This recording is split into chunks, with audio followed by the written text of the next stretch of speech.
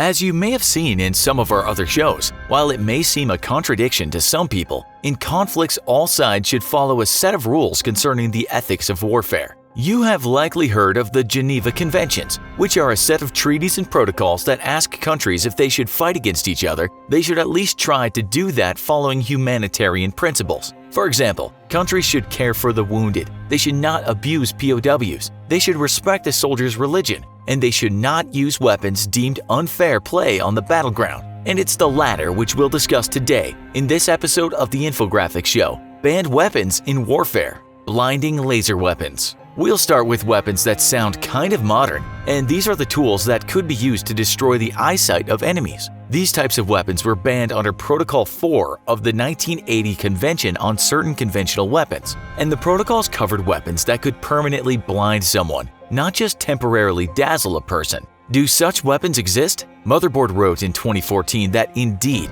the USA has many lasers that could permanently blind a person, but the country does not use them for that purpose. But sometimes there was a fine line between dazzling and doing much worse. The US media has said China has some very similar technology, calling some weapons blinding lasers. And while no soldiers have been blinded as of yet, the US military has asked if these weapons don't breach the protocols. Landmines. Possibly a soldier's worst nightmare are landmines, explosives which have been used in various war movies to show us just how barbaric war can be. Under the Protocol on Prohibitions or Restrictions of the Use of Mines, Booby Traps, and Other Devices, landmines are now at least restricted. Non-detectable anti-personnel mines are not allowed, as are mines that are placed outside fenced areas. According to the UN, a lot of damage is still being done, as there is still so many mines laying around the world. According to an article written by UNICEF, there are around 110 million mines globally that are just waiting for someone to walk over them. There's no date on this article, but it said hundreds of people around the world are still being killed by landmines every year. As for booby traps, you can find lots of articles written about how they were used during the Vietnam War. Thankfully, in conventional warfare, these things are now also banned. Flamethrowers. Another weapon you may have seen in numerous war movies is the flamethrower. These are called incendiary weapons, and they're now banned for certain uses under the Protocol on Prohibitions or Restrictions on the Use of Incendiary Weapons. They're not completely banned, it just depends on what you intend to do with them. You cannot, for example, use them to destroy houses and the people inside the houses. You're not even supposed to use them to burn down forests or even bushes. You can, however, use them for clearing woodland if the land is thought to be hiding combatants or other things related to combat. Historians tell us that all sides during the two world wars were big on using these devices, mostly to do things like empty trenches and holes where soldiers might be hiding. The website The Balance tells us, during the Korean and Vietnam Wars, United States Marines also used flamethrowers. In those combat environments, flamethrowers were used to destroy forts, bunkers, and vehicles. They were also used to inflict psychological terror on enemy soldiers who were terrified of being burned alive. Not surprisingly, these weapons were very controversial, and in 1978 the US said enough is enough, we're not using them again. The same goes for napalm. While it's not completely banned, it can't really be used in warfare to kill people. Cluster bombs. Many countries around the world have signed the Convention on Cluster Munitions Treaty. These are bombs designed to be dropped and then expel a number of smaller bombs, sometimes called bomblets. For this reason, sometimes in the US they got the nickname popcorn bombs or firecrackers. As you can imagine, these things can be a bit unpredictable, and so it's not always easy to judge what will be destroyed. This is the reason many countries have now agreed that they should be used no more. This only happened fairly recently though, and you can find examples of when these kind of bombs were used by the UK, the US, and many other countries not that long ago. One of the main reasons for trying to stop the use of these things is that those bomblets might remain unexploded, and then one day a very unfortunate civilian comes across one of them. Nerve gas. If any of you have seen the TV show Homeland, you'll know that possibly one of the most frightening things in the world is what's known as nerve gas. In that show, the use of sarin, a kind of nerve gas, was explored. While Homeland could be said to be quite implausible at times, how it depicted sarin was by no means over the top. What basically happens when you're hit by the nerve gas is your body malfunctions, your nervous system stops working, internal hemorrhaging happens, and death is likely to follow. Before that, you might start foaming at the mouth, suffer convulsions, and then pee and poo yourself. Your organs will then stop working, and that's the end.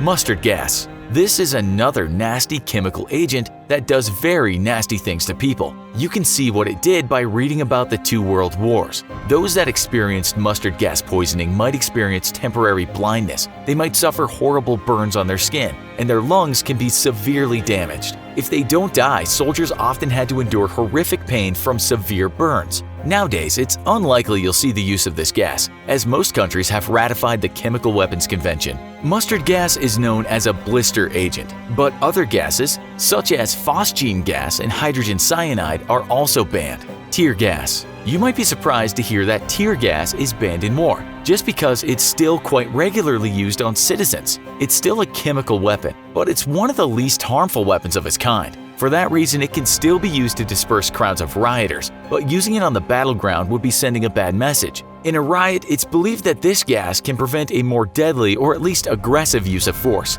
That's why it's still being used today. Spike pit. It sounds like something John Rambo might come up with, but these pits were used in some conflicts until they were outlawed under the Convention on Certain Conventional Weapons, also known as punji sticks. They were basically a hole in the ground with some very sharp sticks. The hole was then covered with something so that anyone walking in its direction wouldn't notice anything. When it was stepped on, the soldier would fall into the pit and land on the spikes. This would cause severe pain, and it would be incredibly difficult to get out of this trap. It's also said that sometimes the spikes would be covered with poison or even human feces, so that infection would occur. The point would not be to kill someone, but to maim them and so slow down everyone else. Biological weapons. You may have seen in some of our other shows that militaries all over the world have spent a considerable amount of time trying to invest ways to spread disease among enemies, sometimes called germ warfare. We might look back to the 18th century, when the English military were busy trying to spread smallpox through some Native American societies. We're told that with a green light given by Winston Churchill, tularemia, anthrax, brucellosis, and botulism were made into weapons during World War II. It wasn't only the British though. France, Germany, the USA, and Japan were all busy weaponizing disease. You name it, all the leading nations of the world were doing the same thing, at times weaponizing even the bubonic plague. Thanks to the Biological and Toxin Weapons Convention, we hope that those days might be over, although that won't have any effect on the work that terrorists do. We might also add that in the past, such weapons weren't only designed to hurt people directly, but they were there to spoil crops and make livestock sick. Dirty bombs. These things were designed to radiate an area and so make that place uninhabitable. These did not have a blast, but as we said, just created a lot of radiation over a given area. We're told that they likely wouldn't even have caused that much damage, but they instilled fear in communities and so were useful. Bat bombs. We've designated an entire show to these utterly strange things, so you should take a look at that. What these were is what they sound like, which were bats carrying small bombs. They were designed by the USA to fly over Japan, and there, lots of bats would be released and each bat would find a safe place to hide down in the city. Many buildings at the time were made from wood, and when the bat bomb went off, a fire would start. Such things these days would be banned under Protocol 3 of the Convention on Certain Conventional Weapons. You can't exactly control where the bat will go, and you're not allowed to use weapons when you have no idea what the target will be. This could cause untold harm to civilians. Invisible fragments. An entire protocol in the Convention on Certain Conventional Weapons is Protocol 1, which restricts weapons with non-detectable fragments. This is simple enough. You can't employ any kind of weapon which might leave bits of itself in another person that cannot be seen, even with X-ray. That means that you're not allowed to make a weapon that leaves plastic in the body, as this can be hard to find. You can use plastic in a weapon's production, but plastic shouldn't be part of the design primarily to hit the person or persons. We should add at the end here that many countries have agreed not to use these weapons, but others have not signed the treaties. Some countries have also signed, but done that with what are called reservations. War is always brutal, but there might have been times in history where people have looked back at the weapons we've used in past wars and said, yeah, that was pretty messed up, even by war standards. That's how we got the United Nations Convention on Prohibitions or Restrictions on the Use of Certain Conventional Weapons, which may be deemed to be excessively injurious or have indiscriminate effects, or Convention on Certain Conventional Weapons for short, or CCW for even shorter. The CCW serves to restrict the use of weapons seen as too brutal and too cruel for modern warfare, and anyone caught using these weapons is guilty of war crimes. But considering some of the horrifying weapons militaries have developed and used on one another throughout the thousands of years of human warfare, Which weapons did the UN consider a bridge too far? Thankfully, it won't be that hard to find out, as all the banned weapons have been separated into 5 protocols. We'll break down some of these protocols and discuss some of the horrifying reasons each of these rules needed to be made in the first place. Protocol 1 applies to non-detectable fragments. It isn't against the law of war to use some fragmentation weapons. For example, the fragmentation or frag grenade has been a military staple for decades, and it's still common in use among soldiers today. Frag grenades have a very simple core principle. They're made of a metal casing designed to split into smaller pieces of shrapnel, with the explosive force from within the grenade superheating that shrapnel and firing it out in all directions at incredible speed.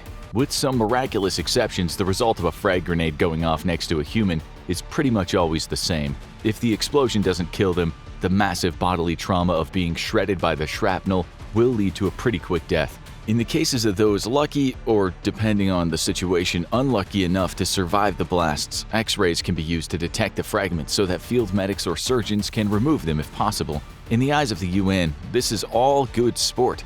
But Protocol 1 of the CCW forbids explosives or ammunition designed to harm its victims through fragments that are impossible to be detected with magnets or X-rays. Some bombs have historically used plastic or glass as their fragmentation element, rather than metal. When superheated and fired into the body at great speeds, glass and plastic are just as painful and deadly as metal fragments, but are impossible to detect with an X-ray, and thus are impossible to operate out of a surviving victim. This sets a precedent for the kind of things the CCW forbids. Weapons of war should be designed to kill, not maim and mutilate. Weapons that seem excessively cruel, such as ones that leave survivors in an extended or permanent state of pain and suffering, should not be used. There's another qualifier that sends a weapon into war crime territory, but we'll get into that later. Another weapon banned from warfare by Protocol 1 of the CCW is frangible bullets. These special bullets are designed in some cases to prevent the danger of a ricochet occurring. These bullets are subject to brittle failure, where they disintegrate on impact, becoming countless tiny projectiles rather than one large one. But these bullets have a secondary effect. Beyond preventing a ricochet occurring, as outlined in the study, effects of a fragmenting handgun bullet, considerations for trauma care providers by Lynn Hockey, Allison Smith, Jonathan Babin, John Hunt, Juan Duchenne, and Patrick Griefenstein.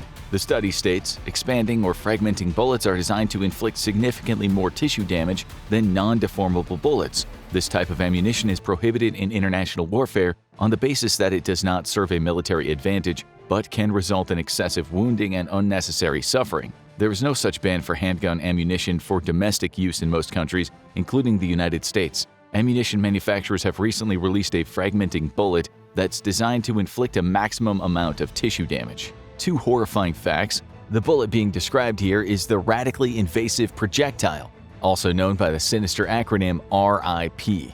War is brutal, but perhaps not brutal enough to use ammo with a name that would fit right in the Grim Reaper's arsenal. With non-metal shrapnel explosives and terrifying frangible bullets out of the way, we move on to Protocol 2 of the CCW, mines, booby traps, and other devices. This protocol is a little more complicated than the first, with some parts regulating rather than outright banning certain weapons. Take, for example, landmines. These weapons are rightly infamous for the roles they played in the First and Second World Wars, as well as during the Vietnam War, where they were responsible for countless cases of deaths and mutilations of unsuspecting soldiers. But soldiers dying in war is sadly part of the job description. It's the effects these weapons have on civilians caught in the crossfire that's led to the UN strictly regulating them. If countries lay landmines during a war, when the conflict ends, they're legally obligated to deactivate and collect these mines to reduce the probability of civilian casualties during peacetime. This falls under the second category we alluded to earlier. If the weapons don't discriminate and are equally likely to injure or kill civilians or combatants, their use will likely be considered criminal. Anti-personnel mines are also subject to extremely strict regulations, as these mines are specifically designed for use against human combatants rather than vehicles. The purpose must be to kill enemy combatants. Thus, anti-personnel mines that merely wound or disfigure enemy combatants are illegal under Protocol 2.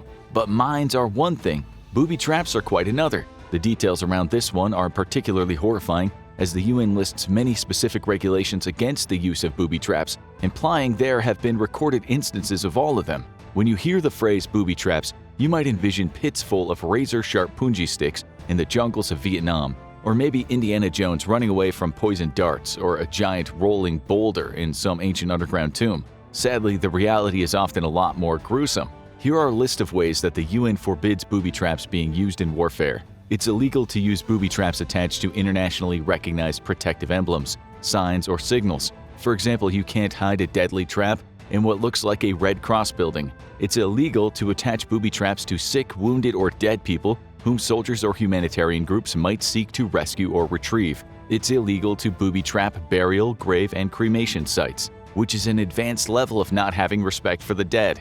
It's illegal to booby trap medical facilities, medical equipment, medical supplies, or medical transportation. It's illegal to booby trap children's toys or other portable objects or products specially designed for the feeding, health, hygiene, clothing, or education of children. Let's just take a second to process that, because the idea that there were militaries out there booby-trapping children's toys is about as close to objectively evil as it gets. Okay, moving on.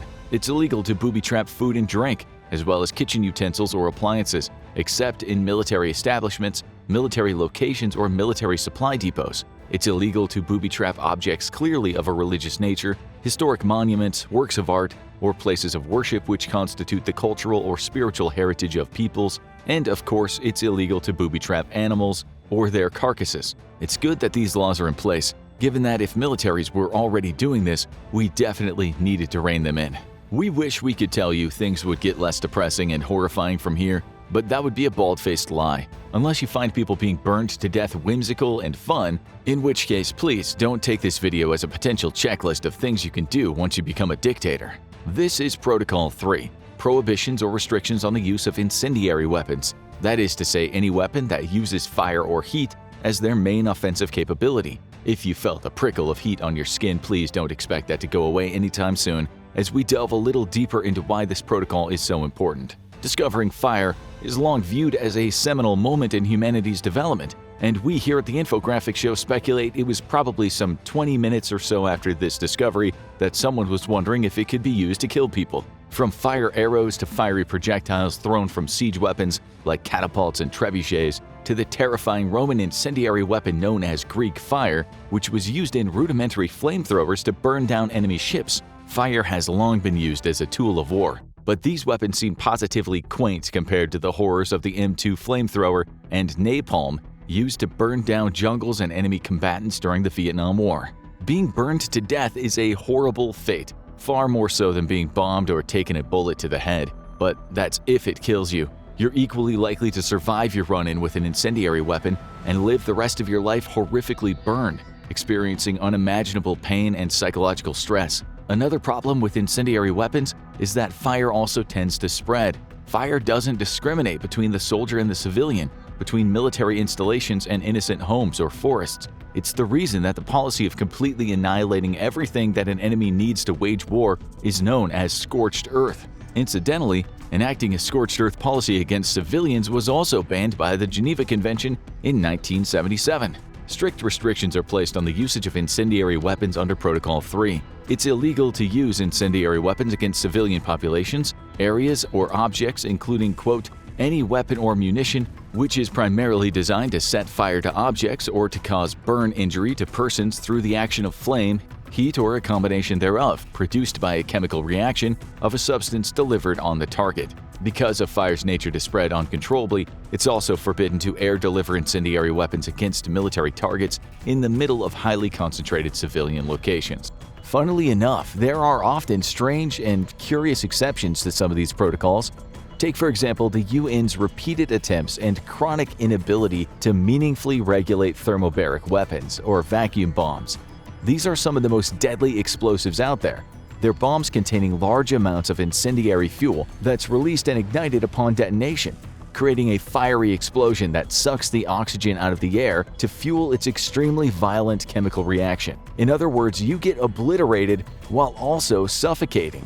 What a treat! These terrifying weapons are not all regulated under the CCW, in what seems to be a perfect example of the regulatory blind spots in the UN's attempts to litigate warfare. This brings us to Protocol 4, blinding laser weapons. Your reaction to that was probably, wait, the military has used blinding laser weapons? To which we say, this will not be the only existential nightmare you experience in this video. While this protocol doesn't prohibit the use of weapons against binoculars, periscopes, telescopes, and other optical equipment, nor can it penalize accidental blinding, the first article lays out, quote, "It is prohibited to employ laser weapons specifically designed as their sole combat function or as one of their combat functions to cause permanent blindness to unenhanced vision, that is, to the naked eye or to the eye with corrective eyesight devices." This brings us back to the question of what kinds of weapons the UN wanted to regulate with Protocol 4. One of the most prominent and infamous ones was the Personnel Halting and Stimulation Response Rifle, or phaser,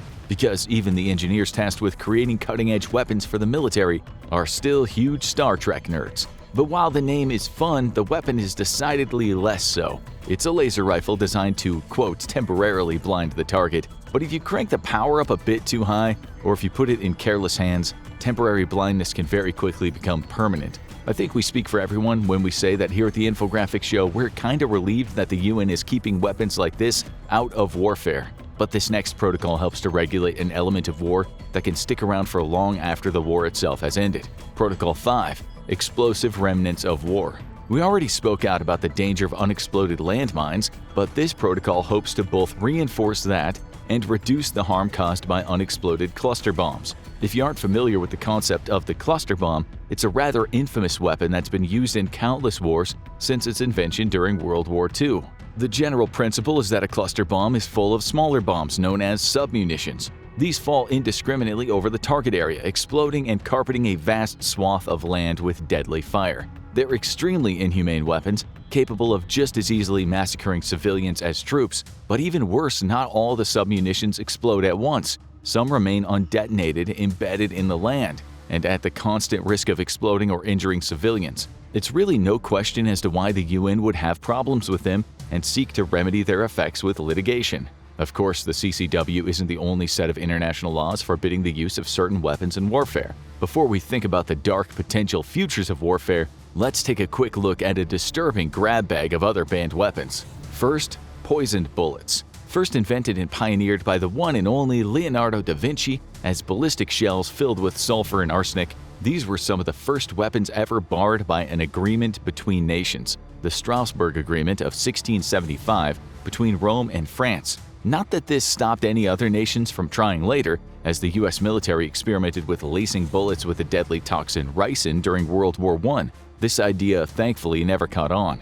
Later, the Geneva Convention forbade the use of chemical weapons and poisoned gas under the CWC, or Chemical Weapons Convention. Three particular chemical weapons that have been restricted are the nerve agent Novichok, the previously mentioned poison ricin, and the infamous sarin gas, which Syria was sanctioned for using on its own people during the Syrian civil war, despite signing the CWC in 2013. But what about biological weapons? Bioweapons aren't just exclusive to Resident Evil villains, they've been a mainstay of hundreds of different armies across millennia.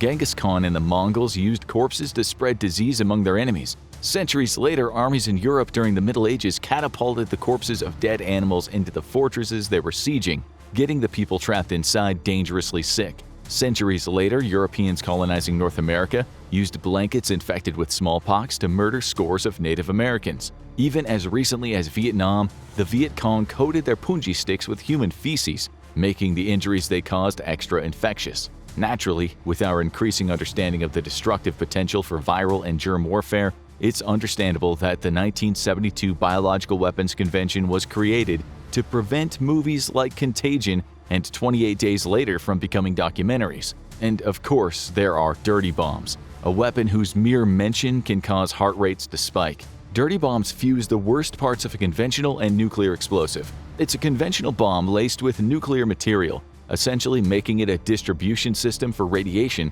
that will sicken and kill indiscriminately over a wide area, potentially irradiating said area for decades, centuries, or even millennia to come. It's also, incidentally, a lot easier to make than a standard nuclear weapon, which is why the world's nations are often a lot more worried about terrorists making them than whole countries with access to full-on nuclear warheads and the means to launch them. We've looked at the horrors of wars past that the international community has tried to prevent from repeating themselves, but weapons developments move a lot faster than international conflict legislation.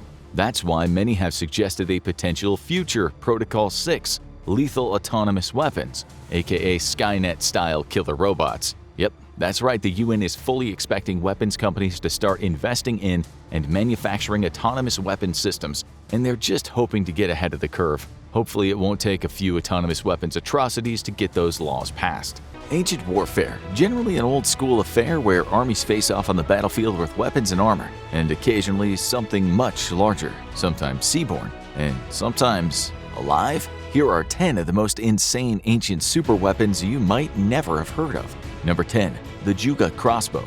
In ancient times, projectiles were still an important part of warfare, but those using them were usually limited to simple weapons like slings and crossbows. While they could deliver a fatal blow, they weren't exactly efficient. The user had to wind up the weapon or align the crossbow, aim carefully, let loose, and then reload. If they were up against a single enemy or a key target, it could be effective. If they were up against an army, the weapon holder would likely be overrun sooner than later. And that was high on the minds of military strategists during the Warring States era of Chinese history, more than 2,000 years ago. So they created what might be the first semi-automatic weapon in history, the repeating crossbow, which could fire several shots in quick succession. Did it pack the power of its traditional counterparts? Not quite. While traditional crossbows rely heavily on tension to draw the arrow back and propel it forward, these weapons pack much less force. Their strength is that the action of spanning the bow, placing the bolt, and shooting is combined into one movement, making it easier to fire in quick succession. All that's needed is to move the sliding lever back and forth while holding the pistol grip. It fires from the hip as the lever is pumped forward and back.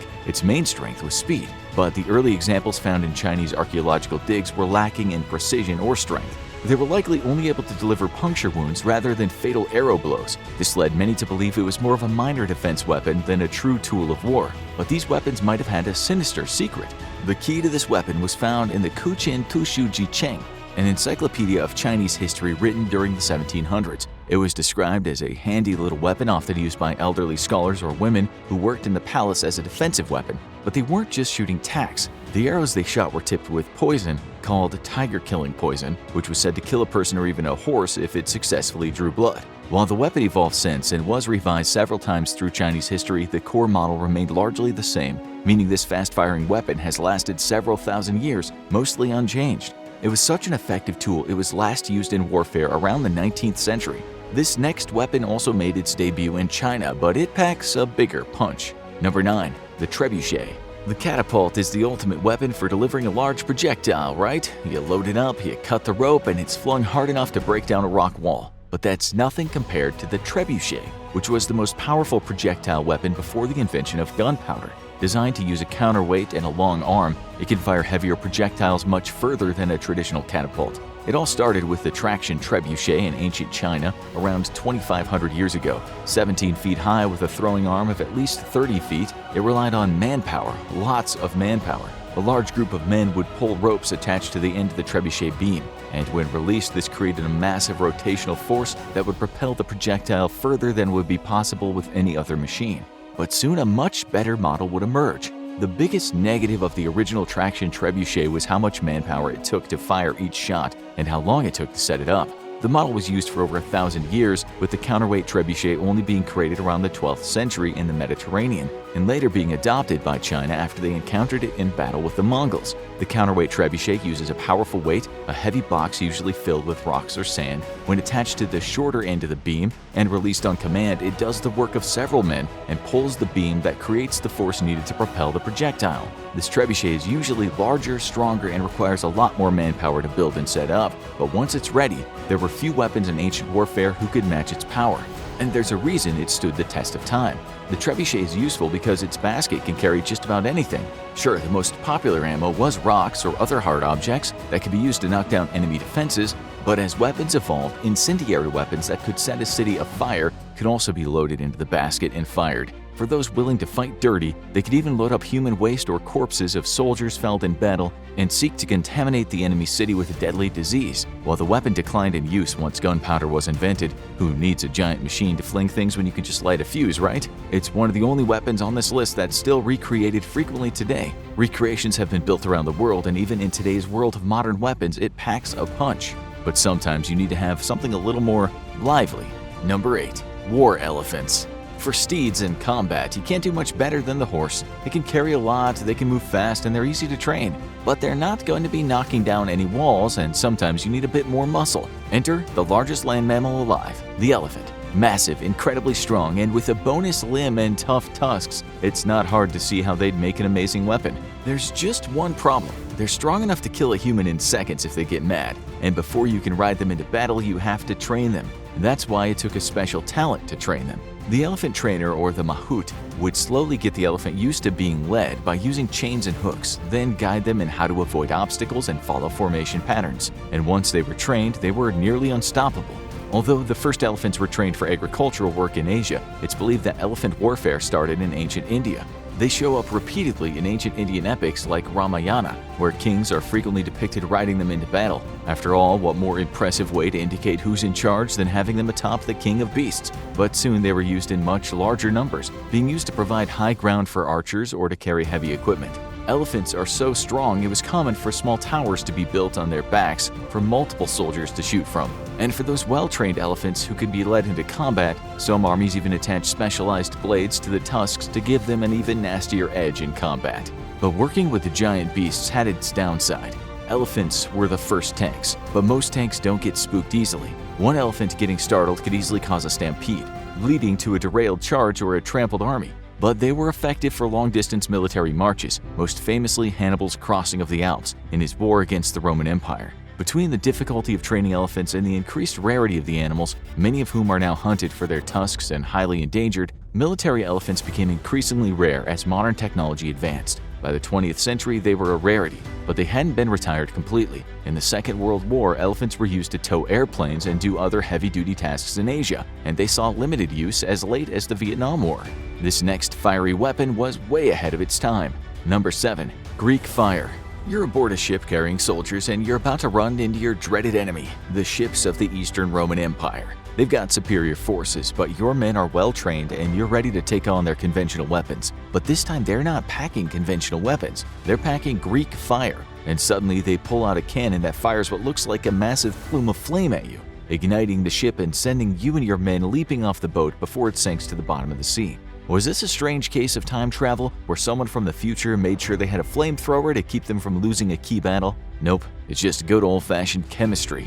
What actually is Greek fire? That's one of the biggest mysteries of the warfare around 672 CE. It was primarily used by the Byzantine Empire against Arab enemies, and it had two key parts. An incendiary compound, usually a powder, would be ignited, but it wouldn't be allowed to burn out of control. Instead, it would be fed through a nozzle and pointed outward at the enemy ship, creating a concentrated burst of flame that would spew straight forward. With the necessary closeness and good aim, it could catch an enemy ship on fire and wipe out an entire army, or at least ignite its sails and leave them stranded. Of course, the bigger challenge was making sure it didn't catch your own ship on fire in the process. But there's one mystery remaining. Exactly what were the ingredients of this weapon? Greek fire was written about extensively in the books of the era, but they left one major detail out: the chemical compounds. This controlled fire not only worked as a flamethrower, but there were rumors it could stay afire even on water, making it impossible to steer away easily. This led to modern speculation that it could have been made of components including naphtha, quicklime, and pine resin. While it was typically deployed through large carried projectors, there were also drawings of small handheld projectors. What could go wrong with giving each soldier on a boat their own personal flamethrower? It was also placed into flasks and thrown, just like an ancient grenade. While it's faded into antiquity now, Greek fire was no doubt an early forerunner of today's incendiary weapons. But one country did them one better in explosive weapons. Number 6. Holong Chushue. Fireworks. There's nothing like watching them blow up in midair. Sometimes, if you're lucky, you'll get to watch a multi-stage one go off as it dazzles with one release of color after another. It's all fun and games until that rocket's coming straight for you. When packed with more gunpowder, a firework becomes a powerful weapon, as well as going down in history as the first form of ballistic missile. And they started in the world capital of ahead-of-their-time weapons, China. It was the 14th century when the Holong Chushue was first recorded, and it's well known that they had fireworks and gunpowder by then. What wasn't expected was sophisticated rockets that could deliver more than one stage. And they didn't just deliver a blow, they delivered some great aesthetics too. The Holong Chushue looked a lot like modern rockets, about 5 feet long. It was made of a bamboo tube, but they wanted to send a message, so the rocket was given an ornately carved dragon head and tail. Pour one out for the poor artist who had to design those features only to have them blow up after one use. and inside the body would be 4 rockets filled with gunpowder that could give the tube a powerful launch. 4 fuses would be lit, and as they ignited, the rocket would launch far faster than any other rocket of the era. After all, 4 rockets are better than 1, and anyone seeing the rocket coming would run for cover. But you can run, but you can't hide. Because the Huolong Shushui had a big secret. Inside the mouth were 3 smaller arrow rockets, and just as the fuses of the first rockets were about to burn out, they would light the smaller rockets, which would burst out of the main rocket and hit 4 different locations instead of just 1. It was the most advanced rocket of its era, and the idea of a multi-stage rocket caught on. It's still used in warfare today, with such controversial munitions like cluster bombs dropping mini-bombs when they explode. While this rocket has faded into obscurity, it made an appearance in the Disney version of Mulan, and we're betting that if it was sold on the fireworks black market, it would be making a return to your neighborhood. Now let's get into a weapon that could serve more than one purpose. Number 5. Scythed Chariot. The chariot was a game-changer in combat. Unlike traditional horseback troops, you weren't fully at the mercy of a temperamental animal. You could carry more than 1 person per horse, and the speed boost was giving the armies that could afford them a massive advantage. Not only did the Romans make chariot warfare a staple of their military, but they had enough that they could make chariot races one of their many high-stakes sports. But eventually, the appeal of a horse-drawn chariot started to wear thin, and armies started to wonder, what if I could improve this? What would make a horse-drawn chariot even better? If it had lots of sharp blades attached to it. So the scythed chariot entered the fray, and everyone nearby ran. Weaponized chariots were nothing new. Those riding in the chariots usually had swords and crossbows at the ready. What was different here was that the chariot itself was weaponized. Every wheel had horizontal blades around 1 meter long sticking out from the sides, as well as under the driver's seat. These would tear any enemy soldier who was unfortunate enough to encounter the chariot to shreds, and more importantly, it would cut the legs of enemy horses and bring them to the ground along with the enemy forces riding them. They were an effective way to cut through large infantry groups. A fast-moving scythed chariot could bring hundreds of men to the ground if it took them by surprise. So, why did it die out? The scythed chariot appeared to make its debut in the Persian military, reportedly in the mid-400s BC. It saw heavy use in the Persian Wars, cutting holes in the famous phalanx formations of the Greek and Macedonian armies. Armies would learn to avoid the scythed chariot, but that meant breaking formation and letting the Persians gain ground. However, they weren't much use on uneven ground or even against more loosely distributed troops, and they also stood the risk of injuring their own men or horses if they moved in the wrong direction. The scythed chariot saw more use in the era, but eventually faded from the battlefield, although it was briefly reinvented by Leonardo da Vinci, who sketched it as one of his many inventions. And as warfare evolved, the need for new weapons increased. Number 4. The Corvus. The First Punic War was one of the most critical wars of the Roman Empire's heyday, pitting them against the powerful Carthaginian army. They had powerful ships, and while the Roman army was no slouch, they were lacking in the naval warfare department. The biggest challenge was getting to the enemy and fighting them before they made landfall. Fortunately, the Romans had no shortage of engineers, and one device they created would have been lost to history if it wasn't for the writings of Polybius, a Greek historian responsible for much of the writings of the era. He made sure the Corvus survived its era, and even today many historians talk about this impressive and surprisingly controversial naval device, because in one move, it undid the Carthaginians' naval superiority. The Corvus was a bridge attached to a Roman ship with a small parapet on each side. The bridge was around 4 feet wide and 36 feet long, but what made it stand out was that it was attached to the boat by a system of pulleys. When the ship was on the move, it would be pulled up and out of the way. When an enemy ship approached, it would be lowered, and a spike at the base of the bridge would puncture the deck of the other ship. With the bridge fixed in place, suddenly dozens of Roman soldiers would board the ship and ambush them, ending the Carthaginian attack without a costly naval battle, and leaving the Roman ship intact and free to pull up the Corvus for their next attack. It was an ingenious invention. Or was it? While this could be challenging in rough seas, it was still easier than trying to place a boarding bridge manually. The only thing remaining of the Corvus are descriptions from Polybius' writings, so not too much is known about its actual construction. This has led to the spirited debates about how much it weighed, whether it was dangerous to use because it could unbalance both ships, and whether it was actually responsible for several major Roman naval disasters during the era. Modern architects have created their own designs for the Corvus, trying to recreate it and see just how Rome pulled off this impressive feat. Other architects, though, still insist the entire thing might have been an elaborate embellishment, might have never existed at all. But it's not out of the realm of possibility, considering they were up against some powerful enemies. Number 3. Hellenistic warships. The Carthaginian naval fleet put the Romans to the test, and they also taught them a thing or two. Once the Romans emerged victorious, they started developing their own powerful naval fleets. By the 4th century, these powerful wooden ships were among the largest ever to set sail, and must have looked more like massive cruise ships rather than standard warships. Without modern engines to power them, these warships used old-fashioned methods, oars, and lots of them. There were 5 levels, and each level had 3 very long oars sticking out of the side of the ship, with one oarsman breaking their back for each oar. These ships could carry large numbers of soldiers, but they were often hard to navigate and were subject to going off course easily. They looked impressive, but they weren't the most effective warships of the era. That honor went to the smaller warships that would come later. Often known as the lembos, they required fewer oars and fewer soldiers to drive them and were more effective for stealth-based activities like espionage and piracy. While the massive earlier ships could be effective for storming a port, these smaller ships could sneak up behind their biggest counterparts, send agents on board, and sabotage the ship from within. And that might be the only way to get through some of those massive warships which were designed for ramming other ships. Backed by rows of rowers pushing themselves to the limit, they could simply crash into an inferior navy, crush the ships beneath their hulls, and train all their fire on the heart of the enemy fleet. But perhaps the most impressive innovations of ancient warfare were on the ground. Number 2. Siege towers. In ancient times, city-states had figured the best way to prevent attacks: simply don't let anyone in. It was common for cities to have massive walls around them, and the only way in being through a drawn gate. Sure, the city of Troy tried that and fell the subterfuge, but giant wooden gift horse plans only work once, so usually the only way in was through combat. But the people behind the walled city usually had a major advantage over those out in the open, shooting at them from the outside. The main strategy was usually climbing the walls, but those who tried often got hot oil poured on them. So around the 11th century BCE, the Babylonians and Assyrians came up with a new strategy: build a fortress of your own.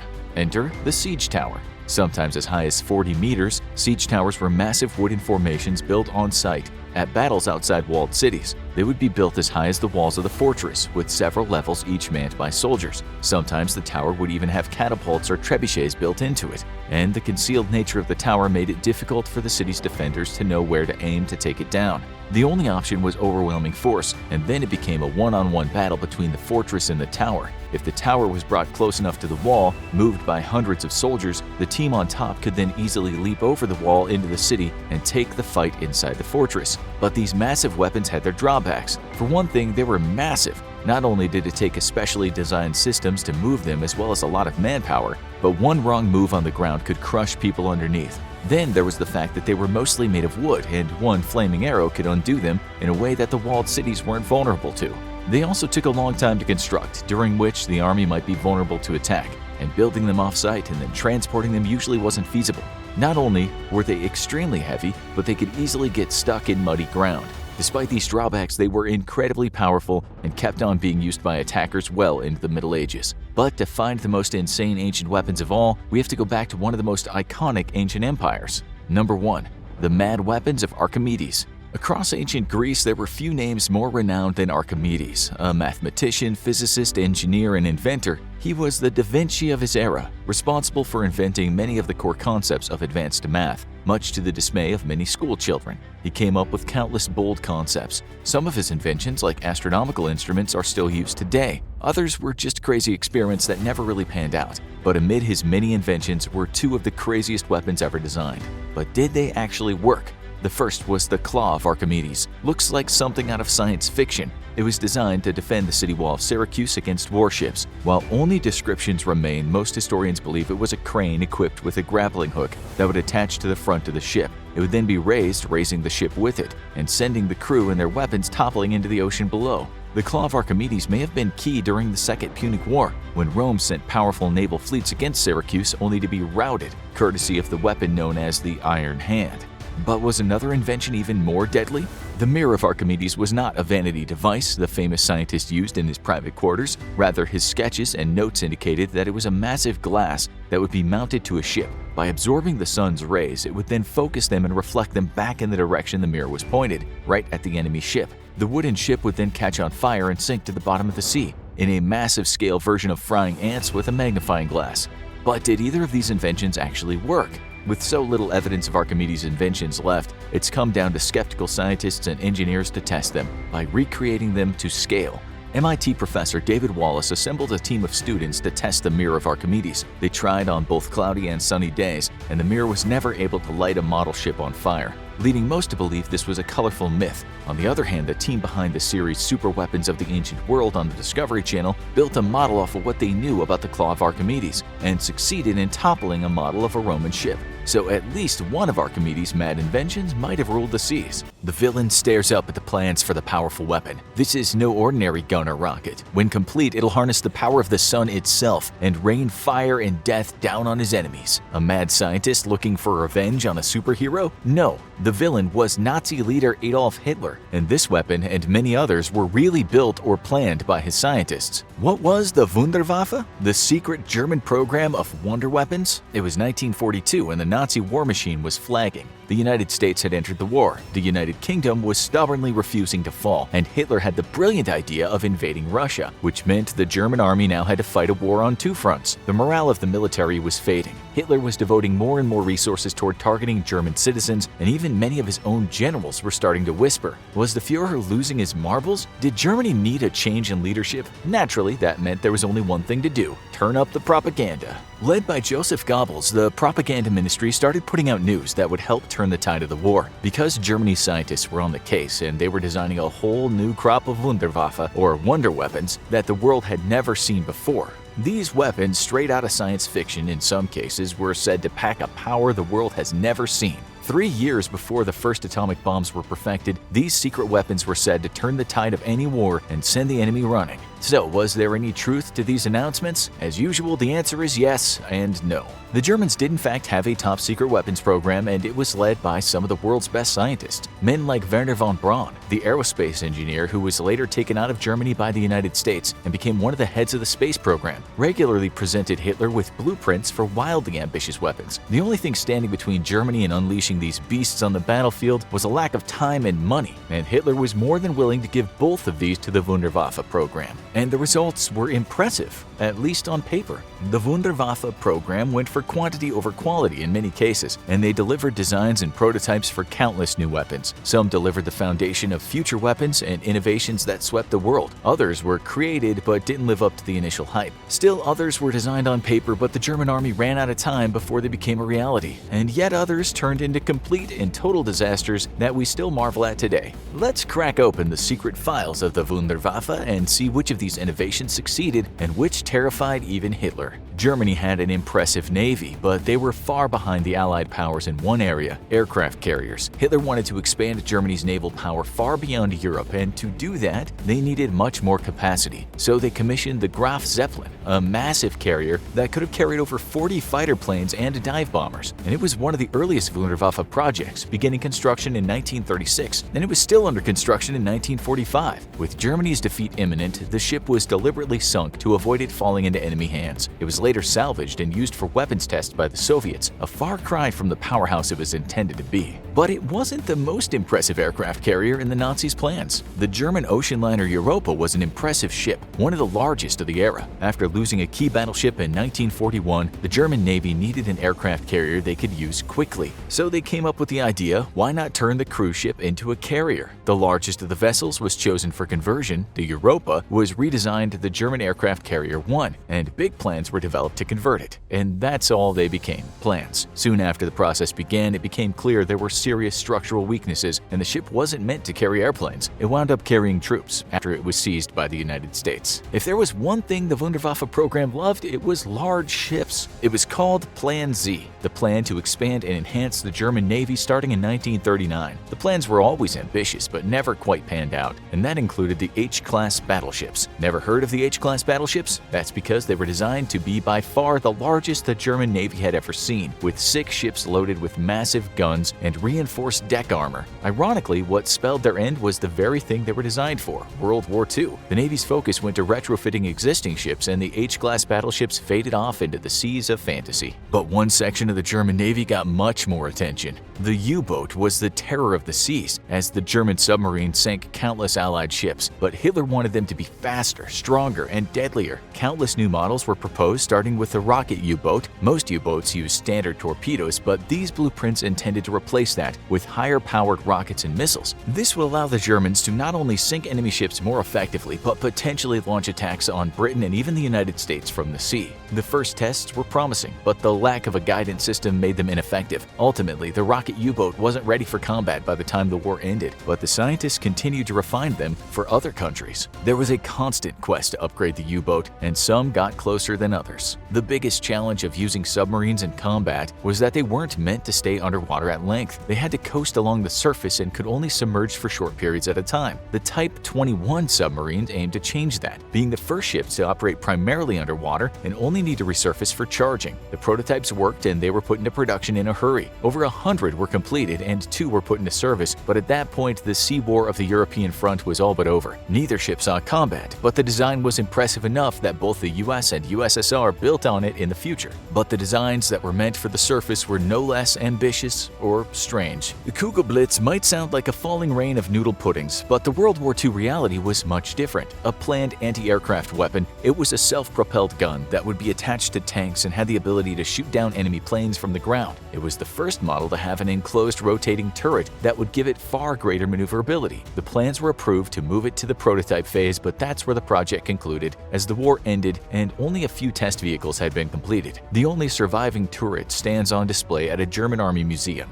But to take down tanks, the German army would need some bigger guns. Literally, a rare example of a Wunderwaffe weapon that actually saw combat. The Sturer Emil anti-tank gun was an impressive beast. A lengthy run mounted on the hull of an armored tank. It could carry 15 rounds and move enough to aim effectively. The tank design was adjusted from standard heavy tanks to balance the huge barrel, and 2 models were completed and sent into the field. Named after Max and Moritz, a pair of German storybook characters, they both fell in combat, with Max being destroyed and Moritz being captured by the Soviets and placed on display in the Kubinka Tank Museum. And to carry a heavy gun, you need a heavy tank. The German heavy tank programs cranked out powerful weapons, but they wanted to go bigger. The largest tank at the time, the Panzer VII Maus, was under 200 tons. However, the planned Landkruiser Ratte was going to weigh a whopping 1,000 tons. Its armor would be almost 10 inches thick and covered with anti-aircraft guns along with a gun turret harvested from a battleship. Hitler was impressed with the wild ambition of the project and greenlit it, always being a fan of showy weapons. However, Minister of Armaments Albert Speer saw it for what it was, a massive money pit, and canceled the project in 1943 before it was built. Other tanks were less ambitious but no more effective.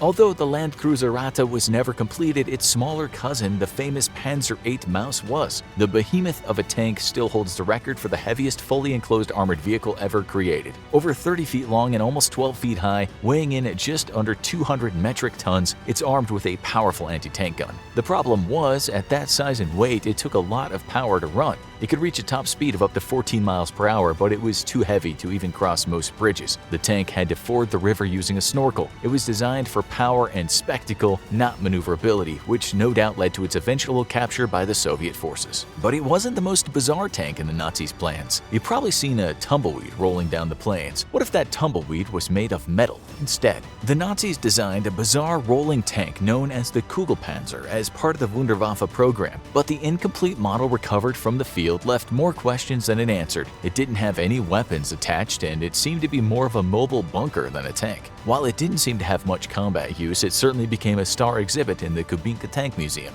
And their plans for the air were no less ambitious. Military gliders were one of the most important parts of warfare, getting troops and supplies to where they were needed most. The Junkers Ju 332 Mammut was the largest glider the Germans tried to build, and there was a hitch to the plan. It was supposed to be built out of non-strategic material to aid the war effort, so the German Luftwaffe tried to build the entire thing out of wood. It was planned to carry up to 4,400 pounds of cargo. Early tests showed the vehicle was incredibly unstable. It landed well before its planned destination and had to be towed back, its eventual fate being cut up for fuel. One area of the German weapons program got more attention than any other. It was a constant frustration for Hitler. For all the German army's strength, he was sorely lacking in air power. Germany hadn't been involved in long-range wars before the last few decades, and their air force was dwarfed by those of the United States and Japan. They were engaged in aerial combat against Great Britain, but their planes weren't capable of striking further off targets or getting involved in the Pacific theater. The Wunderwaffe program was designed to change that, and their program had an in-your-face name, America Bomber.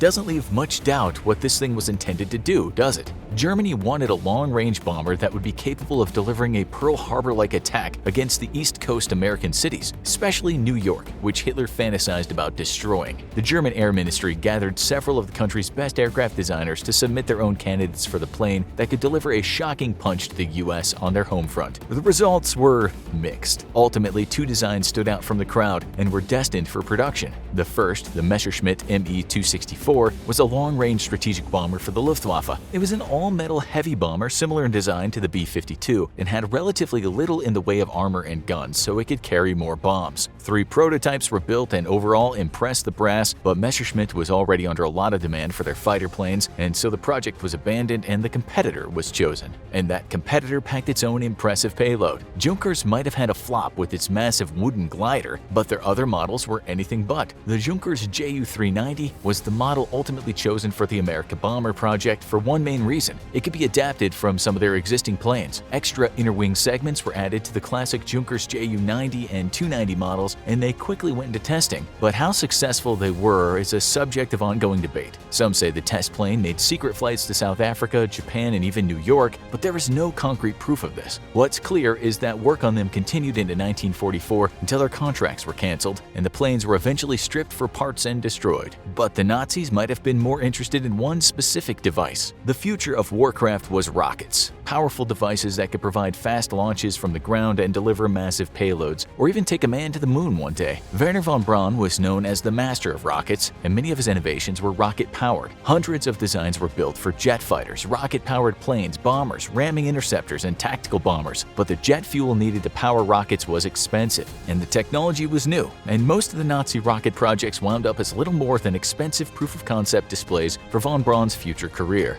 Although Hitler liked rockets, one thing's for sure, he liked heavy artillery more, and the Wunderwaffe program was happy to deliver. Why launch 100 mortars when you can launch one with 10 times the power? That was what Karl Gerhardt tried to answer. The massive siege mortar fired the largest self-propelled ammunition ever deployed, and 6 of the massive guns were built. The destination? The Eastern Front, where Russia had a massive terrain and manpower advantage over the invading Germans. The gun was even powerful enough to destroy bridges when deployed, but they were slow-moving and expensive to build. They delivered a powerful punch, but ultimately all but one were destroyed, and the remainder found its final destination at, you guessed it, the Kubinka Tank Museum. But bigger isn't always better. The Schwerer Gustav was one of the most impressive guns ever built, weighing in almost 1,500 short tons and able to fire shells close to 30 miles. It was less a gun than a massive tank-like railway weapon that turned out to be the largest gun ever fired in combat. The problem is, massive guns don't just wind up where you'd like them to be without help.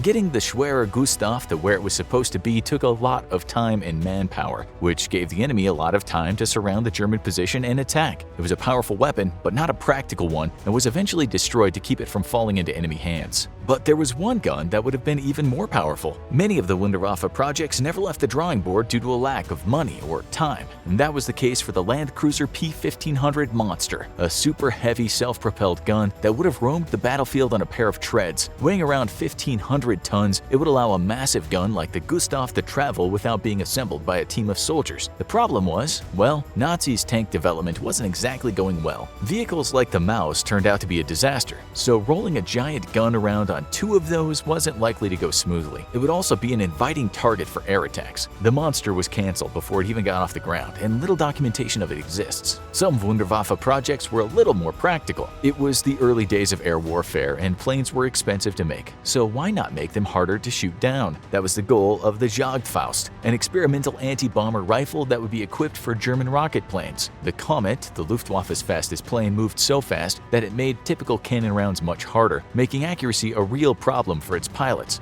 The Jagdfaust eliminated that problem by eliminating the recoil and allowing it to be fired much faster. And unlike many German engineering projects, it worked. The gun got its first kill in April 1945. Too little, too late, as the war came to an end. The only thing more valuable than a new weapon was preserving existing ones. Losing expensive hardware was a common problem, especially when it was tanks, which the Nazis were constantly trying to upgrade. The massive weapons were especially vulnerable at night when they could be ambushed from the dark, which was why the German optics company Carl Zeiss AG developed a surprising project for the military in 1941. The FG-1250 was one of the first night vision devices ever built, working through infrared and designed to be mounted on tanks. It was one of the more effective devices, maybe proving that larger isn't always better. For many weapons, the key wasn't going bigger but smarter. It was the precursor in many ways to modern drone warfare, a weapon that wouldn't need to be aimed directly at the target but could be guided to it. The Fritz X was a powerful bomb designed to take out heavily armed targets, but what made it unique was that it was the first precision-guided weapon ever used in combat. The bomb would be guided by a radio-controlled link that affected movable parts in the tail fins and was intended to sink ships. It successfully achieved that goal in 1943, but it wouldn't be long before the Allies developed countermeasures that could interfere with the delicate radio link. Some Wunderwaffe projects, though, were distinctly closer to science fiction. It was 1929 when German physicist Hermann Oberth came up with a mad proposal, a massive space station that would use a concave mirror to concentrate sunlight and refract it back at a specific point of the Earth with devastating results. Germany was not at war at this point, so maybe he just wanted to be a supervillain. But during the Second World War, German scientists began to build on the concept.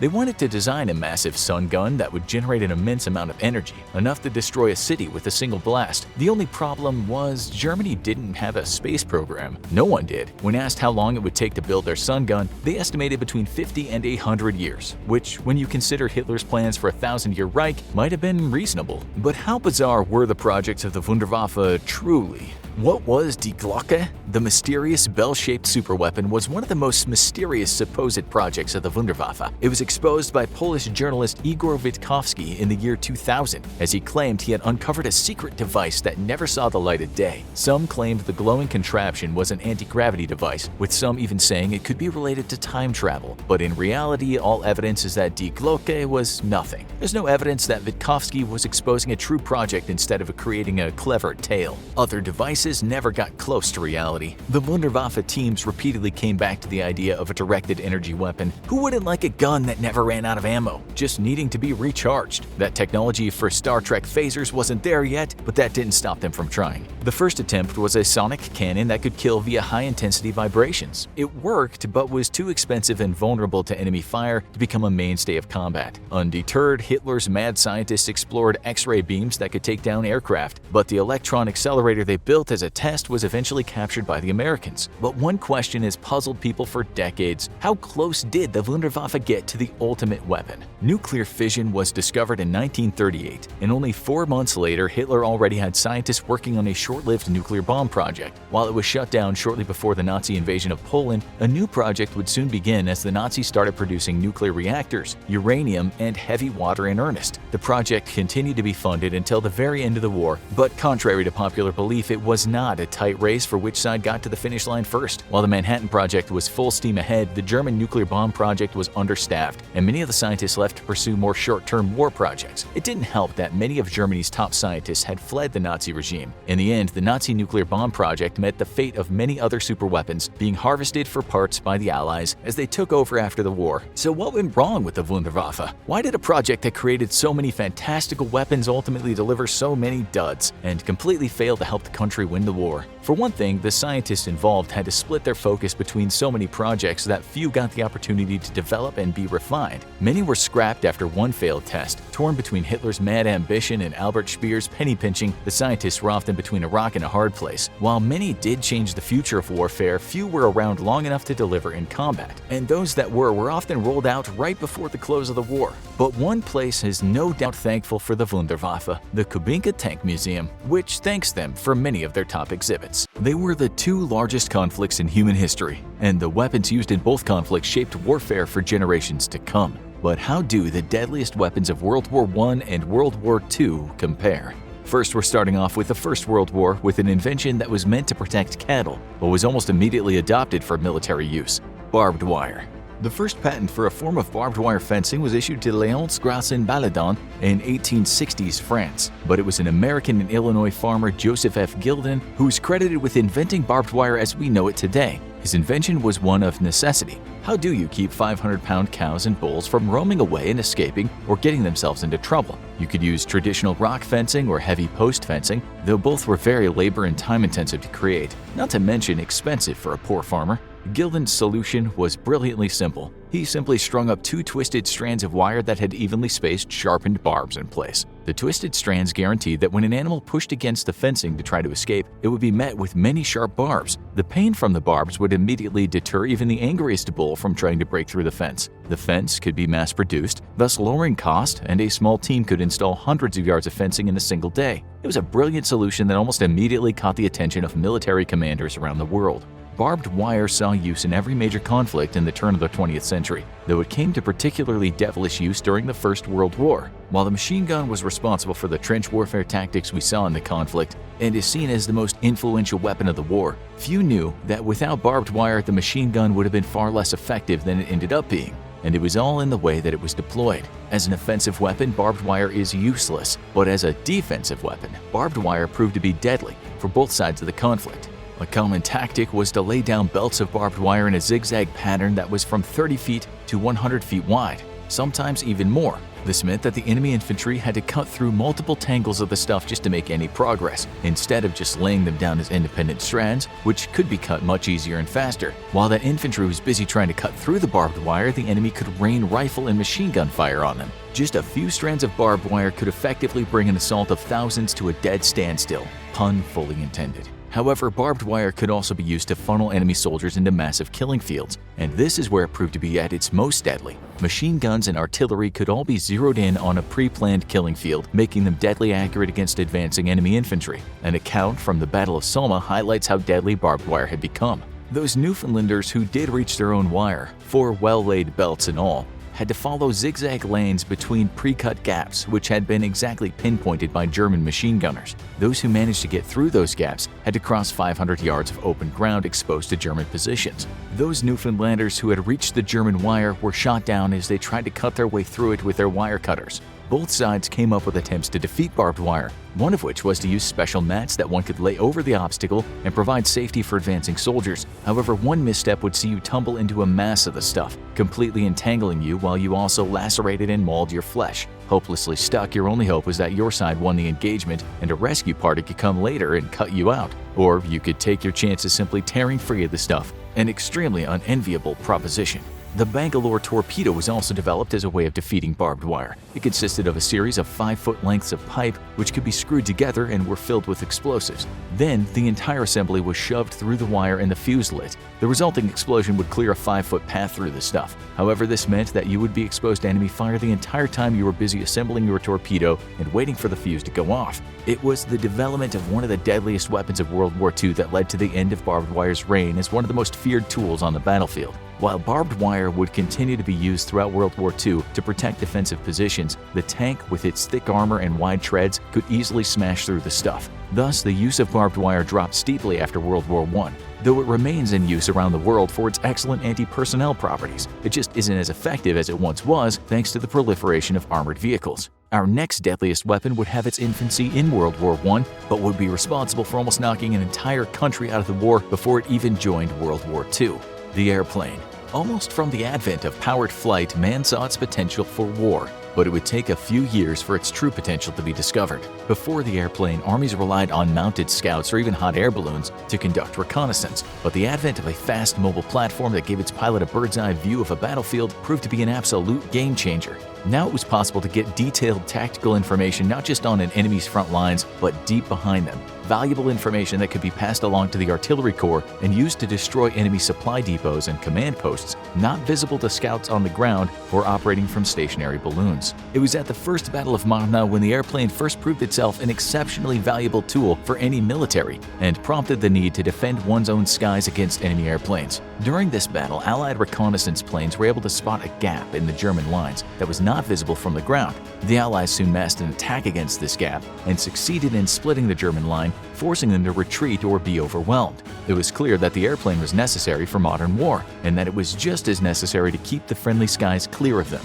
The first scout planes had no armaments, and instead pilots would engage in shootouts with each other using revolvers. With a pressing need to destroy enemy scout aircraft, though, engineers on both sides of the lines worked to develop armament that could be fitted on an airplane that had the ability to shoot enemy planes out of the sky. The first such weapons consisted of carefully timed machine guns that were directly linked to the plane's propeller and thus could shoot through the rapidly spinning blades without damaging them. These were known as synchronization gears. The first synchronization gear to enter service was fitted on a German Fokker Eindecker fighter and proved to be mostly reliable. Gradually, the technology improved to the point that fewer and fewer pilots were shooting their own propellers off. It wouldn't be until the 1930s that these types of machine guns would go out of style. Armed with machine guns, planes could now attack and destroy each other effectively, keeping nosy enemy scouts from getting a good fix on your troops down below. However, on top of this, from the onset of powered flight, it also became obvious that the airplane could be an excellent tool for dropping bombs on the enemy with far greater accuracy than artillery. However, this would remain a pipe dream for most of the war due to the technological limitations of early engines. In place of bombs, some planes carried great loads of sharpened wood darts that were light enough to allow a plane to carry hundreds of them at a time. However, the darts were completely unguided and their effectiveness was limited, though they did succeed at causing casualties on the ground, and the French used them all the way to the end of the war. Early planes were able to carry some explosives, but would need to drop them from low altitudes to have any hope of hitting their targets due to how light the explosives were. This in turn exposed the airplane to withering ground fire. With the development of more powerful engines, planes were able to carry larger loads at higher altitudes, and by the end of the war, the bomber aircraft began to come into its own.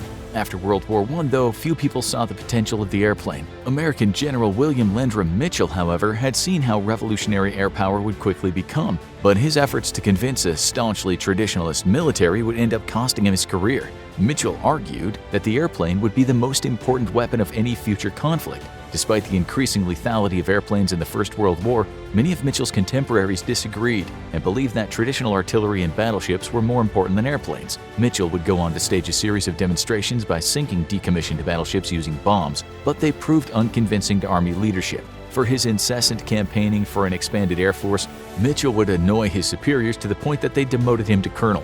When he accused the Army and Navy leadership of almost treasonable administration of the national defense after investing in battleships instead of aircraft carriers, Mitchell was court-martialed and he resigned shortly after. Mitchell would die in 1936, but the entire world would realize he had been correct all along after his death, when on December 7, 1941, out of the blue, a massive Japanese air attack nearly wiped out the U.S. Pacific Fleet. The U.S. was mostly left with its aircraft carriers in the Pacific for the early years of the war, which it employed to devastating effect against the Japanese. This sealed the fate of the battleship and proved that Mitchell had been correct all along. If U.S. military leadership had listened to him in 1925, the U.S. would have crushed Japan years earlier than it did with its massive fleet of aircraft carriers, instead of investing in slow, inaccurate battleships. In Europe, though, Germany also proved how deadly the airplane had become by brilliantly incorporating it into its blitzkrieg strategy. Air attacks would overwhelm enemy defenses with aerial bombardment, and the war even saw the airplane used as direct fire support for troops on the ground. Dive bombers were very effective for destroying enemy tanks with pinpoint accuracy, and few were as feared as the Junkers Ju-87 or Stuka. They even came equipped with an air siren, which would let out a horrifying wail as the plane dove on a target, further demoralizing the men on the ground. Fighters equipped with heavy machine guns and cannons could also strafe enemy positions and destroy armored vehicles with far greater accuracy than artillery fire or offshore fire support. By the end of the war, the airplane had become one of the most important advancements in the history of military technology. Our next most deadly weapon, though, continues to haunt the imaginations of people to this day and led to global action to ban its use in further conflicts: poison gas. Sometimes it was invisible and odorless. Other times it came with a distinct sharp smell that preceded a sickly yellowish fog drifting over the landscape toward you. It was indiscriminate, and a change in the wind would end up killing friend and foe alike. Poison gas was without a doubt one of the worst weapons of World War I. France was the first to use gas, with canisters of tear gas lobbed at German positions in hopes of making their positions easier to assault. However, tear gas was at best an irritant that would cause uncontrolled tearing and difficulty breathing, with symptoms clearing up within half an hour. This made the gas not particularly effective. Then Germany upped the ante significantly. Rather than use irritant gases, Germany decided that the most humane thing to do was to use deadly gases so as to secure a swift victory, preventing even greater casualties on both sides from prolonged fighting. Thus, in April 1915, Germany debuted the use of chlorine gas against the Allied lines. The gas is denser than air, meaning it would settle in low areas and move along the ground, perfect for infiltrating enemy trenches and killing soldiers within. At low doses, it causes coughing, vomiting, and extreme eye irritation. However, unprotected soldiers could inhale the gas, after which it would react with the water inside their lungs, creating hydrochloric acid. The acid would then just eat away at the lungs, causing suffocation or severe lung scarring for survivors. In just its first use, an estimated 1,100 soldiers were killed. But the gas was so surprisingly effective that the Germans weren't ready to exploit the situation. But chlorine gas had serious problems. For starters, its odor and color made it easy to spot, giving sharp-eyed soldiers a chance to quickly don protective gear. The gas was also water-soluble, so a simple wet rag over the mouth and nose was enough to protect a soldier. Next, the Germans unleashed phosgene gas, which was colorless and nearly undetectable at low concentrations, which was still enough to result in deadly effects. The gas reacted with the proteins in the alveoli of the lungs, disrupting the blood-air barrier and causing suffocation. Highly effective, the gas is thought to be responsible for up to 85% of the 91,000 gas deaths in the conflict. But the gas acted slowly and could take up to 2 days to cause a death through buildup of fluid in the lungs. For at least one of those days, soldiers could still put up some resistance, making it unsuitable for preparatory bombardments. The most common gas used in World War I was mustard gas, so called for its mustard color. While in pure form it's colorless, impure forms of the gas were widely used in World War I, giving it a distinct coloring and an odor similar to garlic or horseradish. The gas was not commonly deadly unless someone inhaled large quantities of it, but it was feared because even on contact with unprotected skin, it would cause large blisters which oozed yellowish fluids. These chemical burns made fighting difficult for those injured, and the blisters opened them up to more serious infections in the extremely unsanitary trenches of World War I.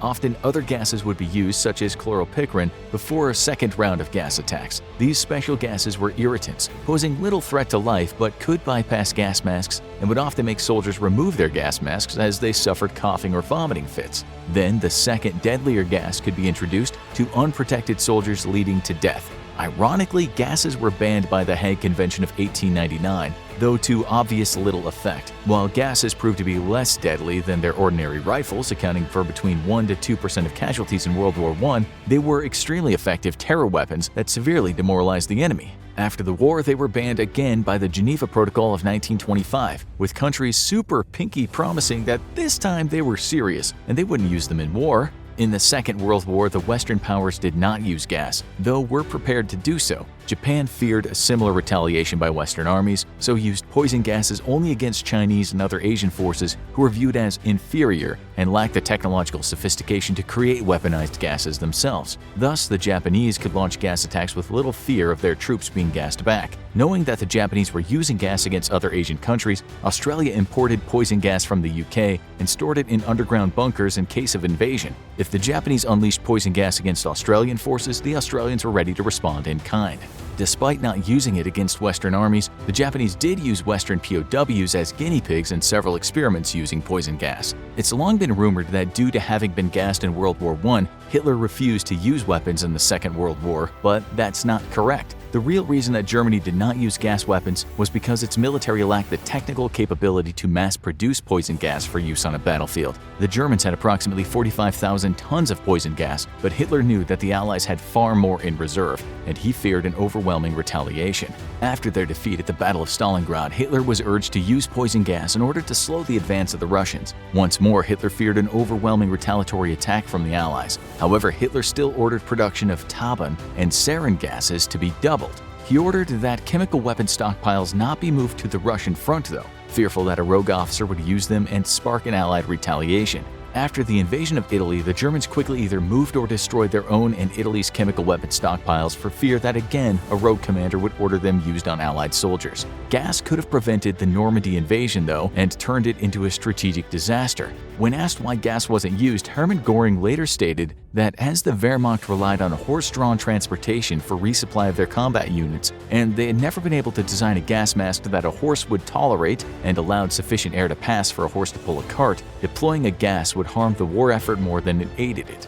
The Germans did use chemical weapons in extermination efforts, though, using toxic smoke to force Russian resistance fighters out of their positions in the caverns beneath the city of Sevastopol. They also used asphyxiating gas in the catacombs of Odessa in November 1941 and in late May 1942 during the Battle of the Kursk Peninsula in eastern Crimea. After the battle, around 3,000 Red Army soldiers and civilians were besieged in a series of caves and tunnels in the Adzumushkai quarry, and after 3 months of resistance, the Nazis finally released poison gases into the tunnels, killing most of them. Infamously, the Nazis used poison gas during the war, but not against fighting troops, but to murder millions of what they called undesirables. Though the Allies did not use chemical weapons, they were fully prepared to do so. The British created large stockpiles and moved them close to the southern coast in anticipation of German invasion. In case of said invasion, the British were fully prepared to use gas against the amphibious assaults. The Allies also prepared massive quantities of gas to be loaded onto planes to use against German cities if the Germans used their own poison gas, especially during the D-Day landings. Such an attack would have prompted a massive poison gas bombing campaign against German civilians, killing tens of thousands. Churchill was a strong proponent of using poison gas and was restrained only by his military leadership. He wrote a secret memorandum to his military chiefs urging them to strongly consider the use of poison gas against even civilian targets so as to shorten the war, writing, "It is absurd to consider morality on this topic when everybody used it in the last war without a word of complaint." The US meanwhile developed deadly blood agents for use with their new bazooka launchers. These agents could penetrate the protective barriers of some gas masks and were seen as especially effective against Japanese troops holding out inside caves and bunkers. However, despite developing large stockpiles of the deadly gas, the US never used it. Our next deadly weapon also had its start in World War I, but while the rest of the world struggled to employ it, Nazi Germany made deadly use of it: tanks. September 1916 was the dawn of tank warfare. On a brisk fall morning, a small group of massive armored behemoths chugged along at 4 miles an hour, picking their way toward the front. Then, to the shock of German onlookers, the massive metal monsters began the long, slow journey across no man's land toward the trenches. Rifle and even machine gun fire proved completely ineffective. Nothing seemed it could stop the massive death machines. As combustion engines became more powerful, they could be used to propel even heavier machines. This led to a rise in armored cars, but cars were useless in trench warfare of World War I as they could only operate on roads. The British began to rethink the entire concept of an armored car and devise a machine that could help them break the deadlock of trench warfare. The result would be called the tank, a code name given to hide the true nature of the top-secret British project. Any wayward spy hearing the name would simply think the British were developing new water tanks to rehydrate their troops. In actuality, the British had designed massive monsters of iron and steel. The lumbering beasts had tracks that encircled the entire body and allowed them to simply drive straight over trenches, and instead of turret-mounted weapons like we see today, it had side-mounted cannons and machine guns to fire down into trenches from above. The thick armor made the vehicle immune to small arms fire of any kind, though the extremely slow speed of early tanks made them vulnerable to artillery fire. Inside of the cramped quarters was a crew of 8, a tank commander, driver, 4 gunners, and 2 men who helped shift gears. At the very height of the machine was a massive engine, which was not properly ventilated, running the risk of suffocating the crew. To make matters even worse, the engine would drive up the temperature inside the tank to unbearable degrees. With no suspension, the big lumbering beast would make for a horribly bumpy ride and be complete hell to operate.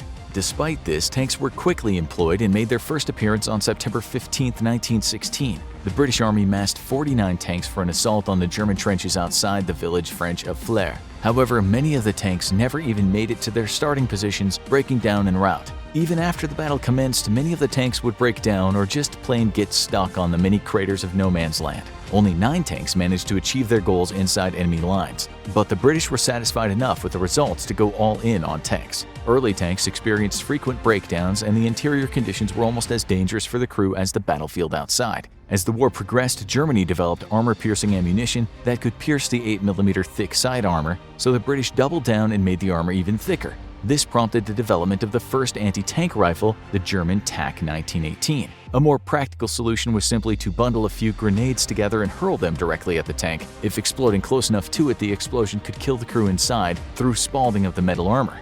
By the Second World War, though, tanks were an indispensable tool of any modern military, and fierce competition between both sides led to the development of better armed and armored tanks. It was the Germans who employed them the most effectively at the start of the war. Despite their appearance in the First World War, the rest of the world still largely failed to appreciate the true potential of the tank. Thus, it was doctrine in most armies to spread tanks out and use them as infantry support platforms. The Germans instead concentrated their tanks into individual units and used them as a spearhead to break enemy defenses, allowing supporting infantry to exploit the gap created by the armored assault.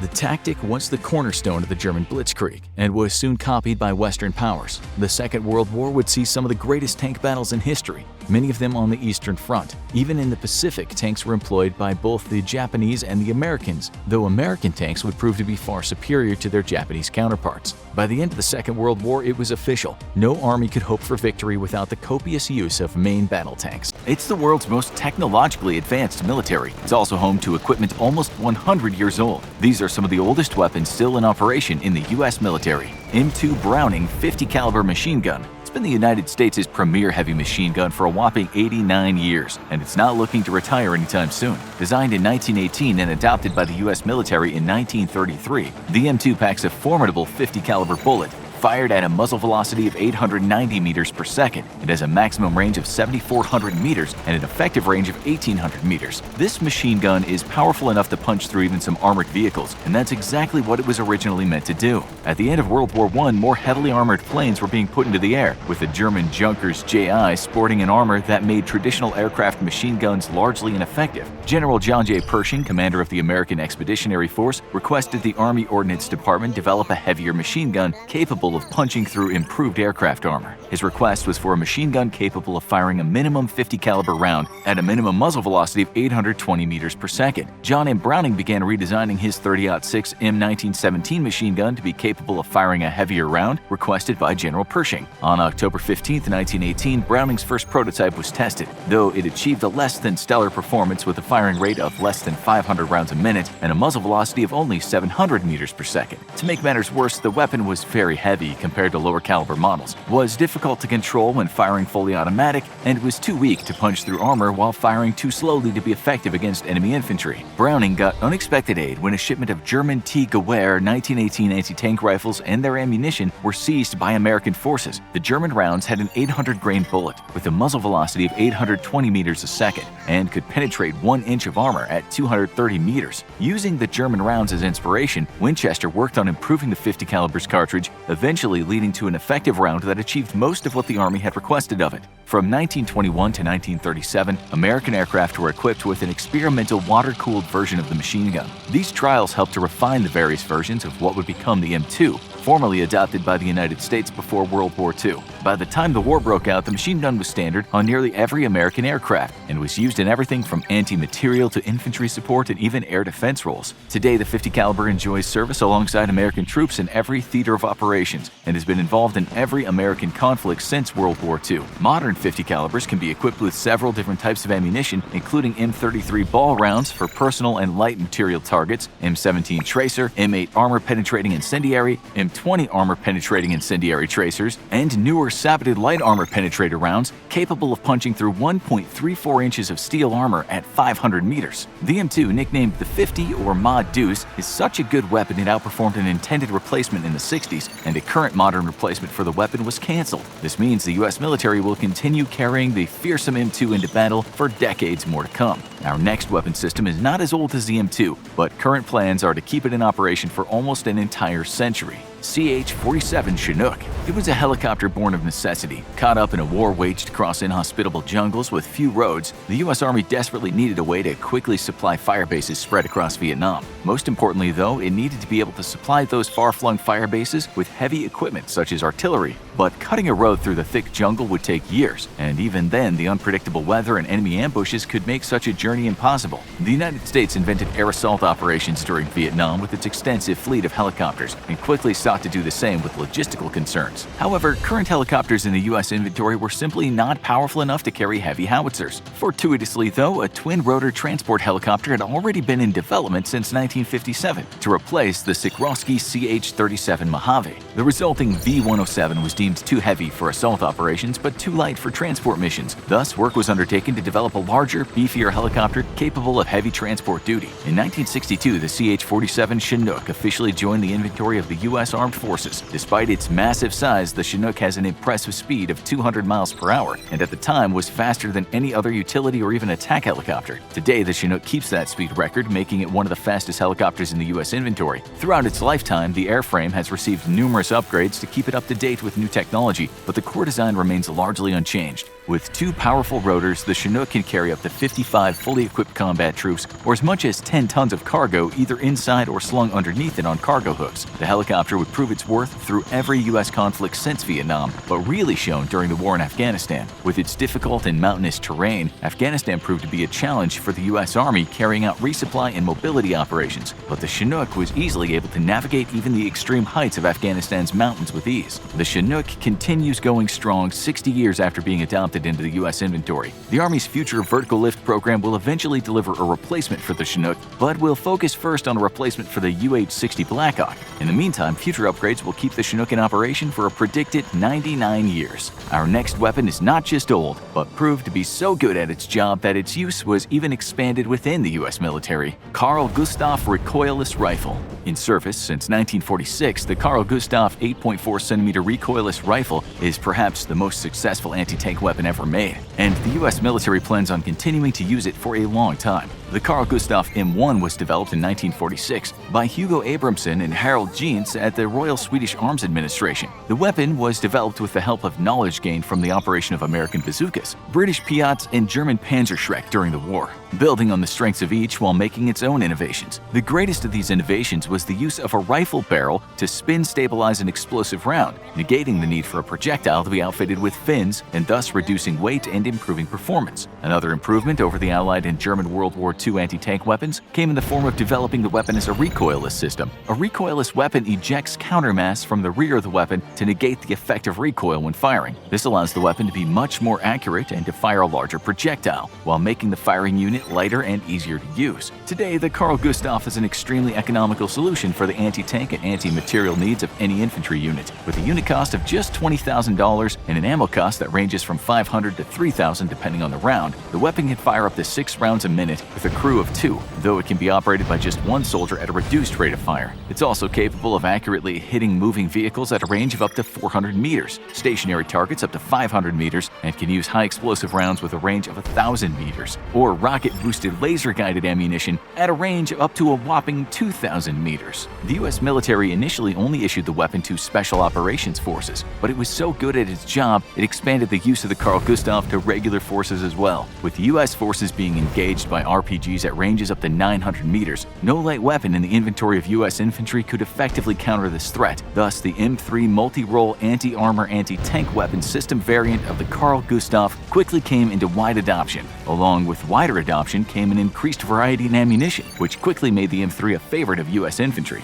Today, the Carl Gustaf can fire high-explosive rounds, high-explosive anti-tank rounds, high-explosive anti-tank rocket-assisted rounds for increased range, high-explosive dual-purpose rounds for engaging enemy vehicles and structures, area defense rounds for engaging large numbers of enemy troops, anti-structure rounds for destroying enemy buildings, smoke rounds for creating a thick smoke screen, and illumination rounds for lighting up large swaths of grounds at night. The Carl Gustaf is so good at its job there is no planned replacement in the pipeline, and instead it continues to be upgraded with even more modern projectiles and electronics. Our next aircraft has been the workhorse of the American Air Force for 65 years and looks to continue that role for another 30. The C-130 Hercules. During the Cold War, the United States knew it could be forced to fight in the most destructive conflict mankind could ever wage. Given the unprecedented destruction of even a non-nuclear conflict between itself and the Soviet Union, the U.S. needed to ensure it could still resupply forces across a devastated Europe. To that end, it called upon the C-130 Hercules, possibly the world's most rugged and versatile cargo aircraft. Its primary selling point was its ability to operate out of makeshift airfields, a key concern for a U.S. military facing a very real probability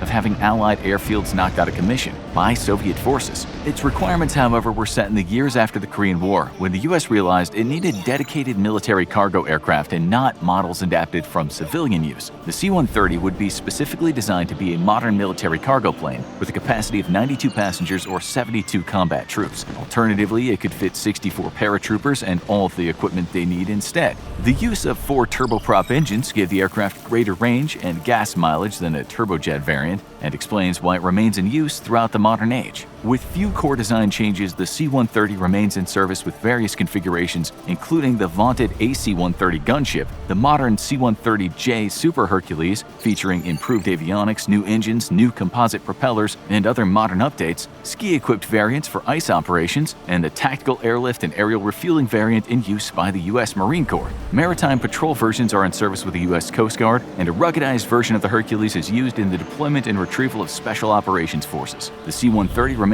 in service not just in the U.S. military, but in militaries around the world, and looks set to continue serving with its home nation until the U.S. Air Force completes its CX Next Generation Airlifter program. Our next entry in this list is not just one of the oldest surfing weapons in the U.S. inventory, but is scheduled to have a lifetime in excess of 100 years. The B-52 Stratofortress Strategic Bomber. It can level a small town all on its own, and it can fly a whopping 1/3 of the way around the Earth without refueling to do so. It's the United States' big stick, the B-52 Stratofortress. Its origins herald back to 1945, just 2 months after the end of World War II. The United States was already looking ahead to the next conflict. The Air Material Command put out requests to aircraft manufacturers for what would become the heavy bomber of the future. This aircraft would need to carry out missions far from home and operate without the aid of advanced bases in other countries. In other words, this big bomber needed to have a great enough range that it could strike anywhere in the world without worrying about securing ground bases in other countries to do so. It was to have a crew of at least 5 turret gunners to defend the aircraft and a 6-man relief crew for long-range and long-duration missions. The aircraft would need to cruise at a minimum of 300 miles per hour at a height of 43,000 feet and be capable of hitting targets 5,000 miles away. For defense, it would carry 20mm cannons, and on the offense, it would drop 10,000 pounds high explosives. For the next several years, Boeing and the U.S. military would go back and forth on design changes, finally landing on the B-52 we recognize today in 1952. The aircraft would go on to break many records, shockingly even speed records, setting a world speed record of 560.705 miles per hour in 1958, only to be broken that same day by another B-52 flying at 597.675 miles per hour. That speedy bomber would eventually be outrun by a smaller jet aircraft, but the big plane continued to set and break records in endurance with a whopping 12,532-mile unrefueled flight in 1962. With the support of aerial tankers, though, B-52s were able to circle the globe non-stop in just under 2 days. This incredible reach and endurance quickly earned the planes a nuclear mission, and to this day remains part of the U.S. nuclear triad. However, it's the conventional firepower that makes the B-52s the undisputed kings of the sky. With the ability to drop a whopping 70,000 pounds of explosives on any target around the world, modern upgrades to the fleet include new engines and wing structure replacements, electro-optical sensors, and infrared and advanced targeting pods. B-52s are now capable of such precise strikes that they were used commonly as close air support platforms for coalition forces in Iraq and Afghanistan, delivering overwhelming firepower with pinpoint accuracy.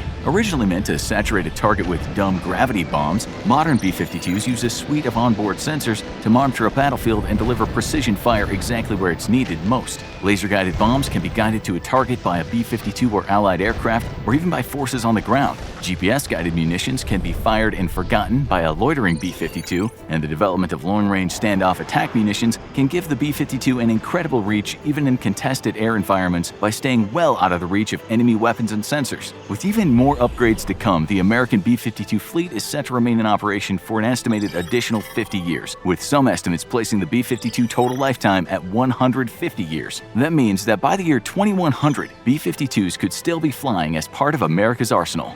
Ever wonder how crazy World War II was? Well, here's some World War II weapons so crazy you probably never heard of them before.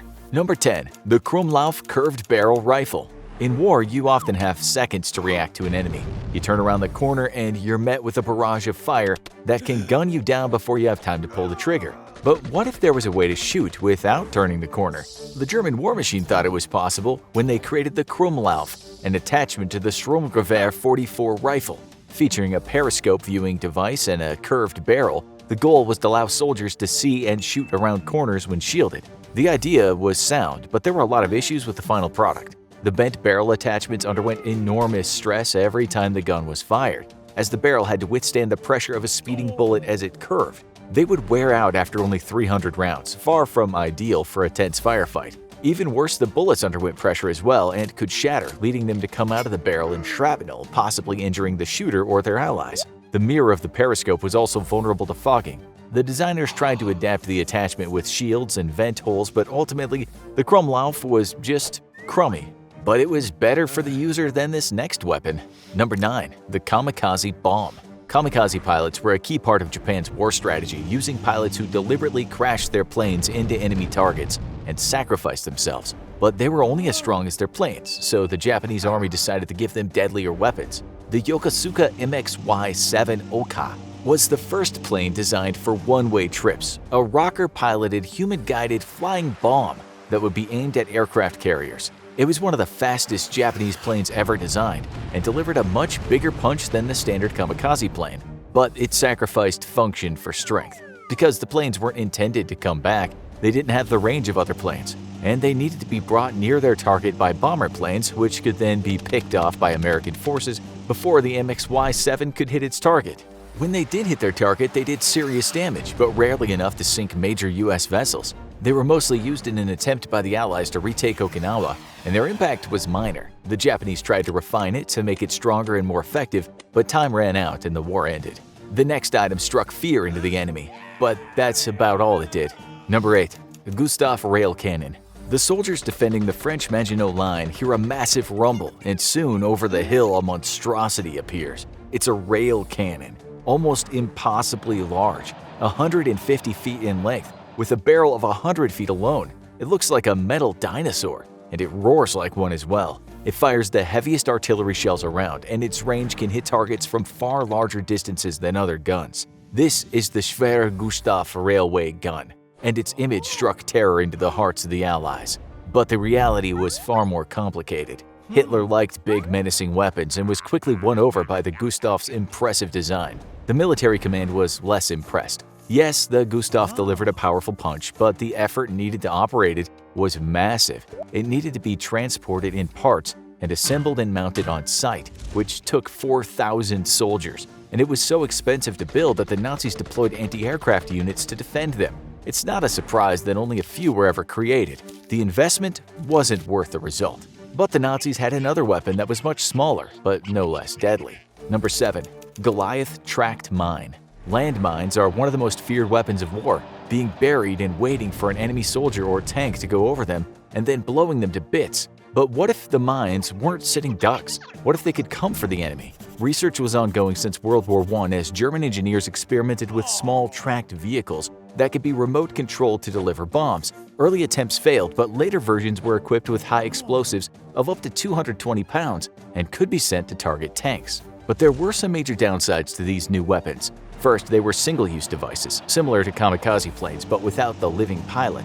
Second, remote control technology was still rudimentary and steering wasn't particularly accurate, meaning the best strategy was simply to aim them and hope for the best. Third, they were expensive to produce, and while over 7,500 were produced, they were too big and unwieldy to be effective weapons. They're an interesting artifact of the war, but armies found it much more effective to stick to traditional mines. Other attempts to replace landmines were much more controversial.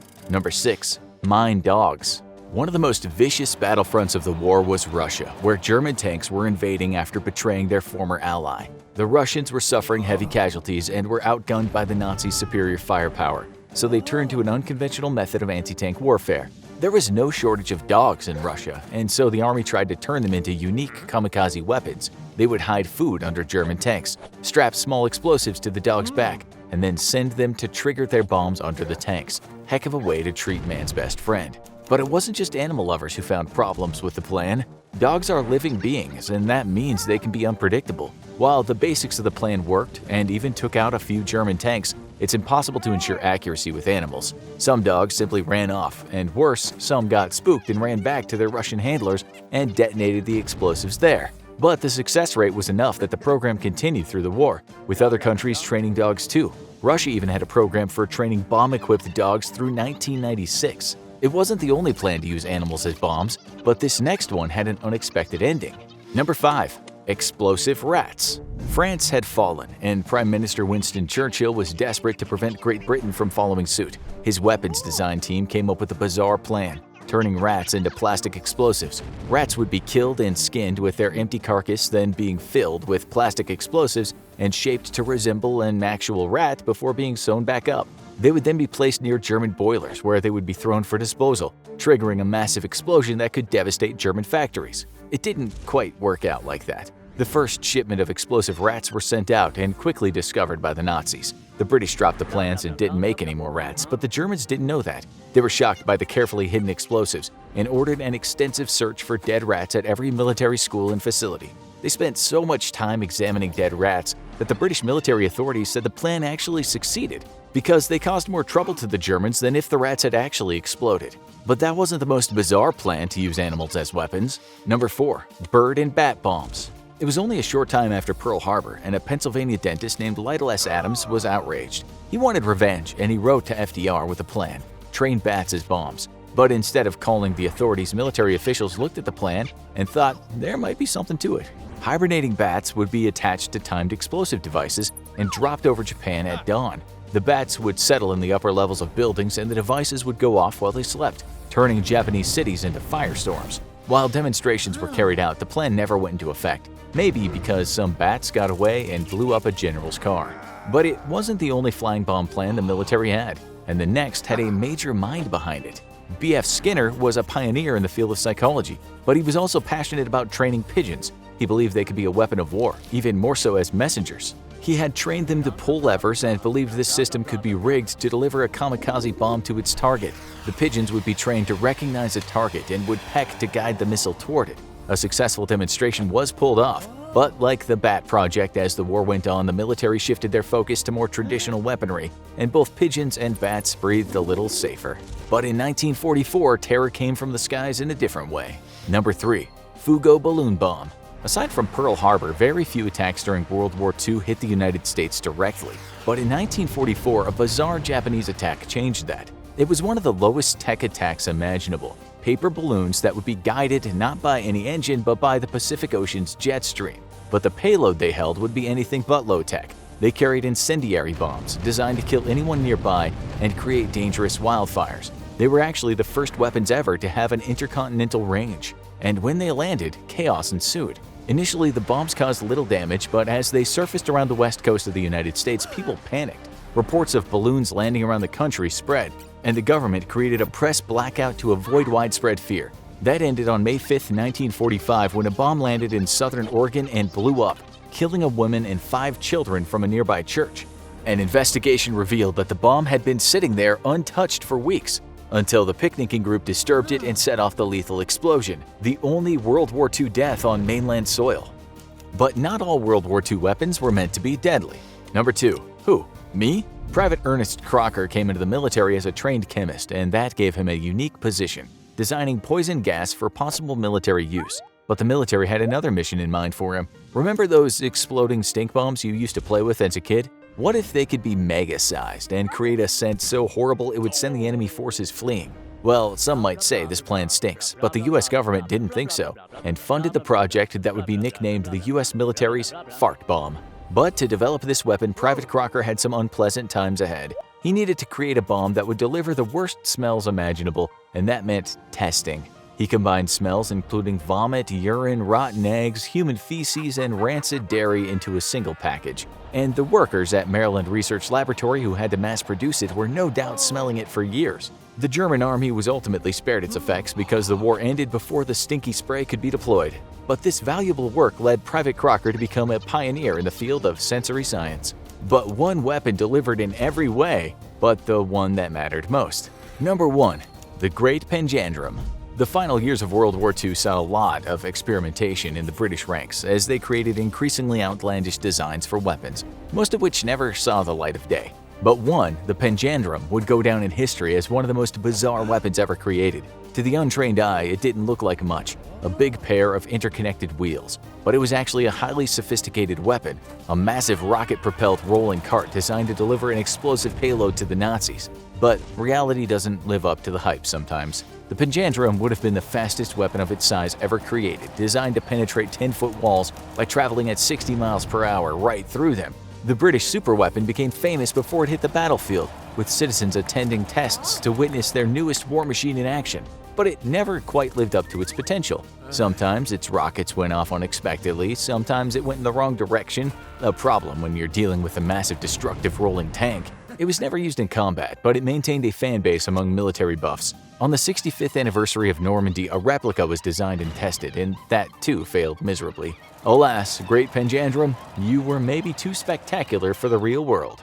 A deadly shotgun expertly engineered using bedposts and batteries. A powerful and complex crossbow that utilized rubber gloves and toothbrushes. Or what about a potentially life-taking bomb that looked like an innocent magic marker? The ingenuity of prisoners is sometimes nothing short of mind-boggling, as you'll now see in all its bloody glory. Number 12. We're going to start with something that sounds like fiction dreamed up by a Hollywood screenwriter, but we promise you, every word of this tale is true. It's a story starring a silent killer who got the nickname the meanest man in America. His real name was Donald Henry Gaskins, and yes, he was one mean man indeed. He was also pretty good with his hands. Gaskins was a piece of work if there ever was one, but we won't go into detail about all of his crimes. In short, he lived a life of violent crime and murdered 15 people, although it's possible he could have killed many more. He was sent to prison to serve 9 concurrent life sentences, and that's when he got creative with weapon building. The reason he did it was because someone on the outside, a man named Tony Simo, wanted another man dead because this other man had murdered his mother and stepfather during a robbery. This killer's name was Rudolph Tyner.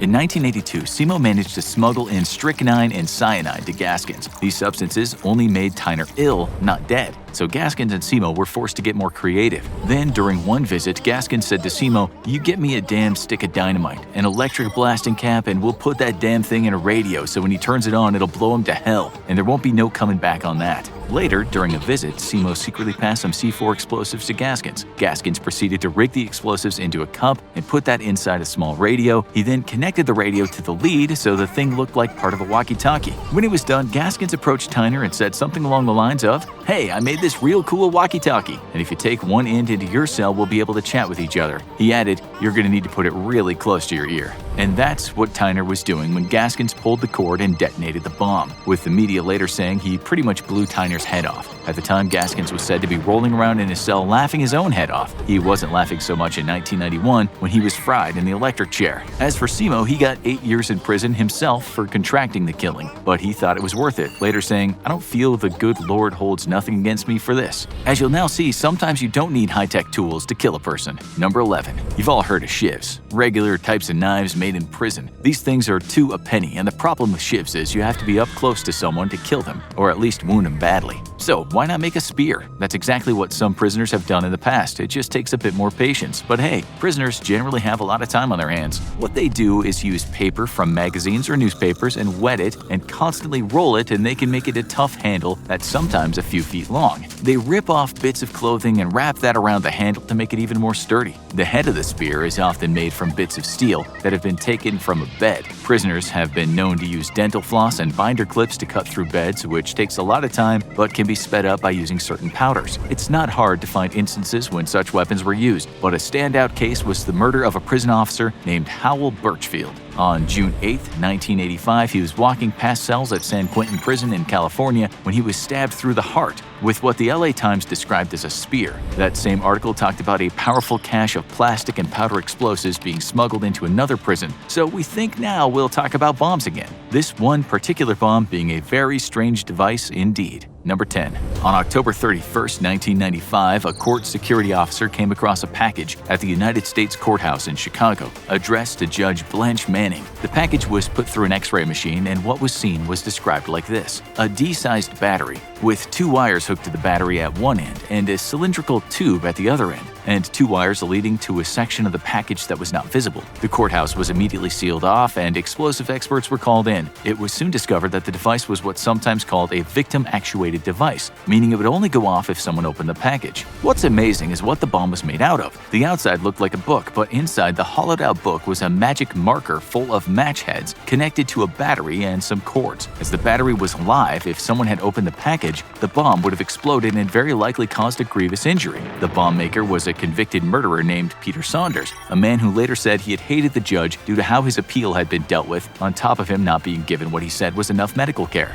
He admitted that he wanted the judge dead, but said he did worry that someone else might open the package and get hurt. While an investigation later revealed that the device would have likely not killed anyone, it certainly might have taken a hand off. As for where Saunders got his bomb-making skills, well, as you'll now see, there's a good reason one name for prison is crime school. Number 9. We can only find one instance of inmates making a flamethrower, but we think it's worth a mention. The story comes from a 1995 newspaper story that involved an interview with C.T. O'Reilly, who at the time was the assistant warden of Darrington Prison in Texas. He said there'd been a problem in the prison, which at first just looked like the prisoners had been drinking a lot of coffee. That's because all that coffee mate was being brought up at an astonishing speed. Not for drinking, though. O'Reilly explained in an interview, the inmates would roll up a piece of paper, put coffee mate in it, put a cigarette lighter in front of it, blow it out, and it's just like a flamethrower. If you think that coffee mate wouldn't work in this regard, think again. It was proven in an episode of Mythbusters that this powder could cause a fair bit of damage once ignited, and so can homemade guns, as you'll now see.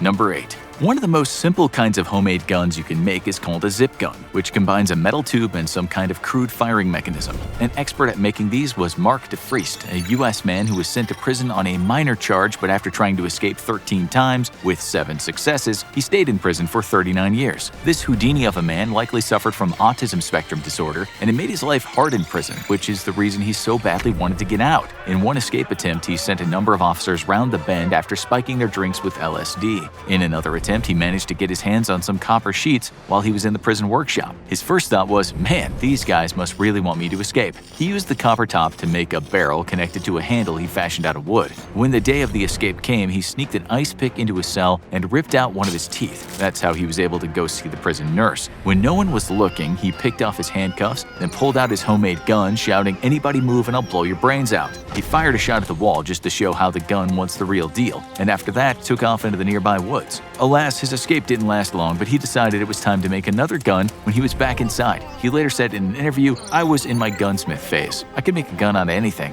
This time he used an empty tube of toothpaste, although exactly how has not been made clear. In DeFriest's own words, he said, "There's an art to everything." This time again, he shot at the wall to show how the gun worked, but even though that shot wasn't even close to any officers, he was later charged with attempted murder and spent a long time in what's been described as torturous solitary confinement. DeFriest was so good at making things that they kept him naked in a dark cell for a long time, not even giving him toiletries or eating utensils. Now let's talk about shotguns and a bit of prison engineering that's frankly outstanding. Number 7. Even Mark DeFriest would have been impressed had he heard the story about an inmate making a powerful shotgun from simple things he'd found in prison. It happened at Justizvollzugsanstalt in Germany, a prison that's been around since 1710. On May 21, 1984, 2 inmates there took a guard hostage, with one of them brandishing what was and still is arguably the most advanced prison-made gun of all time. Suffice to say, no one does it like the Germans when it comes to engineering. To make the gun, the inmates had utilized 2 steel bedposts. The charge was made with lead from some curtains, and the explosive came from match heads. To ignite that, AA batteries and a broken light bulb were used. Okay, so that sounds impressive, but did it work? Yes, it did, and we know that because the prisoners fired the gun. After that, they were allowed to leave the prison yard, from where they made their getaway in a car. If this story can't get any crazier, the media reported that the guy driving the car was a policeman, and he had bombs tied to his neck. The inmate with the skills was named Peter Strudinger,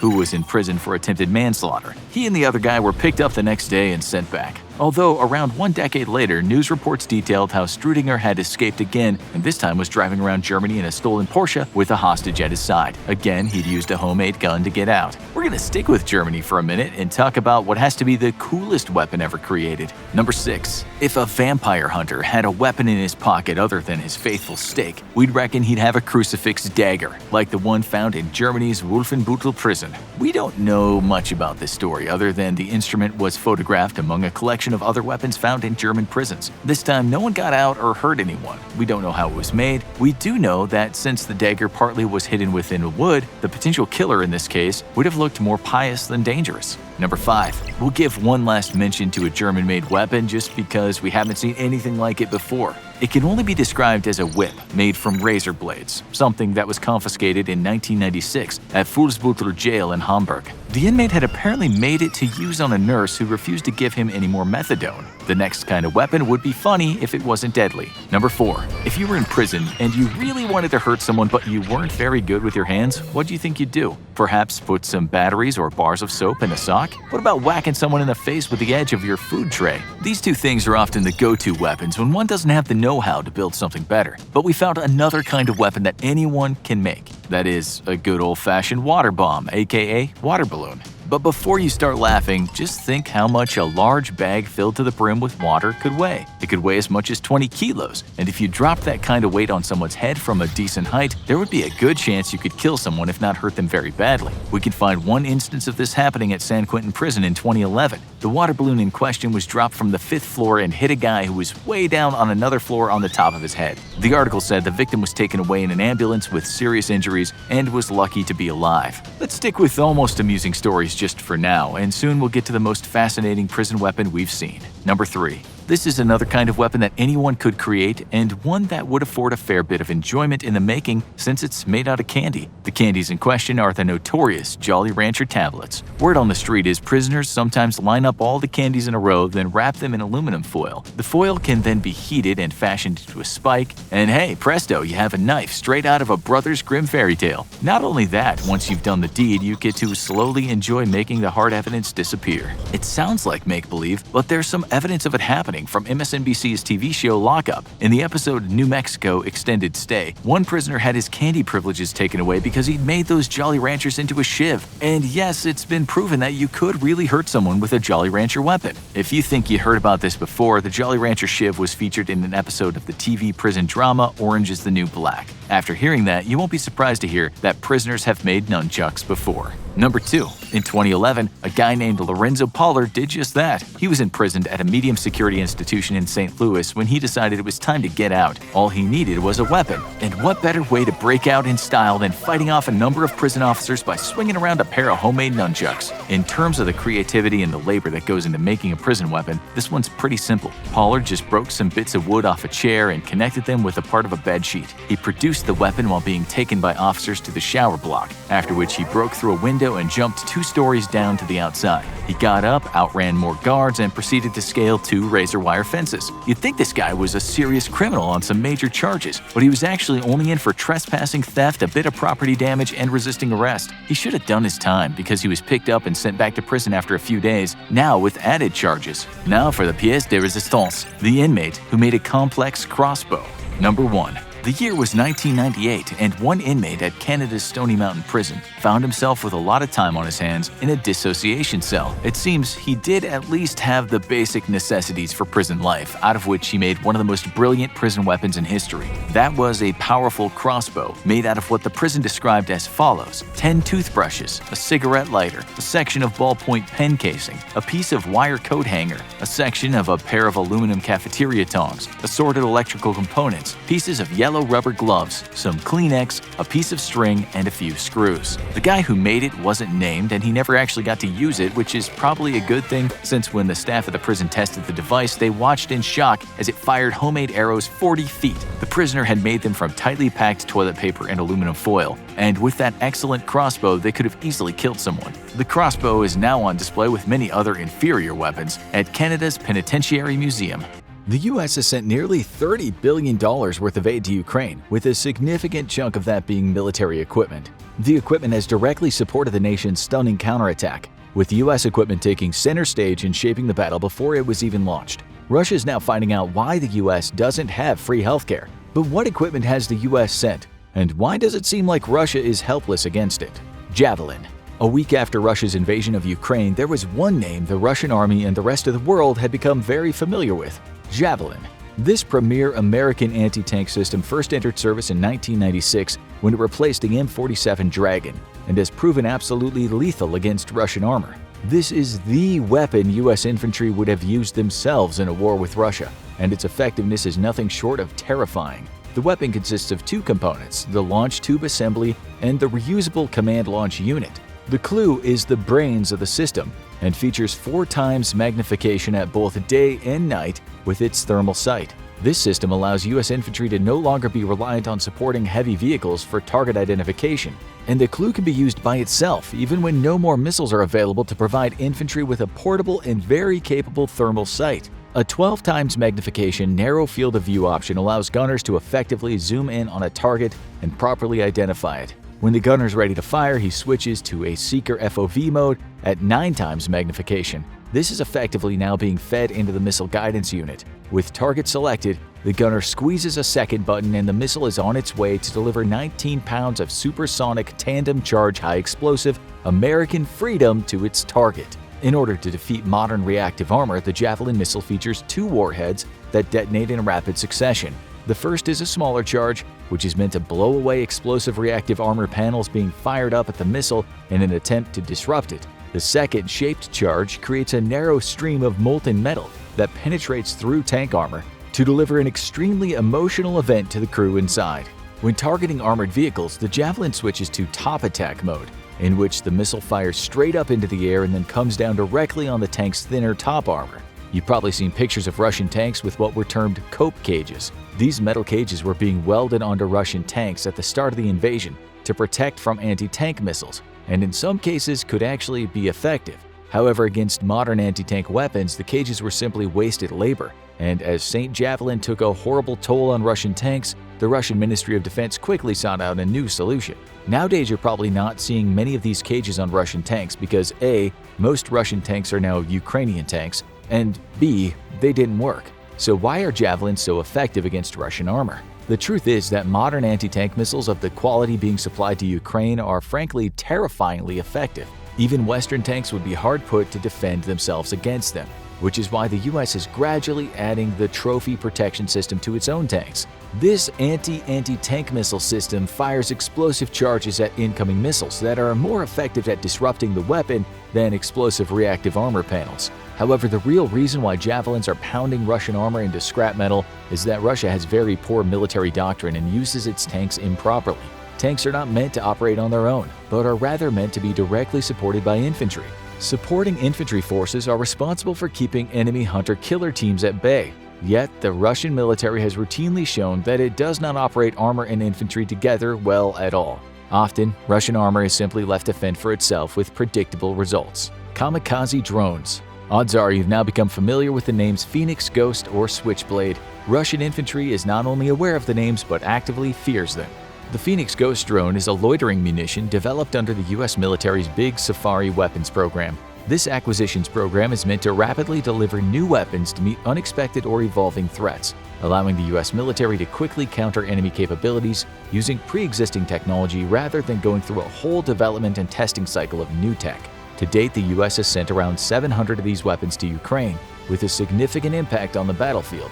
The loitering munitions can hover over an area for 6 hours and conduct surveillance at both night and day thanks to its infrared sensors. Once a target has been detected, the drone kamikazes down onto its head with an explosive finale.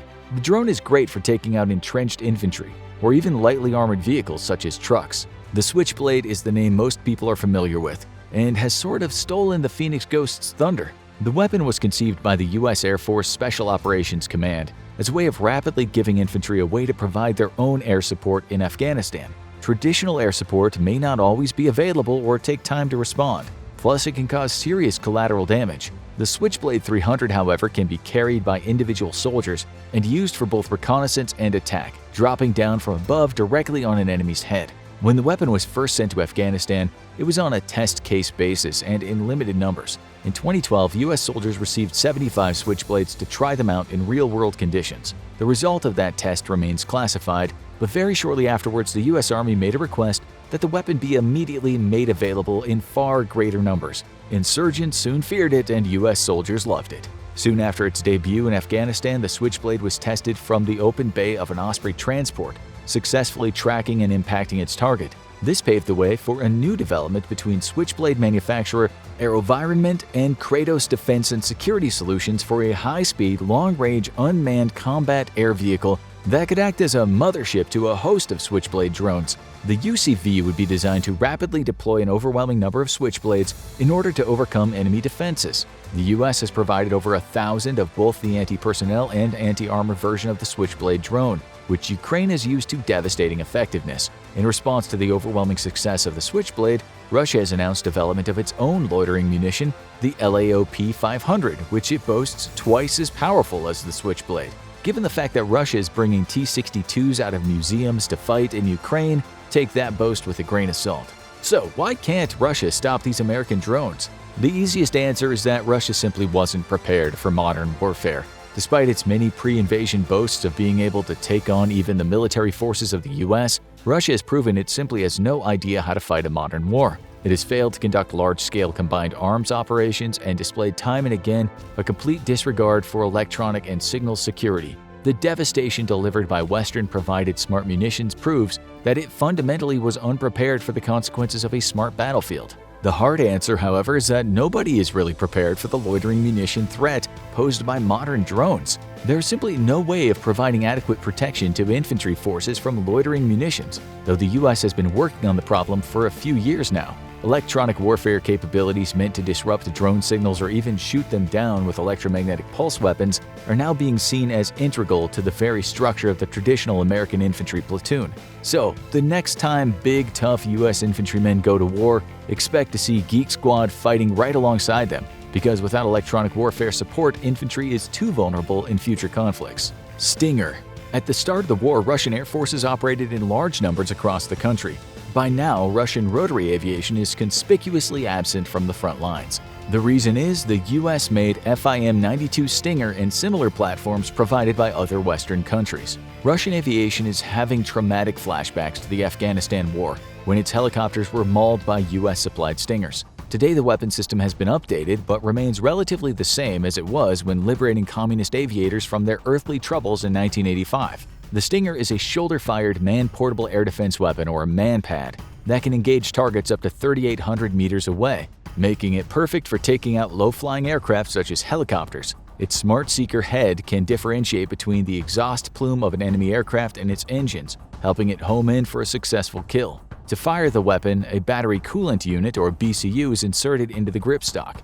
This delivers a supply of high-pressure argon gas, which cryogenically cools the seeker to operating temperature. This causes the seeker to be very sensitive to heat sources, thus allowing it to lock on to enemy vehicles with great precision. Once fired, a small ejection motor pops the missile clear of the operator and to a safe range, where the main rocket motor is activated, sending the missile on its way. The warhead is relatively small, only about 2.26 pounds of HTA-3 explosive, a mix of HMX, TNT, and aluminum powder. However, the weapon is designed to directly impact the vehicle's engines, which can be easily damaged or destroyed even with a small amount of explosives. So why is the Stinger once more violently reuniting Russian aircraft with the ground? Once more, it comes down to doctrine. Russian forces are doing a poor job of integrating air power with ground forces, leaving low-flying Russian aircraft at great threat from man-portable weapons. However, the real culprit is Russia's basic lack of precision targeting.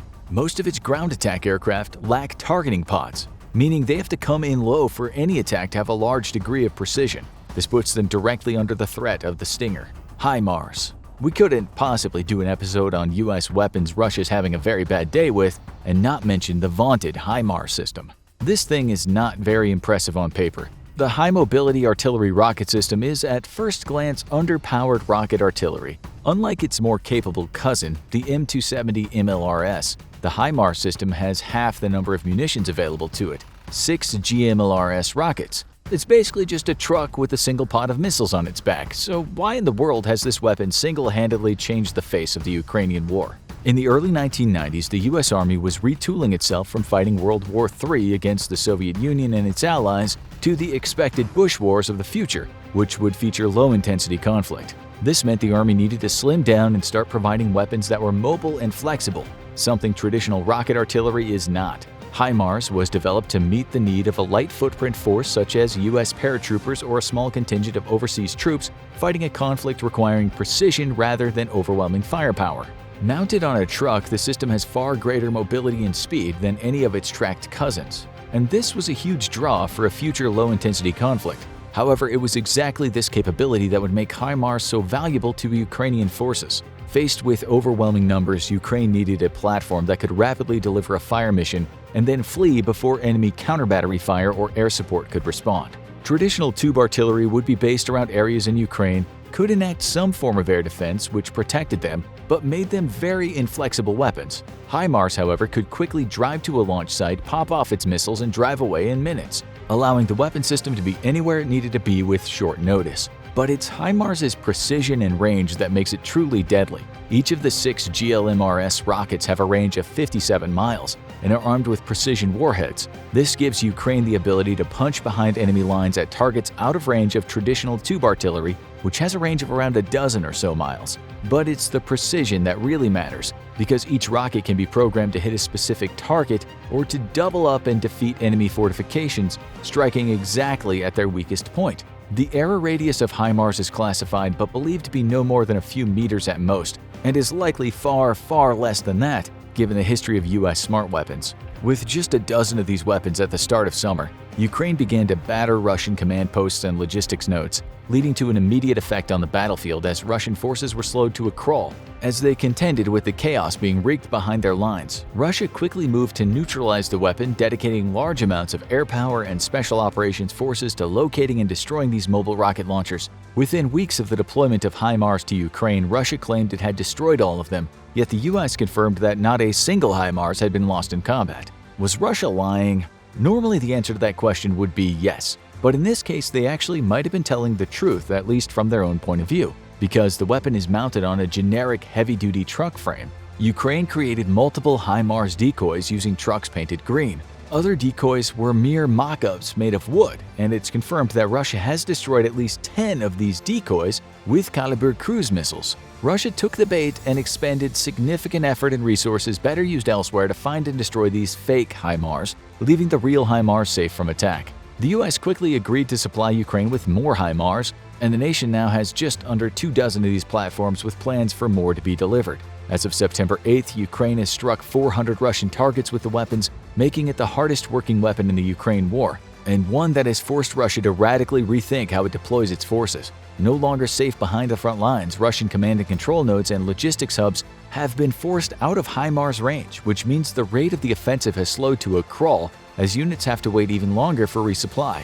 Russia has threatened to retaliate against the United States for further deliveries of the weapon system, but given that it can't handle 16 of these and the US Army is equipped with over 400, it seems Russia's mouth is cashing checks its military can't cash. World War II is undoubtedly the deadliest and most brutal conflict this world has ever seen. Even if massive battles with millions of casualties, genocide, and the mass suffering of hundreds of millions of people were not enough, there were various weapons employed by all sides that magnified the carnage by an immeasurable magnitude. Ethics aside, these weapons are included in this list due to their known ability to cause damage, with a list of theoretical weapons reserved for another time. What makes any particular one of these weapons so terrifying is either through the suffering they caused victims, their effectiveness on the battlefield, or their ability to defeat countermeasures. But without further ado, here are some of the most terrifying weapons of World War II. Kamikazes. As the war in the Pacific turned ever worse for Japan, they turned to increasingly desperate measures to stem the tide of the American Navy. Though all sides had undertaken suicide missions by individual pilots in the war to some extent, the Japanese were the ones to employ this horrifying tactic regularly. In October 1944, the American and Allied navies began to face an enemy deadlier than any other encountered before. The premise behind a kamikaze attack was simple: load an aircraft with as many bombs and explosives as possible, find a high-value target like an aircraft carrier, and keep going until you hit it. Though it might seem that kamikazes would have been easy to defeat, you would surely be mistaken. In conventional air attacks, if the flak is too heavy or too many enemy aircraft approaching, pilots concerned with preserving their lives would break off and return to base. This was not the case for kamikazes. What made these men so terrifying was not only the weapon they piloted at US ships at hundreds of miles an hour, but their training before even stepping into the cockpit. Though most of the early kamikazes were already experienced veterans, most of the ones that flew later on were raw recruits, receiving little flight training.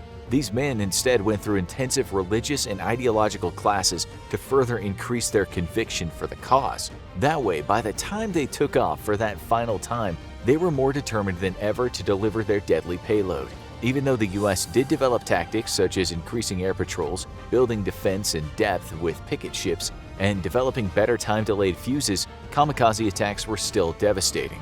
During their debut in the Pacific Theater, kamikazes obliterated an American task force, steaming for the Philippines, sinking 7 ships and damaging another 40. These attacks would continue with intensity through the Battle of Okinawa, which saw 36 ships sunk, 386 damaged, and almost 5,000 sailors killed, making it the deadliest battle of the war for the U.S. Navy. The Shoe Mine 42. Mines are a great way to deter enemy movement or funnel them into areas where you could bring pre-planned fire on them. They're also an excellent delaying tactic since it forces an advancing enemy to slow down to carefully prod for these devices, since unlike most other mines, the Germans made these mines out of wood. As its name would imply, the Shoe Mine was an anti-personnel mine that the German army first developed in 1942. Due to the increasing number of ways to detect and destroy mines, they wanted something that Allied troops could not detect. Additionally, due to the wartime shortages of metal, the Germans wanted to conserve as much as possible. With millions of these mines being produced, the cost savings proved significant for the German war machine. But where the mine really paid off was the fear brought into the hearts of Allied soldiers, hoping not to step on them. The Shoe Mine was not designed to be an extremely large or complex mine. It was composed of a simple wooden box with a detonator and some explosives. Its primary purpose was to maim soldiers, and the war diaries and official records of Allied troops can attest to their effectiveness. Due to their small size and inability to be detected with a metal detector, the only surefire way to identify these little buggers would be to probe the ground with a knife or bayonet manually.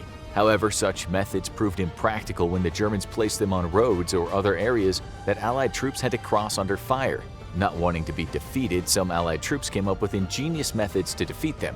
The British, for example, came up with an idea of placing a garden roller with metal spikes on the end of it. A brave volunteer would kit up in an early version of a bomb suit and roll this contraption across the battlefield. Whenever it hit a mine, it would blow up and the soldier would keep moving on to the next one. Though this design was eventually not approved for broader use by General Montgomery, it's an excellent example of how such a simple device could defeat every advanced detection system the Allies possessed, causing fear and casualties in its wake. Despite lacking official bodies of research, from contemporary accounts, troops noted that this mine, along with the vaunted MG-42 and Screaming Meanie Nebelwerfer guns, were chief among their least favorite things to encounter on the battlefield. U.S. submarines. German U-boats get a lot of credit for World War II, and rightfully so. They sunk almost 15 million tons worth of war material and sent tens of thousands of sailors down to an early watery grave. However, even though U-boats are more famously known during the war, it was actually the U.S. submarine force that was much more feared, and for a good reason. Immediately following the attack on Pearl Harbor, the first units that struck back were U.S. submarines. President Roosevelt ordered that a campaign of unrestricted submarine warfare would be brought against the Japanese, and the service gladly obliged the order. Pretty soon, without warning, Japanese naval and merchant vessels were being sent to the bottom at an alarming rate. U.S. submarines were so successful at attacking Japanese shipping that by the end of 1944, most submarine commanders reported patrols were increasingly difficult, not due necessarily to enemy action, but due to a loss of targets to shoot. This sentiment can be seen in the data for Japanese merchant shipping losses, with over 8.5 million tons of shipping sunk. Those figures mean that the entire Japanese merchant marine was sunk almost twice over compared to its starting tonnage at the beginning of the war. Not only did the Japanese Navy and merchant marines fear U.S. submarines, but also their army. During the war, historians have estimated that over 44 Japanese troop ships were sunk, with over 33 of those causing over 1,000 deaths. Some of the troop ships, such as the sinking of the Toyama Maru, resulted in the deaths of over 5,000 soldiers. In total, tens of thousands of Japanese troops were killed at sea, and the threat posed by submarines was so bad, top army commanders were unsure if they'd be able to reinforce their far-flung Pacific outposts. If sinking the entire Japanese merchant fleet, helping cripple the Japanese Navy, and preventing the Japanese army from moving were not terrifying enough, another way that submarines caused even more suffering was through their blockade of Japan. Since so many merchant ships were sunk and so many had to delay their journeys days or weeks to get into Japan, the civilian population suffered immensely. Because Japan is an island nation, it relies solely on imports of raw materials, food, and fuel from abroad to keep it going. However, because of the constant attacks by U.S. submarines, the Japanese war economy greatly suffered, and the blockade was the main cause for every type of shortage possible in Japan. U.S. commanders would remark after the war that U.S. submarines were the most critical weapon at disabling the Japanese economy and war effort. Sarin gas. While many people might be familiar with sarin gas from its use in modern-day war zones in the Middle East, the Germans actually invented it in 1938. During their research to design a better pesticide to kill weevils, German scientist Gerhard Schrader found it created a combination far too deadly for some afternoon gardening when he mixed phosphorus with cyanide. A loyal Nazi, Gerhard took his findings to the German military, who quickly embraced the concoction. After rigorous testing, the military produced around 30,000 tons of the stuff. The sarin gas was then weaponized by putting it on specially designed artillery shells that could hurl the deadly gas at advancing Allied troops. Despite having it available since the beginning of the war, and against his general's urgings to use it, Hitler probably made the only correct decision in his life by not employing the weapon. Though conspiracy theories abound as to why Hitler never used it, especially as he knew the war was lost and had nothing to lose, the matter is probably more pragmatic than someone would think. Many people claim that due to his survival of a poison gas attack in the First World War, he was scarred for life and refused to use it on other people. As anyone with any knowledge of the Holocaust would know, he had no problems using deadly cyanide against millions of victims. Rather, it's likely he believed that doing so would result in a massive retaliation against his military, which, especially with the war going on the way it was, it probably was something he didn't want to risk. For the Allies, it was definitely good that he never chose to employ sarin gas in combat. Sarin gas is a terrible chemical weapon and kills by essentially blocking the nerves in your muscles from speaking with your brain. As a result, you begin to convulse and essentially suffocate to death since your muscles need more oxygen than your body will provide.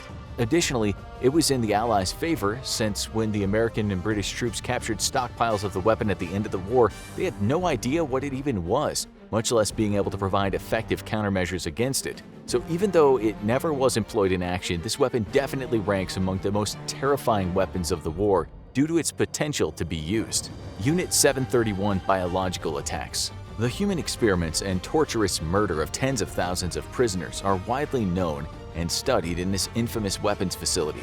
Though Unit 731's main complex in northern China has garnered the most attention in Western literature, a little known yet even more terrifying aspect of its methods includes an organized biological weapons campaign designed to defeat the Chinese people. With the war in China raging for over 5 years by 1941, the Japanese army was looking for ways to turn the tide of the war and crush stubborn Chinese resistance facing them. By this time, the Japanese army had already proved that they viewed Chinese soldiers and civilians as less than human and would resort to any means necessary to defeat them.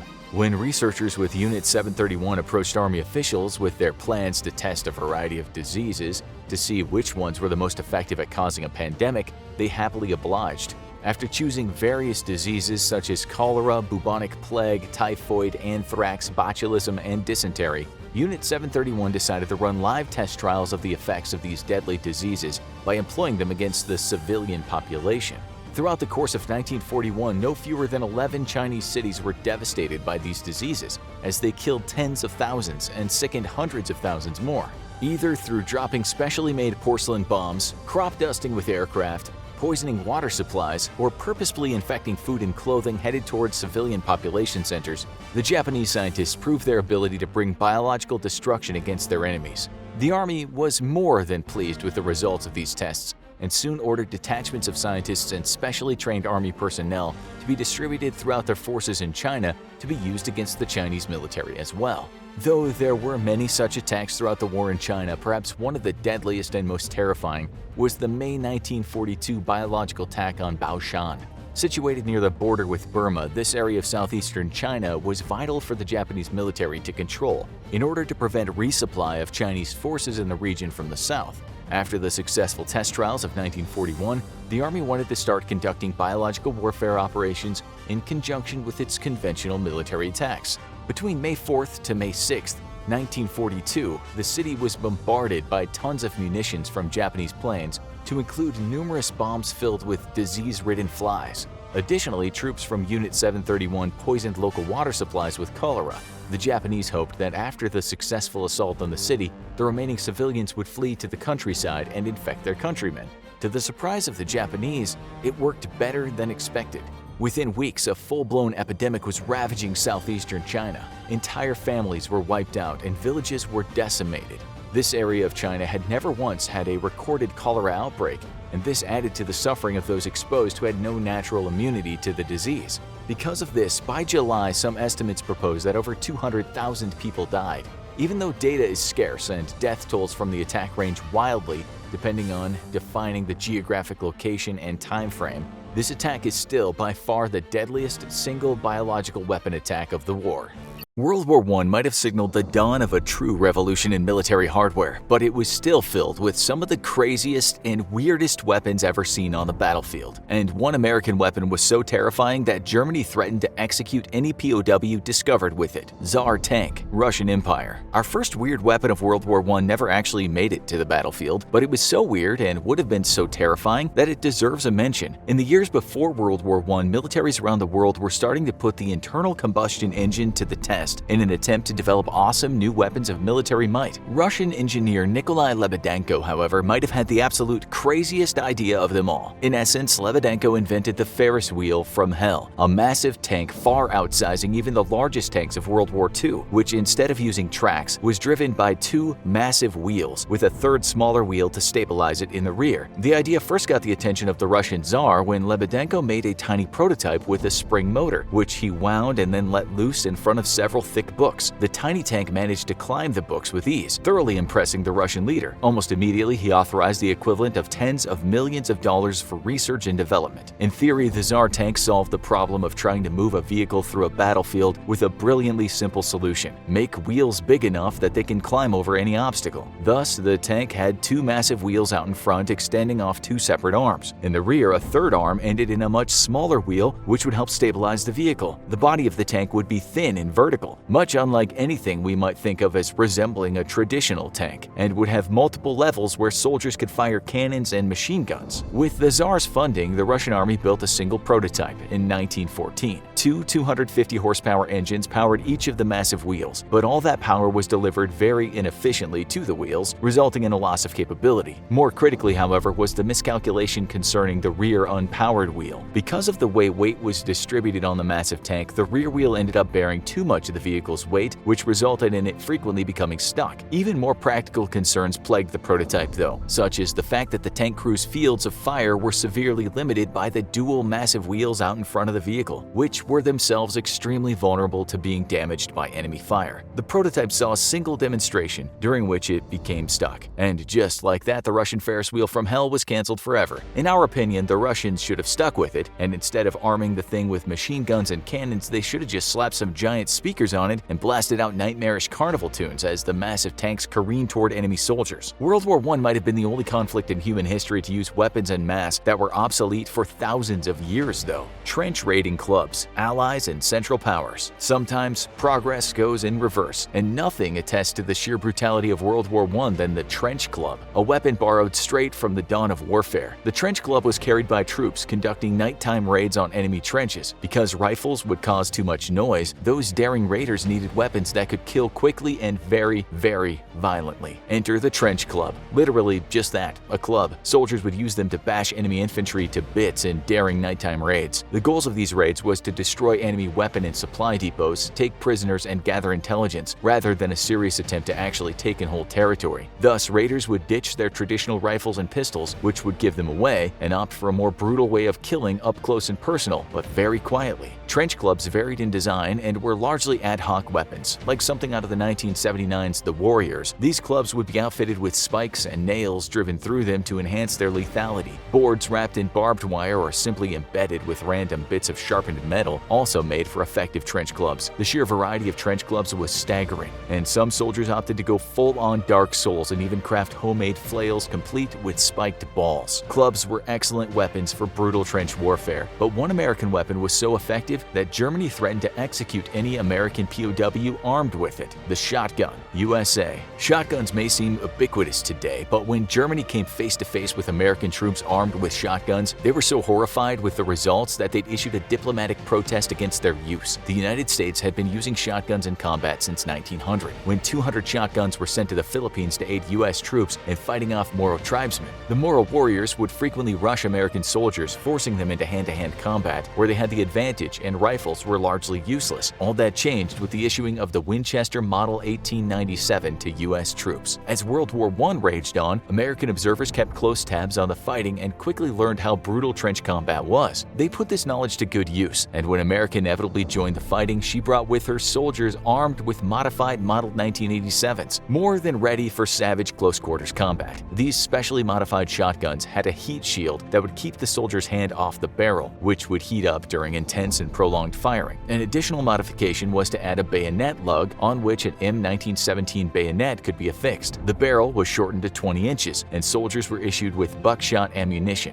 These trench loads contained 9 00 buckshot pellets, making the Model 1897 a veritable cannon in the tight quarters of European trenches. A modified action which allowed the soldier to keep the trigger depressed while working the action meant that the 1897 could unload its 5-round load in rapid succession, which quickly earned it the nickname of the trench sweeper. The weapons were so devastatingly effective that Germany soon launched an official diplomatic protest against America, citing the 1907 Hague Convention on Land Warfare, which forbade the use of weapons designed to cause unnecessary suffering. After careful consideration, Judge Advocate General of the Army Secretary of State Robert Lansing decided the law did not apply to American shotguns. The reply enraged the Germans, who threatened to retaliate on any captured American troops found to be wielding shotguns. The U.S. responded by threatening to retaliate in kind against German troops equipped with flamethrowers and serrated bayonets. World War I was largely fought in the trenches, and if you thought trench clubs were insane, wait until you see the next item on our list: Gauntlet Dagger. World War I might have been the most peculiar conflict in human history. On one hand, the fruits of the Industrial Revolution had yielded weapons that changed the face of war forever, such as the machine gun and the tank. On the other, the war still often devolved into the most crude and ancient forms of fighting imaginable, and the Gauntlet Dagger is yet another such example. This weapon consisted of a large metal gauntlet that was worn over the wearer's hand and forearm. The sheet metal protected the wielder from enemy knives and bayonets, and inside of the gauntlet itself was a crossbar that the wielder would grip with his hand. A long metal spike protruded from the end of the gauntlet, which would be used to repeatedly stab one's foes. Hooks on the sides of the gauntlet would allow the wearer to lace it up tightly onto their arm, securing it in place even in the heaviest of fighting. While the weapon would prohibit the use of a rifle, it was a devastating close-quarters weapon meant to be used in trench raiding. However, if we had our choice of a Gauntlet Dagger or an American shotgun, we'd gladly take the latter. With the introduction of the airplane, Allied and Central Power pilots were quick to come up with a very weird but terrifying use for it: aerial darts. French, Germans, and British. In World War I, the airplane was slowly defining its role on the battlefield. Initially used as an aerial scout, eventually airplanes became armed so they could shoot down other airplanes and enemy airships. Recognizing the potential in a machine that could deliver an explosive payload to the enemy from directly above, airplanes were even fitted with bombs. However, these early airplanes didn't have the power to carry aloft significant loads. The Italians, however, saw a solution to this problem in 1911 and developed the aerial dart. Weighing far less than a bomb, an airplane could carry several hundred of these wickedly sharp long metal spikes. Stabilized by everything from small fins to feathers, the darts would be used to saturate an enemy formation. The French were the first to use them in World War I, with canisters full of the darts attached to the underside of an aircraft. The pilot would fly very high over an enemy formation and pull a wire which would open the canister holding the darts. The released darts would then begin to fall from tremendous height, picking up speed and energy as they fell. The result was devastating, as the long, thin darts could easily penetrate steel helmets if dropped from high enough, and deliver long, thin wounds that penetrated deep and resulted in severe internal damage. Aerial darts would be equipped by both sides aboard their airplanes and airships, dropped by the thousands over enemy lines. One French pilot alone dropped 18,000 darts in a single day in 1915. However, the darts soon grew out of favor with both the Central and Allied war planners. The biggest problem with the darts was that they were completely unguided and largely relied on blind luck to actually strike their targets. Because pilots would have to fly at great heights to ensure the darts gained enough speed to become lethal, their accuracy was greatly diminished. Even when used against enemy airships, the darts simply proved ineffective. Their greatest flaw, however, was the fact that the darts needed to score a direct hit to be lethal, as the darts fell with such speed that they'd embed themselves harmlessly into the soil if they missed. Eventually, the darts were phased out, though they were still in limited use in 1917. Necessity is the mother of invention, and the need to not get one's head blown off led to the invention of the weirdest rifles in history: periscope rifle, Central and Allied powers. When World War I began, Germany assumed it would be a brief, bloody conflict. However, both the Central and Allied powers seriously misunderstood how the machine gun had completely changed the face of war forever. With the ability to put out hundreds of rounds of ammunition a minute, the These early machine guns may not have been terribly accurate, but they rarely ever needed to be. Mass infantry charges would be absolutely decimated by machine gun fire, with men cut down in the dozens. Trench warfare was the inevitable result. As the machine gun ground the conflict to all but a complete halt, troops became stuck in their trenches, unable to undertake any sort of offensive action without overwhelming numbers. The trench war had become so deadly that even lifting one's head up and out of the trench for a quick look could be a good way to get your ticket punched. Both sides employed snipers whose sole job was to demoralize the enemy by taking out any soldier unwary or foolish enough to expose themselves. The periscope rifle was thus quickly developed by inventors on both sides as a way of allowing friendly forces the ability to fire on the enemy without exposing the soldier doing the firing. The rifles varied in design but had very common elements. The rifles would be fitted to a frame of some sort, which could be used to prop the weapon up and over the trench. A periscope consisting of a reflective mirror would allow a soldier to look down the weapon's sights even from several feet below. The great weight of the frame also helped to stabilize the weapon, and most rifles would be fitted with specially modified magazines, holding many times more rounds than normal.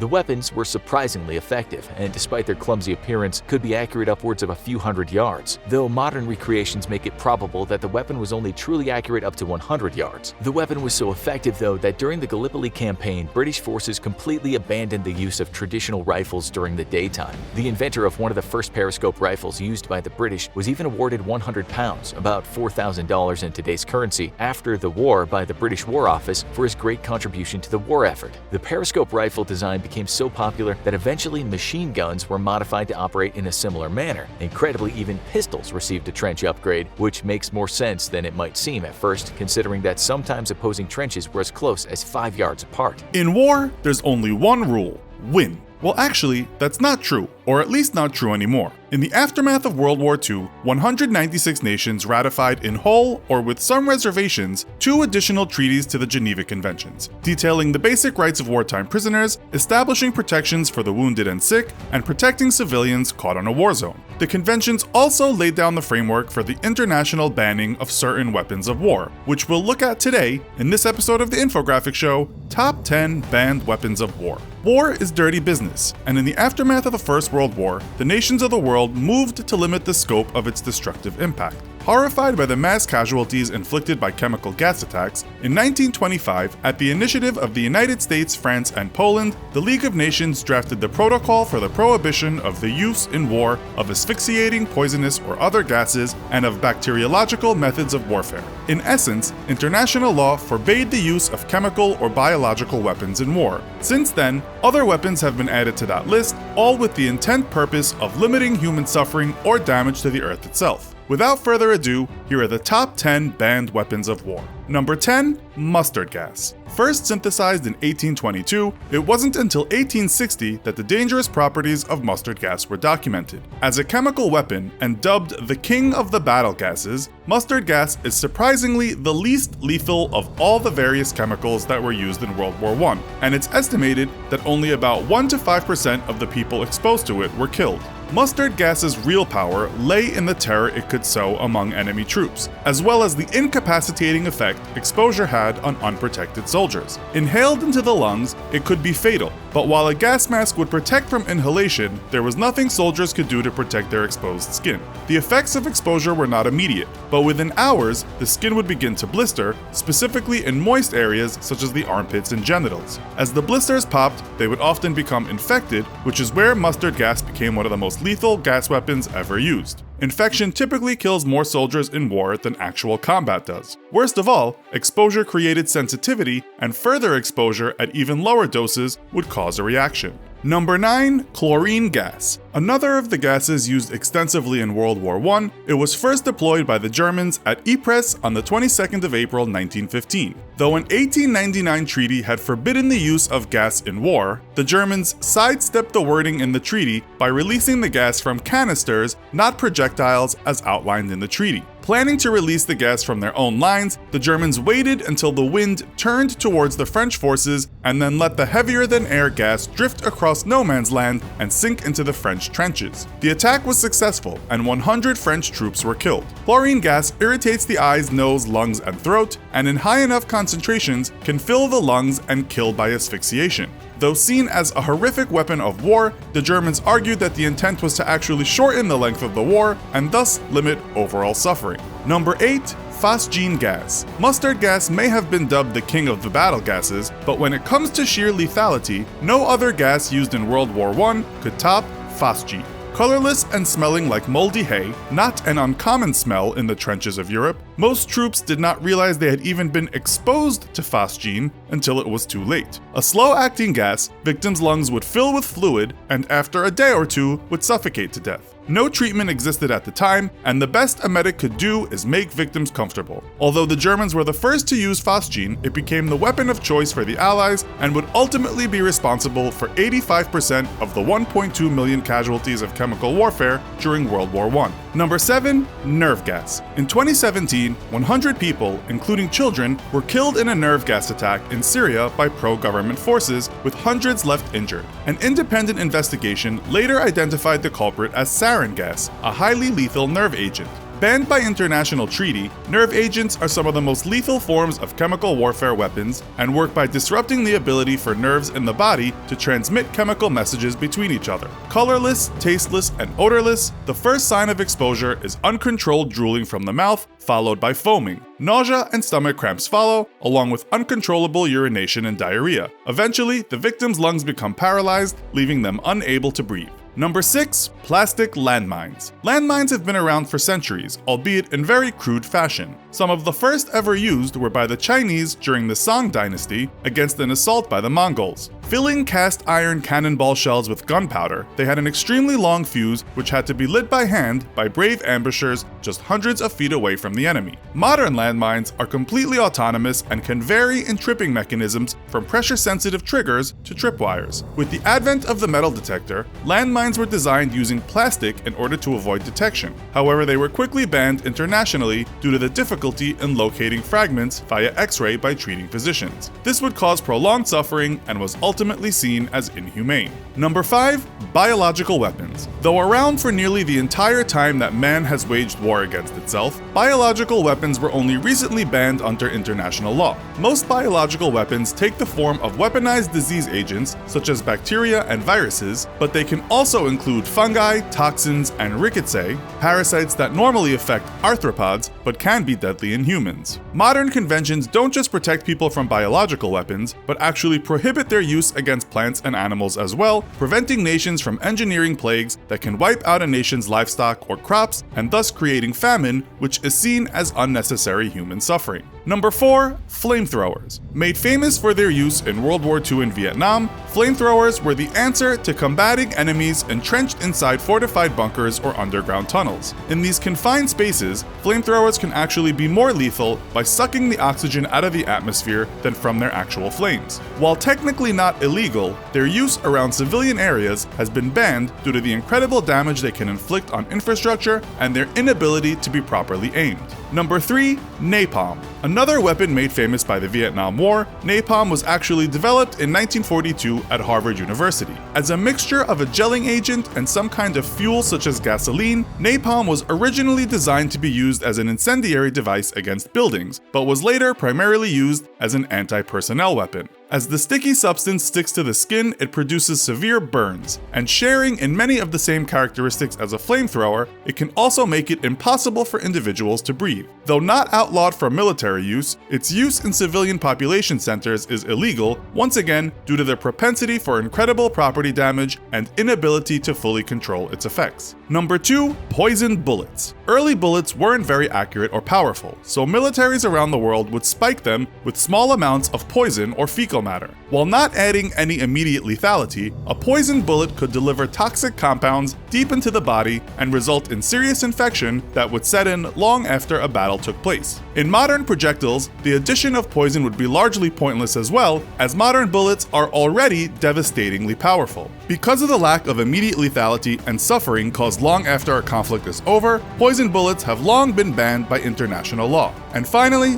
number 1, dirty bombs. Nuclear weapons are bad enough, and the international community has been unsuccessfully trying to ban them since their inception. Nuclear weapons are primarily designed to destroy military or civilian targets, yet to achieve maximum explosive impact, they are detonated high above their target where the pressure wave can spread. This has the side effect of causing most of the radiation released to be harmlessly blasted up into space or dispersed over a very wide area, limiting its effect. A dirty bomb, however, is a device that is designed primarily to create radiological fallout rather than kill outright, with the goal of poisoning land, sea, and air for a very long time. A regular nuclear weapon can be converted into a dirty bomb by simply programming it to detonate at ground level, thus creating massive plumes of radioactive debris and irradiating dozens of square miles. However, other devices, such as a cobalt bomb, can be detonated high up in the air and produce tremendous amounts of radioactive fallout. These dirty or salted bombs have long been banned due to the long-lasting and catastrophic damage they do to large swaths of the environment.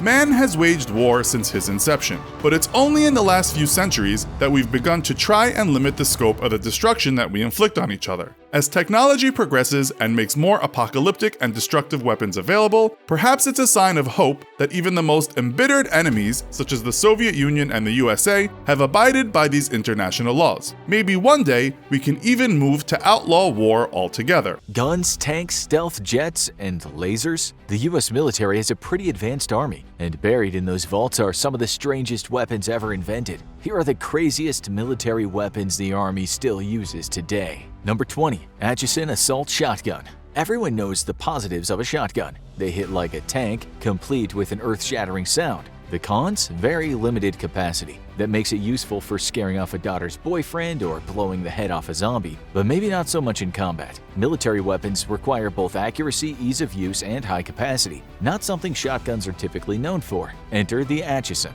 Also known as the Auto Assault 12, this gun is one of the only automatic combat shotguns ever created. It only needs the user to make a quick trigger pull to fire and can fire up to a whopping 300 shots a minute. While this model was designed in the 1980s and has largely fallen out of favor, future designs built on it and combat shotguns are still used today. Making them even more useful, the powerful recoil that comes with a shotgun, knocking many an unexpected user off their feet, is barely present here. It takes the power of a shotgun and combines it with the accuracy and use of a rifle. But sometimes the best way to survive combat is not to be seen.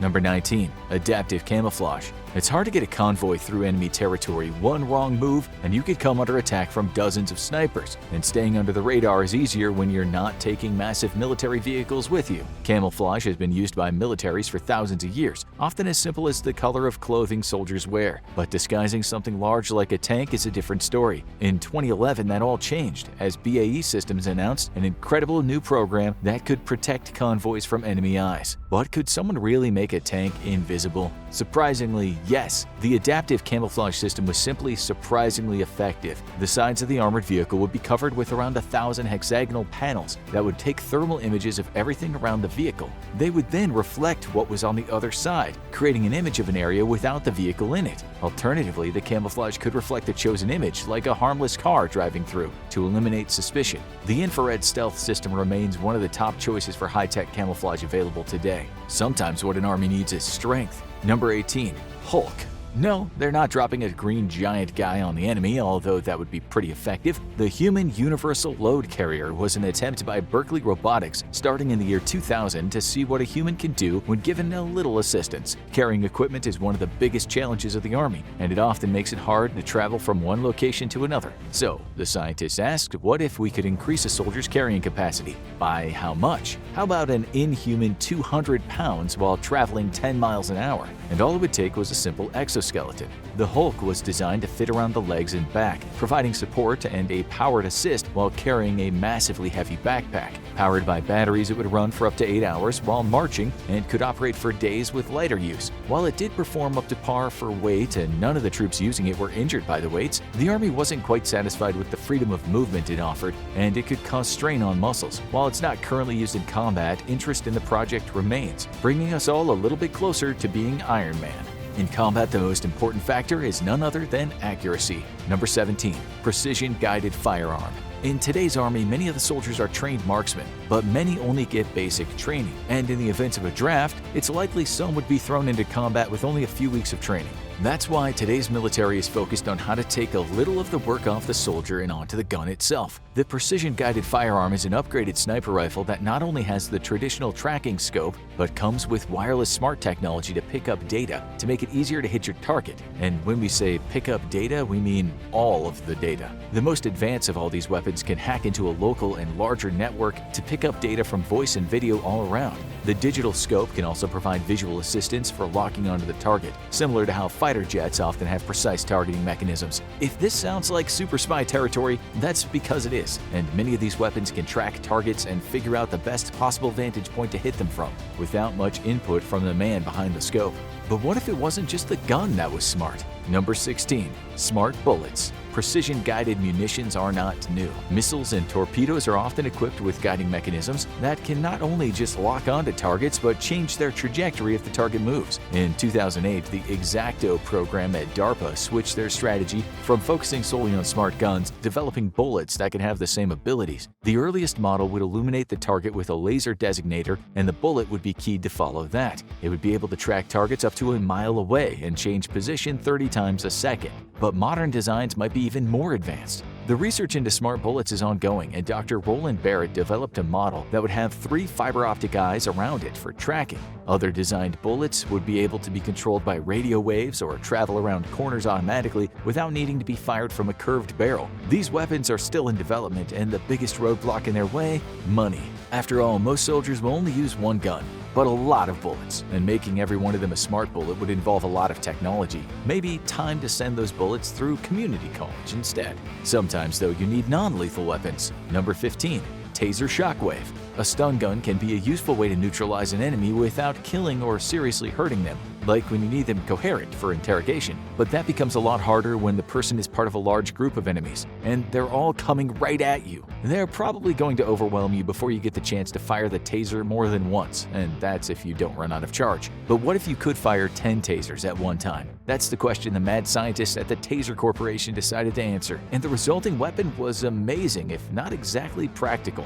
Meet the Taser Shockwave, a battery of stun guns attached to cables and loaded into a launcher. When triggered, the tasers shoot out and deliver powerful shocks to just about anyone they hit. It might look like a many-headed dragon, but it's effective at incapacitating attackers quickly and in large numbers, if it hits the target. Accuracy isn't really its strong suit, and in a combat situation, there's no guarantee it would hit its target. Taser continues to refine the weapon, and some think it might be more suited to crowd control than combat. And sometimes, you need weapons in the most unusual circumstances. Number 14. Heckler & Koch P11. You're on a submarine, and you get an alert. A saboteur is trying to sink you. You get into the water to engage, but there is just one problem. Your gun isn't equipped for firing underwater. Ordinary rounds lose range and accuracy when fired underwater. Fortunately, you're armed with the Heckler & Koch P11, one of the best underwater pistols ever developed. It's short and stubby, looking more like a checkout scanner than a gun, but it packs a punch. But the surface isn't the only thing that makes it different. The P11 only has 5 barrels as opposed to the usual 6. It fires steel darts rather than traditional bullets, but they can still tear through the enemy. And rather than being traditionally fired, it uses a battery pack in the grip. Also, don't use it recklessly. It can't be reloaded by users and has to be returned to the factory for more ammo. This isn't a weapon that's used too often unless we wind up fighting an army from the lost city of Atlantis, but its secrets are well kept. So well, in fact, its manufacturer won't comment on it. Sometimes the military goes small, and sometimes they go big. Number 13. Electromagnetic Laboratory Railgun. The U.S. Office of Naval Research is not a place you get into easily. This is where all the prototypes of the most advanced weapons in the military stable can be found. But one of them has the potential to be one of the deadliest weapons ever created, taking an already powerful tool and supercharging it with modern technology. A railgun is a massive weapon that fires projectiles at rapid speed and would be one of the most powerful weapons in the U.S. arsenal without needing the equipment for traditional firing. So what is the secret of this massive prototype? Instead of chemicals designed to ignite explosions, this railgun would fire projectiles entirely using magnetic fields and electricity, and they would travel faster and hit harder than any bullet currently available, up to a whopping 5,600 miles per hour. This gives the railgun power associated with cruise missiles. It's currently in testing, and the military is optimistic about mounting it on ships soon enough, but to get there they'll have to perfect the repeated fire capability, because for this gun it's both quantity and quality, and that means a lot more tests. But what if the military didn't need to use humans at all? Number 12. The Fire Scout. When troops are in a pitched firefight and they see a helicopter from up above, it usually means one thing: backup is here. But the powerful defense contractor Northrop Grumman has given a new twist. The helicopter is here to provide support, but that doesn't mean there's anyone on board. The Fire Scout looks almost exactly like a standard military chopper, but you'll see a few differences. For one thing, it doesn't have windows, because there's no one inside to look out of them. The Fire Scout might be the most advanced drone ever created. It can take off and land independently, provide aerial fire support for ground troops, and has a top-of-the-line targeting system. While it's designed to be used in combat, it's also an effective surveillance tool. It was declared mission-capable in 2019 and took to the skies, although the Navy continues to develop and enhance it. This raises the question: if the smart machines are the wave of the future, which other heavy artillery could soon be roaming the battlefield without any soldiers on board? Naturally, we're about to find out. Number 11. The Black Knight. Tanks are the workhorse of the military. These treaded vehicles provide valuable shelter for soldiers, run over enemy lines, and are equipped with powerful guns. There's just one downside. If they take a hard hit, they can be hard to escape from in a hurry, which is why the mad geniuses of BAE Systems asked, what if we had a tank without the vulnerable people inside? Enter the Black Knight, a 12-ton tank designed as an unmanned ground combat vehicle. It looks like an ordinary tank on the surface, but much like the Fire Scout, looks can be deceiving. Let's just say you don't want to be in the way of this drone. It's armed with both a turret-mounted large gun and a coaxial machine gun, runs on traditional Caterpillar diesel engines, and its tractor treads make it ideal for off-road operations. It's operated by remote control, but also can use its computer system to make in-combat decisions, independently of operator input. While it's ideal for missions that are too dangerous to send soldiers into the field, its technology is still a work in progress as the military tries to perfect the wireless communication system. But many people in power think this is the remote tank that might be the wave of the future. The military has developed many non-lethal weapons, some with a devastating impact. Number 10. Phaser. It looks like a sci-fi laser gun, and it kinda acts like it too. The Phaser, officially titled the Personnel Halting and Stimulation Response Rifle, is a massive laser dazzler gun designed by the Air Force's Research Division. It doesn't fire a projectile, but can neutralize an entire field of enemies in seconds by unleashing a massive burst of light that can temporarily blind them. This is a low-intensity laser, which means that the victim should recover quickly, but it can leave an entire field of soldiers stumbling among each other and firing nowhere in particular. So why is this weapon not everywhere yet? It's not that the gun didn't work, it's that the military had to make sure it didn't work too well. Blinding weapons that can cause permanent damage are banned under a 1995 UN protocol, and using them is seen as a crime against humanity, so the military needed to make sure there were no lasting side effects. They also had to give it a really cool name, and someone in the design process was definitely a Star Trek fan. But unlike its namesake weapon, this one only has a stun setting. This next weapon might be the way out of some close quarters. Number 9. The Corner Shot. In the 1940s, the Nazi army debuted a new weapon, the Krumlauf, a rifle with a curved barrel that could shoot around corners. It was an innovative solution to a major combat problem, and it was a complete failure, with the bullets getting jammed and damaging the barrel after only a few shots. But over 50 years later, the design might have been perfected, ironically by an Israel weapons designer named Amos Golan. Designed in cooperation with American investors, the Corner Shot has become a key tool for modern militaries. But technology has marched on since the 1940s, and it shows. Unlike the failed version, this weapon doesn't try to shoot a bullet through a curved barrel. Instead, it mounts to a small pistol on the end of a larger weapon, allowing it to be aimed at the target that can be seen through a periscope lens. And it's not a high-powered weapon, but it's one that makes shooting targets from the safety of cover much easier. And in case you're looking for a little more firepower, it can be equipped with a 40mm grenade launcher that can send rounds flying in any direction you choose, without the risk of blowing up your own barrel. Sometimes it's not about the firepower you pack, but it's about what you see. Number 8. IVAS. Soldiers can be armed with the best weapons in the world, but in the fog of war, they're dependent on their own eyesight. If they're caught in smoke or in a snowstorm, their aim might be off,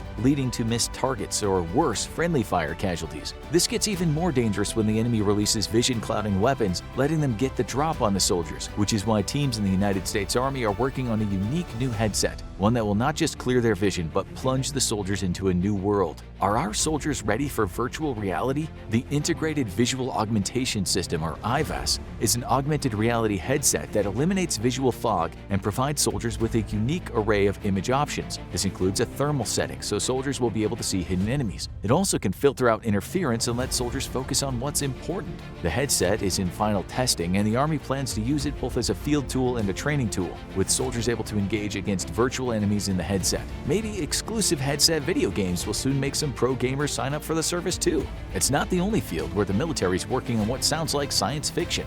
Number 7. Quantum Stealth. Guy Kramer comes from Canadian innovation royalty, being the grandson of the man who invented the first walkie-talkie. But he might be looking to outdo his granddad by cracking a concept H.G. Wells invented in fiction over a century ago. How do you turn someone invisible? The military has been working on a vehicle camouflage for a while, but options for mobile soldiers are much limited. That's where quantum stealth comes into play, a long-term project between Kramer's company Hyperstealth and military officials in both Canada and the USA. So what's the secret to his innovation? The keys to quantum stealth are being kept close to the military's chest, but what we know is that quantum stealth uses lenticular lenses, the same technology seen in 3D movie posters. The lenses refract light according to the angle they're viewed at, and the way that they're arranged creates dead spots where the object isn't visible, but the background is. While it doesn't render the subject completely invisible and can create a blurry spot, it's more than effective enough to confuse a soldier observing from a distance. So it's no surprise the government is investing heavily in the technology. But sometimes you need an earth-shattering kaboom.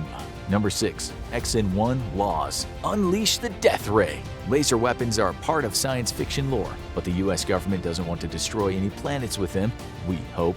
The advantage of lasers is that they use a simple powered device and don't rely on ammunition, so they can deliver more than one hit in quick succession. The XN1 Laws was developed by the US Navy and first deployed for field testing in 2014, and the USS Ponce was the lucky ship to get to fire it first. It uses an infrared beam launched from a laser array to hit flying and sea-based targets. So, how does it work? For one thing, it's highly energy efficient, needing only an energy pulse to fire and none of the equipment. It can also be adjusted for power, being useful for temporarily blinding enemies at the lowest level. But when it's dialed up to the maximum level of 30,000 watts, it can deliver a massive punch. Not only can it target motors and fry sensors, but it can detonate explosive material on an enemy boat before it reaches its target. It might not be able to blow up enemy battleships from afar, but it's the most effective laser weapon yet. And when it comes to non-lethal tech, sometimes things get weird.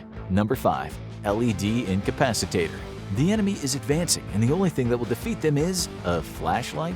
Well, not just any flashlight. The LED Incapacitator is one of the oddest weapons designed by the Department of Homeland Security's Innovation Research Office, and it's largely designed for use at border crossings and other locations where confrontations with suspicious individuals who might be carrying contraband are likely. Rather than using a traditional weapon, this weapon unleashes a series of random pulses of multicolored light, which switch frequencies often and cause pressure on the brain, and the effects can be messy. The first symptom is a severe headache, and subjects can experience temporary blindness because their eyes can't adjust to the flashing lights. But they also can't focus, become disoriented, and are hit with a wave of nausea, which is why this weapon has earned the nickname the Puke Ray. It's largely an effective weapon against individual targets, but some subjects have been proven largely immune.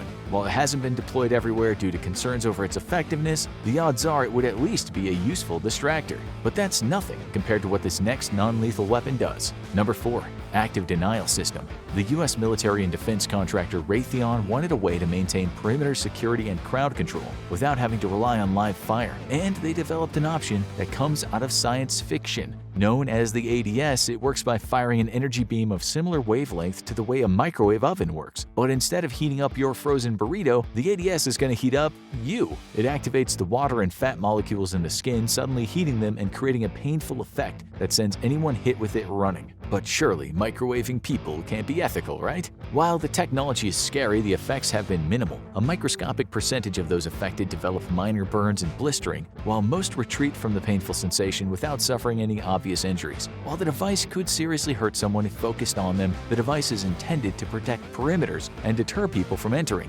meaning they'll have the option to run away as soon as they feel the heat. Authorities are now exploring deploying it in both theaters of war and as a way to keep prisoners from escaping over the fence. This next weapon raises the question, is James Bond becoming real? Number 3. The Armatix IP-1.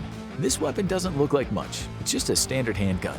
But if the agent carrying it gets attacked and disarmed, the enemy grabs their gun, they'll be in for an unpleasant surprise. Because it doesn't matter how many bullets are in the chamber, that gun is not firing. The Armatix IP-1, developed by a famous German firearms manufacturer, is notable for being one of the most advanced smart guns in the world. Not only is it optimized to be safe and easy to fire and equipped with a camera, but it can only be fired by its authorized user, and it pulls that off with an unassuming accessory. The Armatix IP-1 comes in 2 parts, the gun and the wristwatch it's linked to. Might look like a standard accessory, but it's actually an RFID system that communicates with a handgun and can wirelessly affect it when within 10 inches. If the gun is separated from the watch wearer, it becomes a paperweight. This is one watch battery you don't want to run out, so it indicates the charge on both parts, and it comes with a targeting system that can identify and only fire toward the assigned target. It's not a surprise that this gun is not only being considered for classified missions, but many people want some of its features added to standard guns. But what's the ultimate frontier in combat? It just might be droids. Number 2. Modular Advanced Armed Robotics System. What's better than armed combat vehicle drones? How about an armed robotic soldier that can head into battle instead of humans? We might be a long way from the cyborg wars, but that hasn't stopped the Defense Department from dreaming big. They've been experimenting with combat robots for a while, and the current models are more advanced than ever. Coming soon to a battlefield near you, the Mars, a nearly 400-pound robot armed with sensors, weapons, and cameras, and it's packing more firepower than any human could carry. How much? How about a machine gun? 4 grenade launchers, the capability to fire non-lethal gear like tear gas, as well as laser dazzler and a loudspeaker for communicating safely with the enemy. For non-combat missions, the Mars can be equipped with the ability to carry up to 120 pounds. While some combat robots are designed for artificial intelligence, the Mars is more analog, controlled by an operator at base like a drone. But it doesn't need to be a smart robot, it's got enough brawn to make up for the brains. But there's one more robot in the field that might take you by surprise and make you say, "What a good boy." Number 1. Robot dogs. A battlefield is stressful enough, but imagine seeing a large 4-legged animal approaching you. It looks kind of like a dog, but the proportions are off and it's moving fast. This isn't some weird desert beast, it's one of the military's most popular innovations, the Big Dog. This 4-legged military robot was developed by Boston Dynamics and DARPA in 2005 for equipment carrying purposes, essentially replacing the pack mules of old. Its 4-legged system would let it overcome rough terrain, and each one would have a complex onboard computer. But sometimes reality defeats innovation. The Big Dog project didn't work out for carrying military equipment because they were too loud for combat. Turns out all those moving parts aren't quiet. But this wasn't the end of the project. While the original shut down in 2015, a smaller all-electric model with a lower carrying capacity was soon introduced. And many current models are being equipped not just with carrying capacity, but with non-lethal defense capabilities. That means these robot dogs have a bite, and they might just be coming to a city near you. Bullets ricochet off the wall. Explosions fill the streets. A soldier is pinned down by the enemy. This could be the end for him. Luckily, he has his Krumlauf attachment, allowing him to fire around any corner. But the weapon jams. Next, he pulls out his heat ray to fry the enemy, but with a little sunscreen, it's rendered ineffective. It's time to get the hell out of Dodge. The soldier hops in his rotobuggy, hits the accelerator, and switches on the propeller system to fly off into the sunset. But like all those other weird weapons in his arsenal, this one fails as well. It's fair to say he's having a bad day.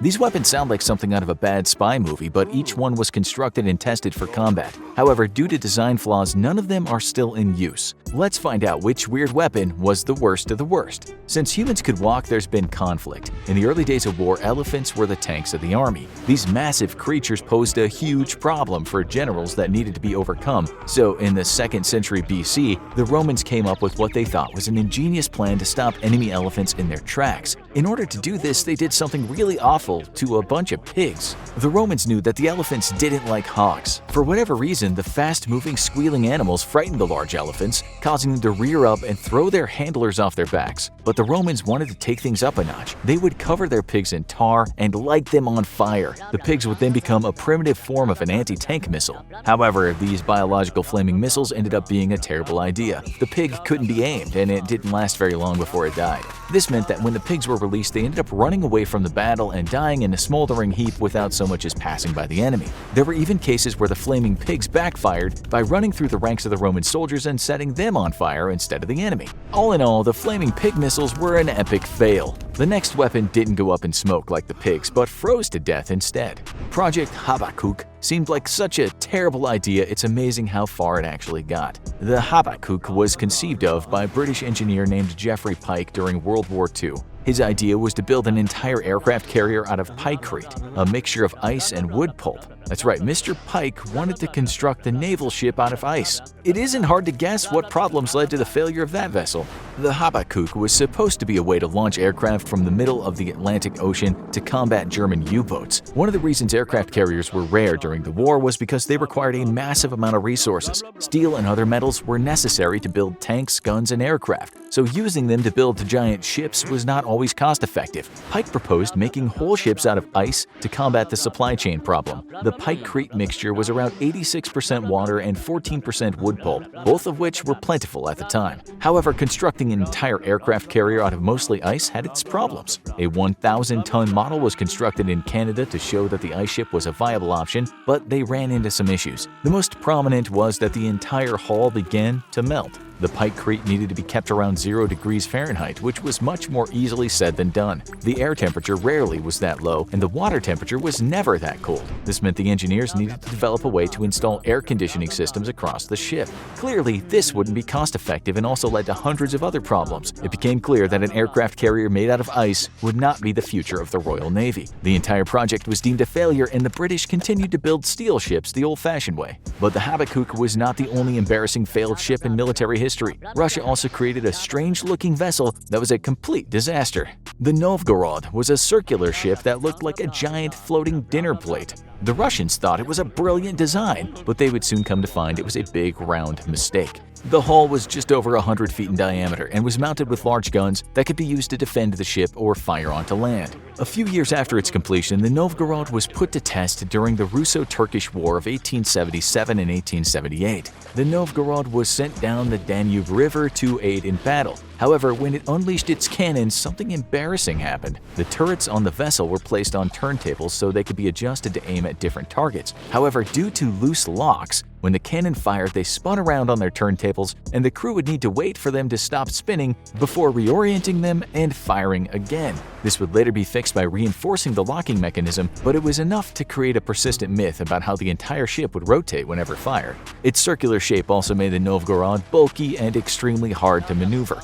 This meant it needed to move slowly, and by the time it was positioned correctly, the battle would already be over. The Russians got so fed up with the failings of the Novgorod that they decided to tie it up at the dock and just leave it. The circular ship seemed to be more amusing to watch than helpful during a fight. After the war, the Novgorod was retired. One of the biggest fears for a soldier is being out in the open during combat. This next failed military device literally put the soldier in the worst position of all. The VZ-1 Pawnee was a flying platform that would carry a soldier up into the sky using a helicopter-like propeller system. The idea seems pretty cool, as the soldier would be able to hover in midair. But when you think about it, all the flying platform did was make that soldier an easy target. The device was developed in the 1950s by Hiller Helicopters. It had 2 rotors contained within the platform that allowed it to fly and hover where a soldier stood on top of the contraption. There were no wings, and the rotor was fixed, meaning the only way for the soldier to move the VZ-1 Pawnee was by shifting his body weight from side to side. This could put him in a precarious position as he tried to return fire at the enemy while controlling the platform.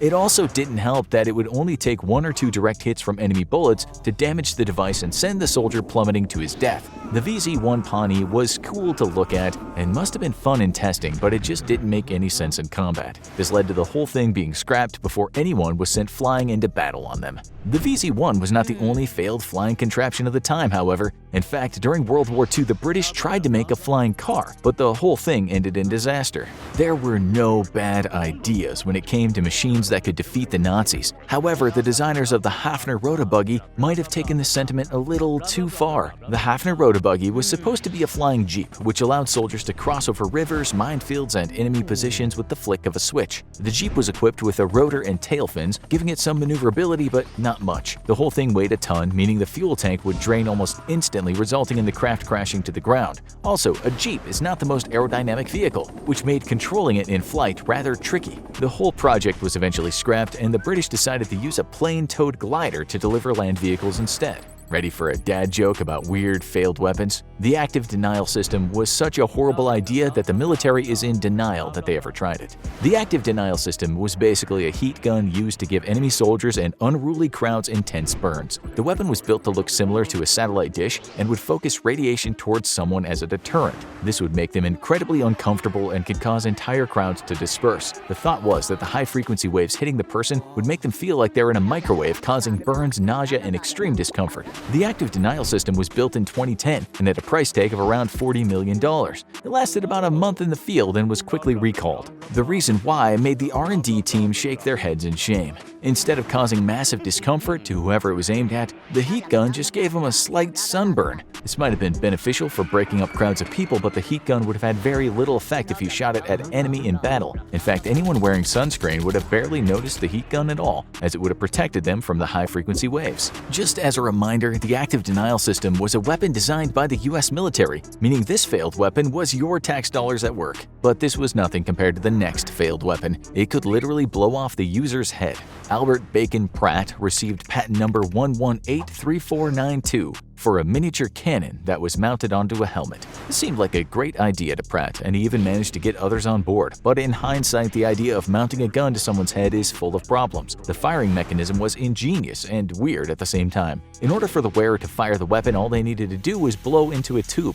The reason Pratt was so gung-ho about the idea was it allowed the wearer to subconsciously aim at their target just by looking at them. All the soldier needed to do was turn his head and blow. The real strange thing was that Pratt saw multiple applications for his helmet gun. He claimed it could be used in the kitchen. The whole contraption doubled as a cooking pot, with the barrel of the gun being used as a handle. Regardless of how many uses Pratt's helmet gun had, there were too many drawbacks to make the gun a feasible option. Pratt claimed the strong spring that loaded the next round into the barrel counteracted the recoil of the bullet being fired. However, this might have been over-exaggerated, as some claimed the recoil was strong enough to snap the head of its wearer. Also, there was that problem of jamming. The only way to fix the problem was by taking the entire helmet off your head and then taking it apart, and heaven forbid the round exploded in the chamber. This scenario would have quickly ended the user's life. During World War II, the Allies would try anything that they thought might help defeat Hitler, even if it was as crazy as strapping rockets to the wheels of a giant bomb delivery system. As the Allies prepared to launch an offensive off the coast of France to reclaim mainland Europe from the Axis powers,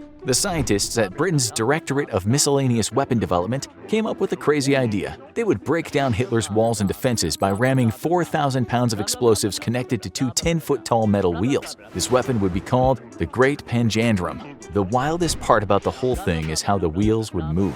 In order to get the 4,000 pounds of explosives moving fast enough to ensure it would reach the wall before being intercepted, the British scientists attached rockets to the wheels. These rockets would allow the Great Panjandrum to move at 60 miles an hour. The main problem with this weapon was that if just one of the rockets failed, the Great Panjandrum would start spinning in circles or go wildly off course. As the test runs continued, the engineers believed they could solve the accuracy problem by adding more rockets to compensate for any that failed. Unfortunately, the rockets started ripping themselves off the wheels and shooting across the testing field. This happened multiple times, almost killing the observers of the tests. It was decided the Great Panjandrum would be too much of a liability in the field of battle and was discarded. Throughout the history of warfare, there have been a series of delivery methods for dropping bombs. However, there are a few that you probably never knew existed. In World War II, a surgeon named Lytle Adams came up with the odd idea of attaching bombs to animals. His plan was to fasten little bombs to bats and have them infiltrate enemy bases. The bats would then roost in the buildings and the timed bombs would go off, bringing the structure's roof crumbling down.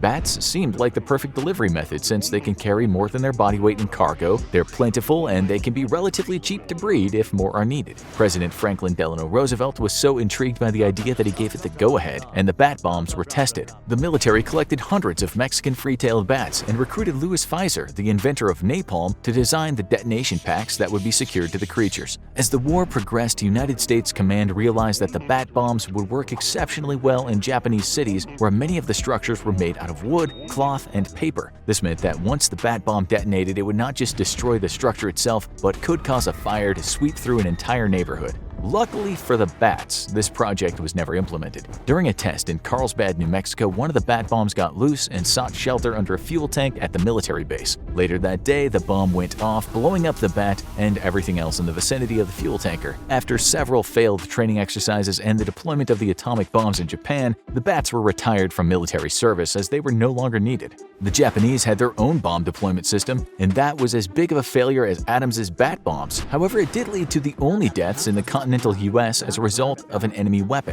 In 1944, the Japanese deployed 9,000 fugos, or fire balloons, over the Pacific Ocean. Attached to each balloon were a 35-pound high explosive and 8 fire bombs. The Japanese military planned for the balloons to float along the jet stream until they reached the coast of the United States, where they would descend and detonate. The ideal situation for the Japanese would have been the fugo creating massive wildfires, sending the West Coast into chaos. The crazy thing is that around 389 balloons made it to the United States, which is a small number compared to the amount launched, but still not insignificant. When the balloons landed, almost all of them failed to detonate or cause any damage. In fact, 2 of the fugos actually floated back to Japan and fell on their own island. Sadly, one fugo did find its way to Oregon, where it fell to the forest floor. 5 kids and a pregnant Sunday school teacher came across the Japanese bombs right as they went off. Everyone in the group was killed, making it the only place on the American continent where death resulted from enemy action in World War II. However, killing 5 kids and a Sunday school teacher and her unborn baby was not the outcome that the Japanese had hoped for with their 9,000 fire balloons. They were quickly retired as failed weapons, and a year later, Japan surrendered, ending World War II. The weird Nazi weapon called the Windkanone literally blew so bad that it was deemed an utter failure. Windkanone translates to wind cannon in English and wasn't one of the Nazis' brightest ideas. The way the cannon was supposed to work was rather simple. The 35-foot-long metal tube would be filled with a mixture of hydrogen and ammonium and ignited. This would build up immense pressure inside of the tube that, when released, would send a shockwave of air up into the sky. The hope for the Nazis was that the shockwave would hit Allied planes overhead and knock them out of the sky. In trials, the Windkanone seemed promising, as it could snap wooden planks from 650 feet away. However, when aimed at airplanes moving hundreds of miles per hour in the sky, the wind cannon quickly became less effective. Even though on bombing runs planes dipped as low as 500 feet, the wind cannon shockwave would barely register as more than a slight turbulence to the pilots. The compressed air didn't seem to bother the metal airplanes that were built to withstand different pressures and choppy air when flying. Because of this failure, the Nazis decided to repurpose the wind cannon and use it on the ground to push away ground forces, but this too ended in disaster. The weapon was so large it was easily spotted from the air. This made it a perfect target for bombing runs or artillery strikes, which would have devastating consequences. The Windkanone was such a failure that the Allies didn't even know what the contraption was supposed to be used for until they stumbled across one at a Nazi training facility in 1945. It was there that the Allies' intelligence got a close look at the Windkanone and finally realized what the purpose of the failed weapon was. The Germans also developed a weapon with an easily identifiable purpose. The Krummlauf was a machine gun with a slight twist. That twist just happened to be in the barrel. The Krummlauf was a barrel attachment to the Sturmgewehr 44 machine gun. It was supposed to allow a soldier to shoot around corners without exposing himself to enemy fire. The Krummlauf was also designed to be used by soldiers in tanks. They could stick their Krummlauf out the small holes and fire their gun to fend off enemies placing mines in their path or armed with anti-tank weapons. This might have seemed like a good idea, but the weapon came with all sorts of problems. It should come as no surprise that the barrel did not last long, as every time the gun was shot, it had to take the full force of a bullet and change its trajectory. This put enormous amounts of strain on the Krummlauf and even caused bullets to shatter on their way out of the muzzle. The shattered bullet would send tiny shards of shrapnel in all directions, making the gun inaccurate and dangerous to friendly soldiers standing nearby. The Krummlauf did not see much combat and was melted down to be repurposed into more useful weapons. And speaking of dangerous projectiles, one United States company manufactured a rifle called the Gyrojet that fired mini missiles. In 1960, a company called the MBA Associates developed the Gyrojet to help soldiers hit targets from long distances. The plan was to use projectiles equipped with tiny rockets and a gyroscope to help them maintain their trajectory and course. Once fired, the miniature missile's microjets would kick on, allowing it to accelerate and adjust for wind and gravity. It seemed like a great idea that would make snipers' lives much easier, but the weapon ran into all sorts of problems. Since the projectile's rockets only kicked in once it left the gun, the Gyrojet was pretty useless at close range unless it was used as a club. The intricacies that allowed the gun to fire without blowing up required a lot of moving parts that jammed frequently. This meant the Gyrojet was incredibly unreliable, which is not what a soldier wants in their weapons. In the 1950s, the US military thought they were onto something special when they developed a plane that took off straight up into the air like a helicopter. The tail-sitter would be a failure, but would pave the way for other successful aircraft like the Harrier jet in the future. The tail-sitter was designed in the 1950s by the Navy to fix the problem of airplanes taking off and landing without much runway to work with. They did the best they could with the technology available to them. The tail-sitter was a tiny plane with a complex propeller on the front, which allowed it to take off and land vertically, thus eliminating the need for a runway. However, these planes ran into all sorts of problems. Even the most skilled pilots found landing incredibly difficult. Taking off and then moving the aircraft into a horizontal position wasn't quite as bad, but when it came time to put the tail-sitter back down on the landing platform, the plane would often tip over. Other times, the pilot would not be able to slow down fast enough, and the back of the aircraft became damaged as it impacted the ground. The military eventually gave up on the tail-sitter, and it was deemed a failure. To be fair, the idea for vertical takeoff never totally disappeared, and although the tail-sitter never made it to the front lines, many other aircraft based on that same premise have. One Cold War weapon was not only a bad idea but had a terrible name as well. The United States military came up with a satellite that would shoot enemy missiles out of the sky by launching bowling ball-sized pieces of tungsten at them. The unfortunate name given to this weapon was Brilliant Pebbles. It seemed like the Strategic Defense Initiative could have come up with something slightly better or a little more ominous than Brilliant Pebbles for their space-based weapon, but that's what they went with. Brilliant Pebbles was supposed to work by launching a series of satellites into space with several projectiles aboard each. These projectiles could then be shot out of the satellite to intercept enemy missiles flying through the atmosphere. It is unclear what made the researchers think this was a good idea, or that it would even work, but they continued to roll with it. In order for Brilliant Pebbles to have any chance of succeeding, there needed to be at least 4,000 of them in orbit. This would cost astronomical amounts of money for weapons that would most likely miss their targets almost every time. After a good long look at the program, the US military scrapped the idea. It's hard to tell if they were more embarrassed by the weapon's failure or its name. A more recent failed weapon was a type of laser, but this was not just any laser. It was planned to be used while flying through the sky like an X-wing. The flying laser cannon, also known as the YAL-1 airborne laser, was mounted on the nose of a plane. It made the aircraft look a little like a dolphin, but that wasn't the worst part about this failed weapon. Its primary purpose was to shoot a high-powered beam out of its laser cannon to destroy any missiles or aircraft in the vicinity. The main problem with the laser was that it required a massive amount of energy to work. All of this power needed to be produced by chemical oxygen iodine laser modules, which are incredibly heavy. The power supply weighed down the entire plane, causing its fuel efficiency and top speed to plummet. In the end, the flying laser cannon was more trouble than it was worth, and the military decided to retire the weapon before it could even be used for its intended purpose of blowing things out of the sky.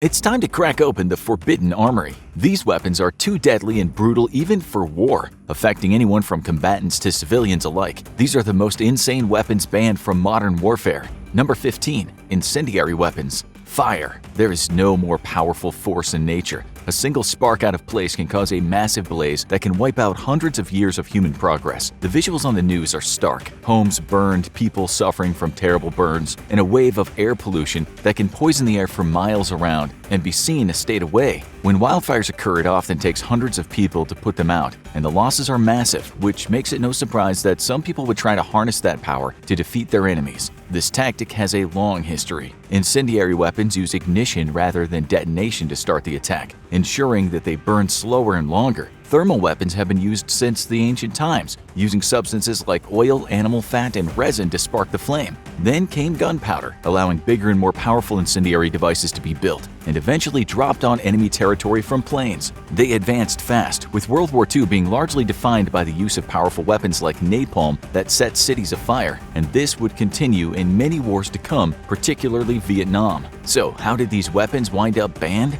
The Vietnam War shocked people with its stark visuals of the brutality of war, and napalm attacks were responsible for many of the worst visuals. Additionally, incendiary weapons can be hard to control, and the blazes can last long enough to endanger soldiers on both sides. That led to the 1980 Convention on Certain Conventional Weapons to ban their use, within limits. They can still be used in a targeted fashion to target enemies, but not against larger areas, and the use of tools like flamethrowers can be used to clear brush, but not as a weapon. One of the most likely types of weapons to be banned, those that are only here to cause extra suffering. Number 14. Cluster munitions. Nothing is more common in a war zone than the sight of falling bombs. Civilians know this and know how to survive these bombardments. They seek cover when the planes fly overhead, survive the initial shock, and head out to explore once the initial danger is past. Or has it? Because the enemy didn't just drop a standard bomb, it dropped one that scattered hundreds of other small bombs, meaning that every step someone takes in the bombed area could result in an explosion that will kill or maim someone who survived the first wave. And now the danger could last indefinitely. This is the horror of a cluster bomb. So, why would anyone create these horrible devices? For one thing, they're effective at creating terror and driving people underground to decrease resistance, but they're also used effectively in war. Scattering mini bombs around the battlefield could destroy enemy vehicles when they roll into the battlefield, and they're also good at destroying infrastructure. If the first hit doesn't knock out the enemy's power or make their runways impossible to use, maybe all those little follow-up hits will, and they've had a long, successful run. Maybe too successful and too brutal. These weapons have been used since the Vietnam War and have shown up in almost every battle since. They've left a trail of maimed civilians and no-go zones in their wake. And while some countries continue to use them, with the bombs showing up in recent conflicts in Syria, Yemen, and Ethiopia, over 120 countries have said no more. The Convention on Cluster Munitions was first adopted in 2008, and since then a majority of the world's countries have signed on and ensured that civilians won't have to needlessly suffer. One of the banned weapons left a legacy of carnage decades long. Number 13. Landmines. Some of the deadliest weapons around turn the very terrain against the enemy. A unit's walking through a jungle, they hear a faint click, and as soon as someone moves, they're blown sky high. Not only are they maimed or killed by an explosion from the ground, but it's likely that anyone around them is hit by the shrapnel as well. Any enemy soldiers in the territory also immediately hear the explosion and can descend on the injured unit and finish them before they have a chance to recover. It's not surprising that this weapon became very popular. Early landmines were first used as far back as the 9th century, armed with gunpowder, but it wasn't until the First World War that their use truly exploded, in more ways than one. The use of more powerful explosives and more sensitive technology meant European battlefields were heavily lined with them, and those that didn't go off stayed there after the war, rendering many places dangerous even years after war. But it didn't stop them from being used in every major conflict since, with millions of landmines being planted in countries around the world. And it wasn't the deaths in wars that got the people's attention. Cambodia, Sudan, and Iraq were just 3 of the countries where landmines were used extensively. And the civilians in those countries soon found that just because the war was over, it didn't mean the threat was. Countless people lost lives and limbs due to unexploded landmines, and the world responded. In 1997, a convention was formed to ban their use in conflict, and most of the world's nations have signed on, but not including the 3 most powerful nations in the world, Russia, China, and the United States. And while their use might be outlawed, getting rid of the millions already planted will take a long time, and weapons don't always need to be fatal to get banned. Number 12. Blinding lasers. One of the newest weapons in the military's arsenal, lasers are unique in that they don't expire and they don't explode. They're generated by the weapon firing them, and the only limit is how much energy the machine has available. Research is being done into many uses for lasers, from cutting through metal or shooting weapons out of the sky, but one use in particular is controversial, using them to target the vision of enemy soldiers, blinding them. And this is a common enough topic that's become a discussion in international law. So what are the rules relating to lasers? For one thing, armies can still use them. Blinding weapons are still allowed as long as they're meant to only cause temporary damage and neutralize the army while still allowing them to regain their vision. Lasers can also be used in other ways, even if they have the potential to cause blindness. So if it's not the intended purpose to target eyes, the army has deniability. The effect is similar to someone staring directly at the sun, except the sun is concentrated in a single beam and is shooting directly at you. This raises the question, are blinding lasers actually out there? Unlike other banned weapons like landmines, which are everywhere and have been for a long time, blinding lasers are rare. Some were used in Iraq, and many reports indicate China is developing laser weapons. Israel is also looking to replace its current Iron Dome missile system with a laser system that can intercept rockets. It looks increasingly like lasers might be the future, and that led the Convention on Certain Conventional Weapons to ban their use for deliberate blinding in 1995. This next ban dated back longer than any other. Number 11. Poisoned bullets. The Geneva Convention? Forget about it. Let's dial it back to the Strasbourg Agreement of 1675 between France and the Holy Roman Empire, one of the very first treaties ever regarding the use of weapons. And the man behind the weapons that led to it, none other than Leonardo da Vinci, who had created some of the first ever enhanced weapons such as shells filled with arsenic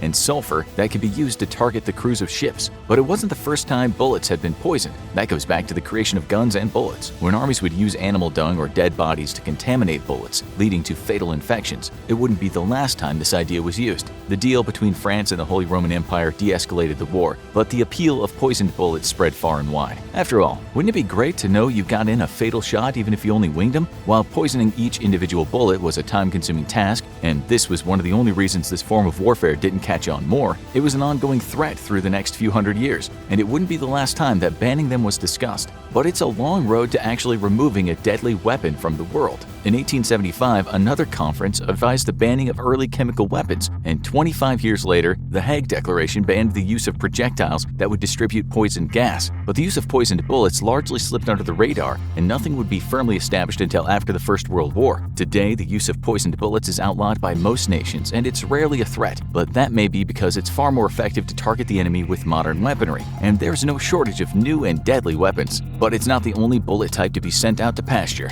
Number 10. Expanding Ordnance. It sounds like a funny name, dum-dum bullets, but these aren't some gag ammo that a clown shoots out of a neon-colored gun. They're one of the deadliest and most brutal weapons ever invented. When someone gets shot in the battlefield, their odds are slim. Conditions aren't great, the unit's under fire, and the choice is either to get them back to a field hospital before they bleed out, or try a risky battlefield surgery with a high risk of infection. But those odds go from slim to none when the bullet is designed to make a life-saving surgery more difficult, because these bullets aren't designed to just pass straight through the body. When the hollow point or soft point bullet enters the body, they expand on impact and grow inside the body. This slows their impact and causes more damage as they move through, often stopping inside the body. While standard bullets might go in and out and leave the target alive, expanding bullets are more likely to cause a fatal injury. They're popular for use in hunting because nothing ruins a good shot more quickly than an angry deer with a bullet wound charging right at you. But if you're trying to save a gunshot victim, it's a very different story. Because the bullet expands behind the wound, it's common for it to be as much as twice the size of the entry wound, which makes it tricky to remove it in a safe way. The bullets are still legal for use by hunters and police departments, although that use is controversial, but they've been illegal according to the Hague Convention since 1899. Surprisingly, there is no mention of these weapons in the Geneva Conventions, but most countries abide by this long-standing international taboo, with the Nazis being one of the few to violate it in 1941. Other weapons leave behind even trickier remnants. Number 9. Non-detectable fragments. There's been a terrible explosion and several soldiers are bleeding. They're rushed to a field hospital and the surgeon gets to work removing the shrapnel, but something is wrong. The soldier is still bleeding out, and x-rays aren't showing any remaining shrapnel. The surgeon has two choices: start digging around in the body manually, causing additional injuries and prolonging the soldier's recovery, or simply let nature take its course. But what dark secret is lurking in the wounded soldier's body? It's one of the darkest secrets of warfare. Bombs and landmines are often equipped with a dirty little secret, a payload of fragments not made of metal, but of other material like plastic or glass. While large pieces might show up on x-rays, it's easy for tiny fragments of this material to hide in the body and continue causing damage even after surgery is done. In minor cases, this could cause chronic pain and become a major problem later if they shift. In major cases, they could cause uncontrolled bleeding, and that makes it impossible to save the patient. And the world decided it was time to act. The Convention on Certain Conventional Weapons banned a lot of weapons that had no function other than to cause additional pain and death. The weapons equipped with these hidden dangers were among them. It's considered to be a war crime to use them, and they can primarily be found in tactics used by guerrilla armies, similar to poisoned bullets. But the ban on non-detectable fragments expanded to something else: landmines. While not every country banned the hidden weapons, the ban on plastic landmines that can't be found by x-rays is more widespread. Surprisingly, some weapons are banned in war but legal elsewhere. Number 8. Tear gas and pepper spray. It doesn't seem like the same level as the other weapons on this list. After all, tear gas is frequently used by police in domestic conflicts to disperse groups of protesters or make it easier to arrest them. It's painful but rarely fatal, and the similar pepper spray can even be used in some places as a personal weapon. But it's classified as an inhalant chemical weapon, and that means it's covered under the Hague Convention, making it technically illegal to use in combat. Why are non-lethal weapons like this banned in war? It's not just because it's a chemical weapon, it's because it violates the laws of war by incapacitating soldiers in the middle of a lethal engagement. While in civilian use, tear gas is assumed to be a non-lethal crowd control weapon used as a substitute for lethal force, there's no such thing as a non-lethal engagement in warfare. Soldiers are prepared to shoot and kill their enemy, and it wouldn't be very sporting to gun them down while they can't even see or breathe properly because of a wave of tear gas. But just because it's illegal doesn't mean it wasn't used. In World War I, tear gas was actually the most commonly used chemical weapon, and the Hague Convention was largely ignored. It continues to be used commonly in combat situations, and international law agencies usually have higher priorities. But it's common enough that when soldiers go through military training, they're usually deliberately exposed to tear gas to show them how their protective gear works and to build their endurance. Because would there be anything scarier than a soldier walking through tear gas, seemingly unbothered? But it's far from the most lethal gas used in combat. Number 7. Poison gas. Might sound like something you'd spray on your hot dog to give it a little added kick, but mustard gas has nothing to do with the condiment. It's actually one of the most notorious chemical weapons of all time and gets its name from the yellow-brown color it takes on when it's released and its scent that vaguely resembles mustard plants. But don't take a nice long whiff. Based on sulfur, it can have devastating consequences for those who inhale it, starting with painful blisters on the skin that can make it impossible to move. But that's nothing compared to what happens if you inhale it. It causes devastating chemical burns which can affect the lungs and make it painful or impossible to breathe. It can also cause damage to the eyes, and studies have shown the gas is heavily carcinogenic. That means it can have a devastating effect even after the initial effects have passed. But no one really knew that since it was used en masse in the First World War. Poison gases had been in development since 1822, but when the Germans used them in combat, it kicked off an arms race, and soon the battlefields were lousy with poison gas. It was bad enough that it horrified the world. The aftermath of the war made people question whether gas should be used in combat, especially since it lingered in the air and could poison the ground. The deadlier gases that followed, including phosgene gas, which caused lethal fluid buildup in the lungs, and nerve gas, a neurotoxin that affected organ function and caused long-term physical issues in the few survivors, only made the case stronger. The world soon acted, and these poison gases were banned in the 1925 Geneva Protocol. Surprisingly, it stuck, with even the Axis powers largely refraining from the use of the deadly weapons in World War II. However, they haven't gone away completely. Nerve gas was used in deadly terror attacks around the world, and the lethal gases continue to show up in conflicts like the Syrian Civil War. Now let's take a look at some of the oddest weapons ever banned from war. Number 6. Animals. This doesn't mean that animals can't be used in war at all, although PETA might disagree. For thousands of years, armies used horses and other steeds to carry warriors and equipment to battle. Man's best friend can help sniff out danger as well, but other uses of animals as weapons of war are far more unethical. Rats and insects could be used to spread disease, and it would be considered a form of biological warfare. But some armies try much more creative methods of using animals as weapons of war. The US investigated using bats and birds to deliver weapons during World War II, while the Soviets used dogs as kamikaze bombers to take out tanks. Whether these strange uses of animals would be illegal is up for debate. Any attempt to use animals to spread pathogens or distribute incendiary weapons could fall under the ban on these weapons in combat. After all, animals can't aim a weapon to avoid civilian casualties. Recycling isn't always a good idea.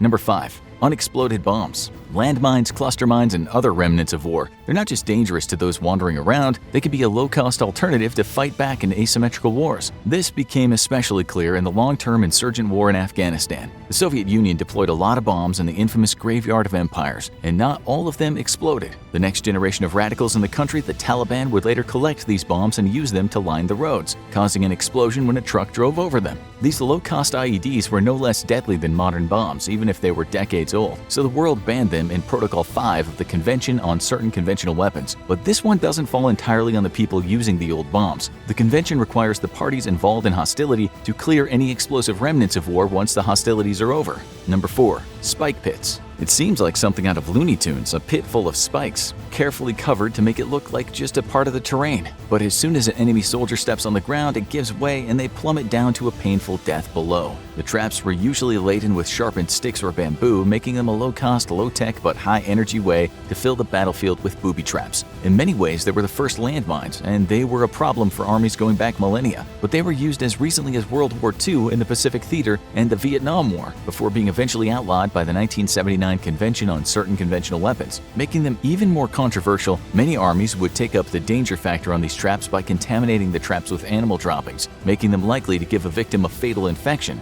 While they've long fallen out of favor with modern armies, it's impossible to know which battlefield they'll show up on next. Death comes from below, but it can also come from above. Number 3. Balloon bombs. While they fall under the general ban on incendiary weapons, the balloon bomb is its own twisted creation, creating free-floating balloons of death that explode when punctured and unleash unpredictable, deadly fire on an enemy battlefield. They were proposed as far back as 1792 and were unleashed on Italy by Austrian forces in 1849. But in World War II, the skies were full of fire. The British launched nearly 100,000 balloons at Germany, over half of them carrying incendiary payloads, and the only successful attack to hit the US mainland was the Japanese Fugo balloon attack, one of which killed 6 civilians in Oregon. While the balloons didn't have a high success rate, they created a climate of terror, and because they were free-floating and impossible to control, there was no way to know where the fire they ignited would burn. It was a relief for all when they were banned in 1979, but they haven't gone away completely, showing up in recent conflicts between Israeli and Palestinian forces at the Gaza Strip.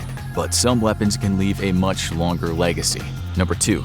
Nuclear weapons. Wait, what? But the nuclear arms race is ongoing, and the US and Russia have a stockpile of thousands. But despite these massive weapons defining the 20th century and beyond, they are technically illegal. In 1968, a treaty banning the further proliferation of nuclear weapons was ratified, and countries that violate it could face sanctions. But it's controversial for one big reason. It recognizes the states who currently have nuclear weapons and doesn't require them to give them up. The only states who have refused to sign it are India and Pakistan, which developed nuclear weapons, Israel, who is believed to have a secret nuclear program, and North Korea, who withdrew from the treaty to begin developing its own. Given the earth-shattering danger of these weapons, now much more powerful than the ones deployed at Hiroshima and Nagasaki, it's not surprising many people want them banned altogether. In 2021, a UN treaty banning their future production went into effect without the signatures of any of the world's nuclear powers. But this is one type of weapon scientists and watchdogs fear even more. Number 1. Biological weapons. A virus unleashed on the world can kill millions or even endanger humanity's survival. The Black Death alone killed up to a third of Europe in the Middle Ages. Biological warfare is similar to the Pandora's box because when a novel disease is unleashed that no one knows how to treat or cure, it can be unstoppable.